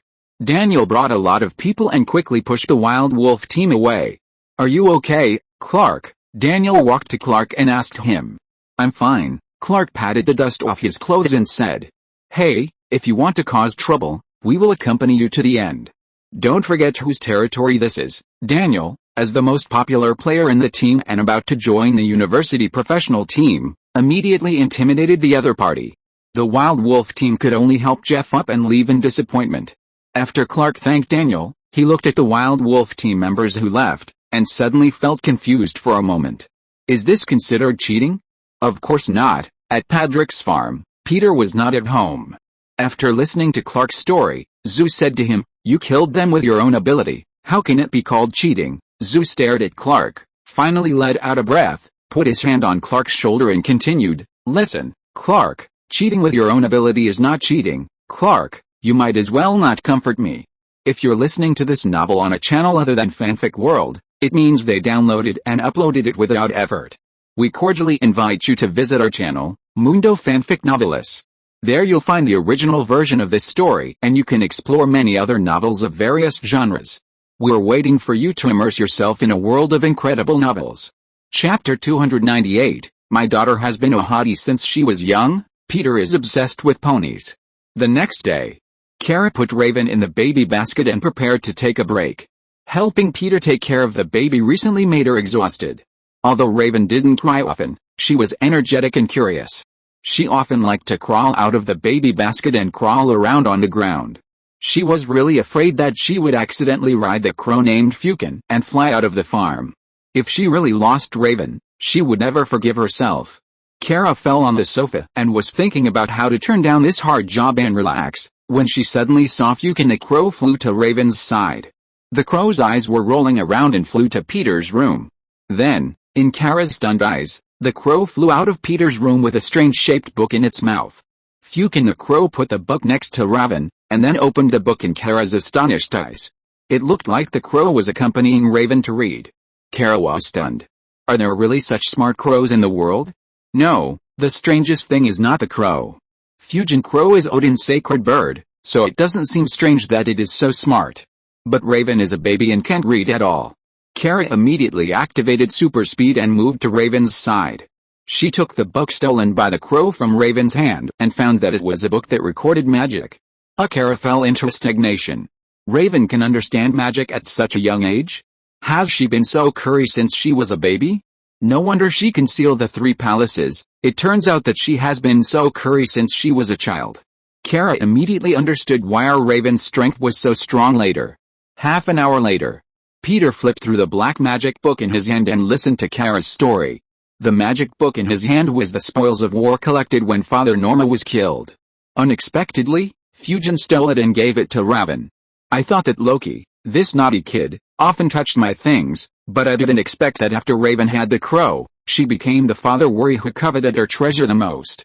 Raven can't possibly understand the magic in this. She just feels that the magic book makes her feel comfortable or novel, so Fukin found the magic book and put it in front of her according to her emotional perception. Peter glanced at Raven who was staring at her, and reached out to touch her face. No, little Raven, you are not suitable for this kind of black magic at your age. The black magic book is temporarily confiscated. Raven, she blinked her eyes, and soon realized that her baby was taken away by her father. She pursed her lips and immediately burst into tears. Kara helplessly picked up Raven to comfort her. Peter looked at the crying Raven and felt a headache. He asked Kara, "Didn't I buy a DVD of My Little Pony for Raven yesterday?" "I remember," Peter nodded and said to her, "Then play My Little Pony for Raven. Girls should watch this kind of healthy and harmonious things, not black magic." Half an hour later, Kara squinted her eyes and looked at Peter, who was staring at Pony on the TV screen intently without blinking. Looking at Peter who was fascinated, Kara couldn't help but secretly complain in her heart, "Didn't you just say that this cartoon is suitable for girls aged 4 or 5? How can a tough guy like you be obsessed with it?" Smallville High School. Daniel from the football team was driving Clark back to the farm. Curious Clark looked at Daniel's cool car with surprise on his face. "This car looks fully equipped, except that it can't fly," Clark said enviously. Daniel pointed to the button on the screen in front of the car. "Look at this, if you press this button, someone will help you go where you want to go. ATM, movie time, anything you want, accurate voice recognition, one click to help you take off. Pretty cool. Next year's will be more user-friendly." He drove the car and turned to Clark and said, "If you continue to play, you will have one soon." Clark was stunned for a moment, looked at the decoration of the car, and said, "I don't know if I can do it." "Daniel, you have been admitted to Metropolitan University. You are now the rising star of the town." "Clark, don't underestimate yourself. You are also the most promising player I have ever seen. I believe we will meet at Metropolitan University." Daniel smiled and said to him, "Don't underestimate yourself," but soon the smile on his face turned bitter. "However, college is not all beautiful. I have tried out in college. It's a business place. The more you get, the more they expect you to give back. You must go to the next level. You have to be a hero here." Perhaps realizing that what he said was too heavy, Daniel quickly changed the subject. "I think you should think about where to spend this weekend. Why don't you come to the party with me?" "No, thanks. I have to attend my brother's birthday party tomorrow, so I'm sorry." Clark remembered that tomorrow was Loki's birthday, so he politely declined the invitation. "That's a pity. I wish you a happy weekend." Daniel didn't care and smiled at him. Night. Patrick's farm. Peter watched My Little Pony with Raven for an afternoon, and still felt a little unsatisfied. "Dad, you watch TV all afternoon?" Star-Lord asked him in confusion. After he came back from school, he heard Kara say that Peter watched TV all afternoon. "No, I'm not interested in TV. I'm watching cartoons with Raven," Peter said without blushing. "Kara, you guys lie so naturally and smoothly." Peter pretended not to see Kara's eyes and asked Loki, "Loki, how do you want to celebrate your birthday tomorrow?" Without waiting for Loki to answer, Star-Lord said first, "Why don't we go fishing at sea, or take part in a visit of the space agency, or we go to Bora Cave for camping? This is what you want, not Loki." Peter turned his gaze to Loki. "What do you think, Loki?" Loki put down the knife and fork with food in his hand, shrugged his shoulders, and said to Peter, "I'm not a child, so I don't think we need to go to great lengths, Dad." Hearing this, Kara asked him puzzledly, "Aren't you only 5 years old?" "I'm not an ordinary person. I'm an Asgardian. My age can't be calculated the same as that of ordinary people." Loki coughed reservedly. "You can treat me as a peer of John and Clark. In fact, in this family, the only children are Star-Lord and Raven. I am an adult." He was indeed not very interested in how his birthday was celebrated. He only cared about what gift his father would give him. When Star-Lord heard what Loki said, his brows immediately frowned. It's okay for this guy to pretend to be mature, but why did he drag himself into it? Star-Lord was about to refute Loki when the phone on the farm rang. Peter got up and answered the phone. "I'm Peter Patrick." The caller was Officer Chandler. He said a few words to him and then hung up. "What's wrong, Dad?" Star-Lord saw Peter frowning and asked him. "A member of the Wild Wolf team was attacked and was seriously injured and unconscious and was sent to the hospital." Peter walked over and said, "And he had a conflict with Clark during the day." Azu asked him, "So, Dad, Clark is a suspect. It can only be said that there is a little suspicion. The police can't treat him as a suspect without evidence." Azu frowned. "But Clark can't do that." "Of course I know. Clark grew up in my eyes, and I know he can't fight with anyone." Peter picked up his coat and prepared to drive out. "I'll go out for a while. Kara, help me take care of Raven." Seeing Peter go out, Azu hurried to catch up with him. "Dad, I'll go with you." In the hospital. Peter had just entered the hospital corridor with Azu when Clark and Jonathan came up to them. "Godfather." Clark came up immediately when he saw Peter appear. Peter asked the two of them, "What's the situation?" "Jeff is dead," Clark said with a heavy heart. "When?" Jonathan glanced at the hospital ward and said, "An hour ago." Looking at Clark's gloomy expression, Peter patted him on the shoulder. "This is none of your business, Clark. I just pushed him. I didn't use any force at all. They said he fell into coma after he went back." Clark said confusedly, "I have always used this level of strength when I play rugby. It can't be my fault." "Is it wrong for me to play rugby?" "Of course you are not wrong, Clark." Peter twisted Clark's shoulders and made him look at him. "Look into my eyes, Clark. Do you believe me?" With Peter pinching his arm, Clark raised his head and looked into Peter's eyes. After a moment, he nodded to Peter. "It's me. I believe in you, Godfather. Since you believe in me, your father and I will make sure you're okay. We all know you didn't do it, so don't worry." Peter assured Clark that everything would be fine. Jonathan also whispered to Clark to comfort him. Late at night, Peter and Azu drove back to the farm. Azu stared at the dark scenery outside the window and asked Peter, "Dad, do you know who the murderer is?" "I'm not an omnipotent god. How can I know who the murderer is?" Peter shook his head and said to him, "But this kind of thing is not difficult to investigate, and the murderer can't possibly leave no clues." The car lights pierced the darkness of the night. Peter drove the car to a side road, slowed down the car, and said to Azu, "As long as we investigate the people the deceased had contact with that day, we might find something. Dad, leave it to me. I will find that guy out." Azu said that he would become a detective and help Clark clear his suspicion. The last picture will be released tomorrow morning. Thank you readers for subscribing. Go to bed early. Chapter 299 Clark stops playing basketball and saves the world. The next day. You've changed, John, Star-Lord said to Zhu on the playground of Smallville High School. The two were investigating all the people who had contact with the deceased Jeff that day. Most of them were from the football team, so Zhu came to the outside of the football locker room. Star-Lord was pulled by Zhu to help. Star-Lord was very surprised that Zhu didn't use violence to beat up all the suspicious people. When did Zhu stop using violence and calmly use his mind to solve problems? What? I said you changed and didn't rush in directly. No, I will never change. Zhu pinched his waist and said to Star-Lord, it's just that most of the time, my fists can solve the problem. Why should I go far away? Why don't you use violence now? I just want to prove one thing. Zhu put his hand down. If I get serious, there is nothing in this world that can stump me. I will be the most trustworthy person to my father, not Raven. He wanted to say something else, but saw a contestant coming out of the locker room and walking to the back of the locker room. Daniel from the football team walked to the back of the locker room, looked around, and said to the person he was talking to in dissatisfaction, I told you, Max, we are going to meet in private. What are you doing here? I brought a urine sample. Daniel whispered, you know this will attract other people's attention, but you said you would pay me today. I told you not to come to me. I will come to you. See you tomorrow. Daniel was about to leave. Max, who was carrying a school bag, pulled him back. You said you would pay me today. Men, this is what I deserve. Seeing that the two were about to argue, Daniel put his hand on Max. Max, who was shocked, felt his body paralyzed in an instant. Daniel pinched the other's shoulder and threatened viciously, now, get out of here. On the other side, Azu, who used his supervision to see the two arguing, narrowed his eyes.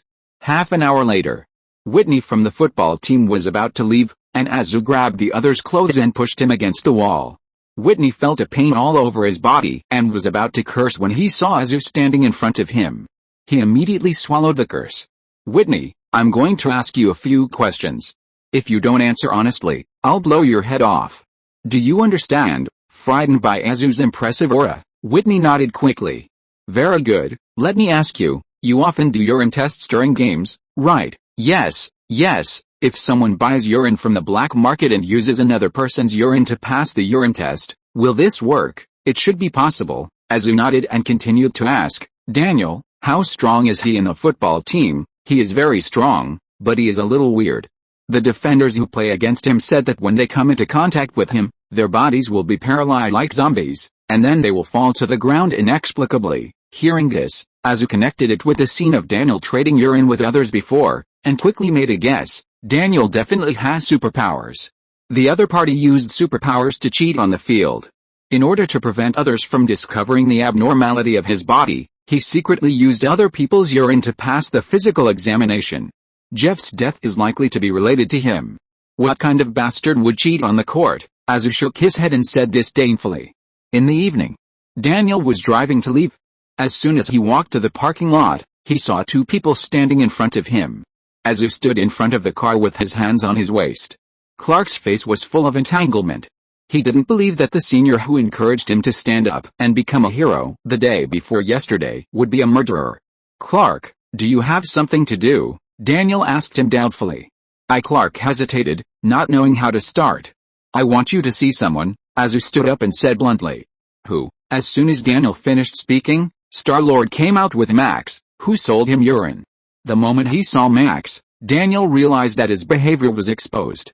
Bang! Azu grabbed Daniel's clothes and pushed him heavily to the front of the car. You killed Jeff, right? Daniel, whose head hit the front of the car, stood up and grabbed Azu's arm, and released electricity to him with both hands.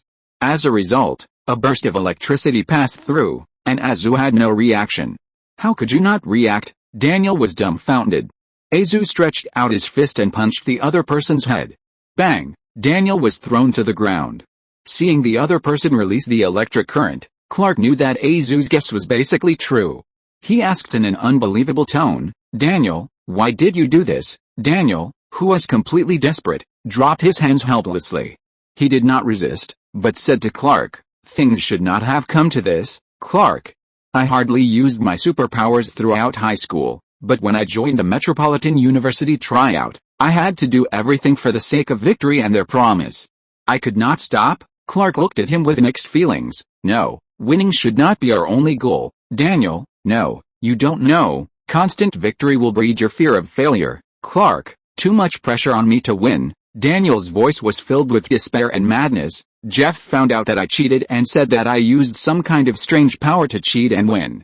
I can't let him do that. I'm sorry. Clark did not speak again. He looked at Daniel, who was in despair, then looked up at the dim sky, and his mood became extremely heavy. Paddock Farm. Peter handed Clark a cup of hot coffee. We would never have thought of it, Clark. Daniel looks like a good person. Clark took the coffee and said in a depressed mood, yes, if I get this football scholarship, my situation should be similar to his. I have to cheat every check and falsify every check. I have to keep it secret as much as I can. Godfather. I believe I can play ball like an ordinary student in school, but in fact, I have strength different from that of normal athletes. Clark paused and continued to Peter, Jeff is right. Daniel is unfair on the field, just like I can't choose my ability and football at the same time, so I decided to give up football. Peter listened to Clark's words and looked into his eyes. He found that Clark's eyes were unusually calm at this time.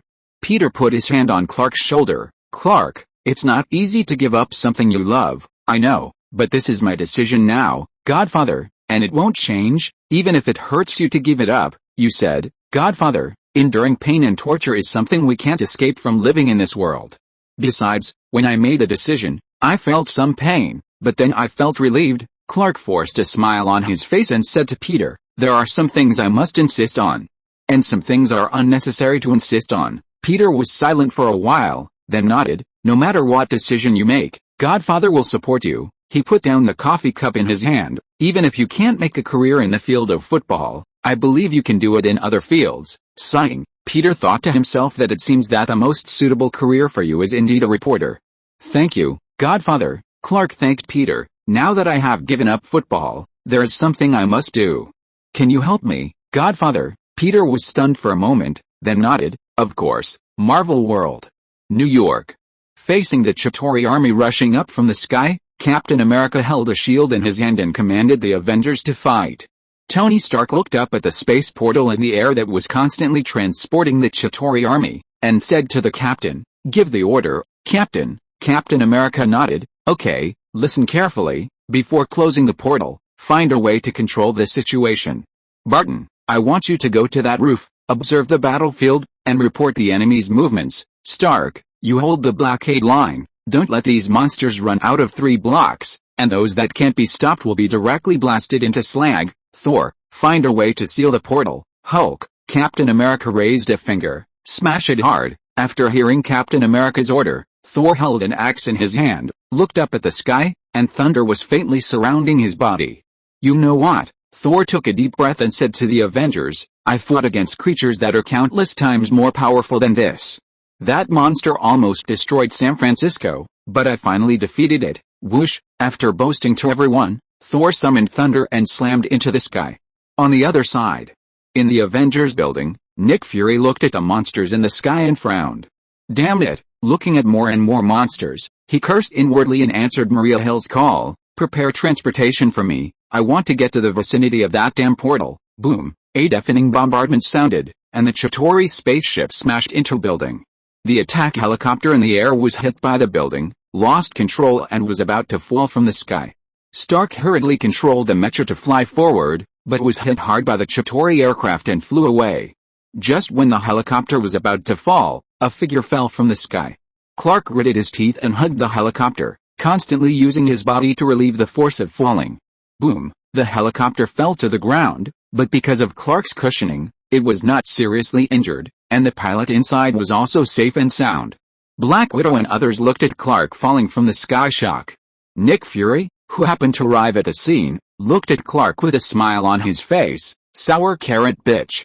This kid is finally here. Thor was using thunder to bombard the Chitauri in the air, and when he saw Clark's appearance, his inner emotions were also lifted.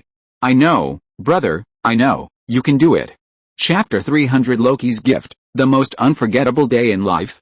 Sir, what happened? Maria Hill, who was unaware of the situation at the scene, asked Nick Fury. Nothing, my partner is here. Nick Fury hung up the phone and looked up at Clark, who was walking towards him.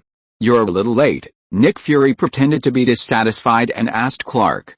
"Sorry, I was busy participating in the football game." Clark shrugged his shoulders and said to him, "You know, the school's football game is now at a critical moment, and the Wild Wolves are competing with us." Nick Fury's eyebrows moved and asked, "Then why do you have time now?" "Because I temporarily gave up my football career." "Kid, you make me feel guilty when you say that, as if I ruined a rising football star." Nick Fury approached him and said, "It sounds like I'm guilty of a heinous crime." "No, it has nothing to do with you, Mr. Fury." Nick Fury nodded, walked to Clark, and looked into his eyes with mixed emotions. "Anyway, kid, I'm glad you can come." "Me too, Mr. Fury." Zzz. Clark's voice fell, and his eyes shot out heat vision, knocking the approaching Chitauri away. "I have to act." Clark didn't bother to talk to Nick Fury.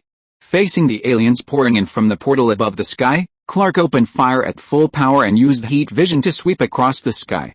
In just a moment, dozens of Chitauri in the air, along with their aircraft, were burned to charcoal and fell.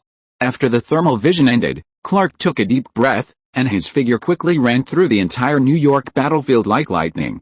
The number of Chitauri warriors was originally endless, but in an instant, most of them were reduced by half.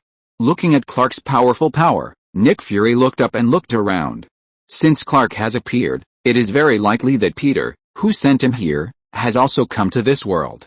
Looking around, he did not find Peter's figure. Nick Fury guessed that this guy must be spying on the battlefield somewhere. On the other side, Captain America looked at Clark, who suddenly appeared, a little confused. He did not expect that a superhero with heat vision in his eyes, speed and strength that were so strong that people could not believe it, would suddenly appear. "Who is he?" Captain America asked the Black Widow, who was fighting with him in confusion. Clark Patrick Kent is one of the sons of Peter Patrick. She participated in the Meowhammer incident and knew a lot about Peter Patrick. Black Widow looked at Clark, who attacked the Chitauri with a complicated expression, thinking that if Captain Motherland also came, her side would have a better chance of winning.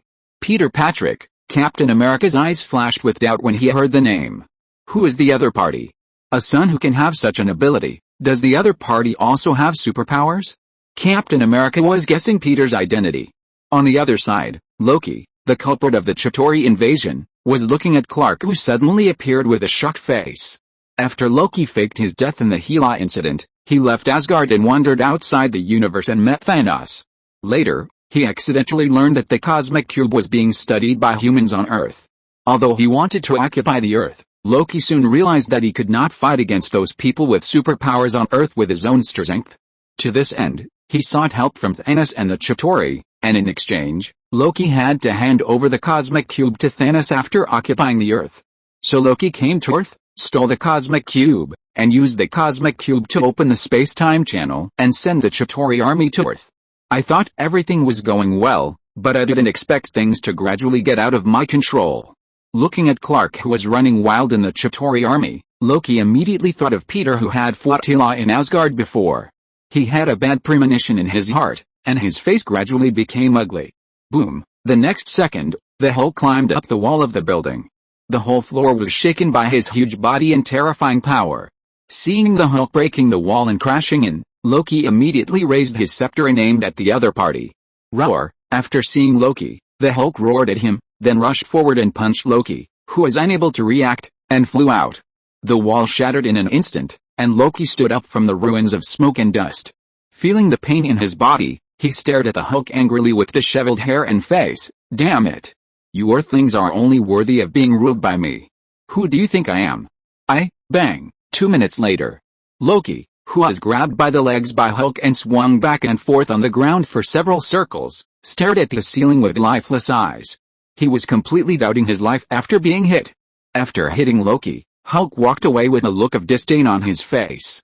What a weak god. Peter, who was suspected by Nick Fury of spying on New York at this time, had already left the Marvel world. After sending Clark to New York, he just took a look at the melee on the streets of New York and left. Originally, the Avengers could deal with the Chitauri. Now, with the help of Clark, who broke in, it was not difficult to kill this group of alien invaders. Whether he joined or not, it would not have a big impact on the battle situation. So Peter did not stop and returned to the farm. As for Clark's safety, he believed that as long as Thanos did not take action, no one should be able to threaten him. Afternoon. Metropolis. Peter drove Loki to Boracay. Today is Rocky's birthday, and Peter decided to take him to Long Beach for a stroll, and then go back to celebrate his birthday. As for why Long Beach was chosen, the reason is that it is the most prosperous resort in the metropolis. There is an endless stream of vacationers on the island. Looking up, the White Levee, a white arch bridge standing on the gray and white foam, the Manahawkin Bay Bridge is majestic. Rocky sat in the car and looked at Peter speechlessly. He now doubted that his father did not come to Long Beach to celebrate his birthday. It was because his father had planned for a long time and wanted to come here to enjoy the sunshine, beaches and beauties. Shaking his head, Rocky suppressed the idea that might make Peter embarrassed. He asked Peter, "Dad, where is Clark?" He decided to save the world. "Clark is not participating in the rugby intercontinental competition?" Rocky asked curiously. Peter shook his head and said to him, "No." Clark suddenly realized that there are more important things in his life than football games. Loki's eyebrows moved, and he looked at the scenery flashing outside the window. Clark sounds like a knight of light, but it must be difficult. He can't dispel the darkness alone. "Dad," while driving, Peter said to Loki, "You're right, Loki, Clark is a knight of light." After a pause, he continued, "Where there is light, there is darkness. Where light and darkness fight, shadows are born. The same is true for the human heart. There is a light side and a dark side. All hatred and troubles, suspicion and paranoia will be woven into shadows in the human heart. For mortals, it is difficult to resist their own shadows, let alone solve problems for others, so they yearn to be saved, so they need someone to release light to illuminate the hearts of people who are hesitating in the shadows." Loki was a little stunned when he listened to Peter's words. After a while, he looked at Peter with surprise. "Dad, you don't want Clark to be such a person, do you? You are too cruel." "Dad, Peter, you are still lecturing your father." Peter slowed down the car and glared at Loki. "I plan to train you to be such a person. Is there a problem?" Seeing Peter angry, Loki immediately shut up quietly. Under Peter's driving, the car finally arrived at the end of the levee. From Bay Boulevard to Barnegat Road, pine trees broke out of the sand and soil and towered into the sky. After parking the car in the parking lot, Peter and Loki got out of the car and walked towards the beach. The father and son crossed Green Street, past a small surf shop, and then past a miniature bait shop. Arriving at the beach, looking at the beauties wearing various cool clothes on it, Loki sighed helplessly. "It seems that I still have to keep the matter of finding a partner for my father in mind. Even if Queen Frigga doesn't work, I can try other women." He was now 100% sure that his father bringing him here to swim was fake, and it was real to see the cool beauties. Peter didn't know that Loki was complaining about him at this time.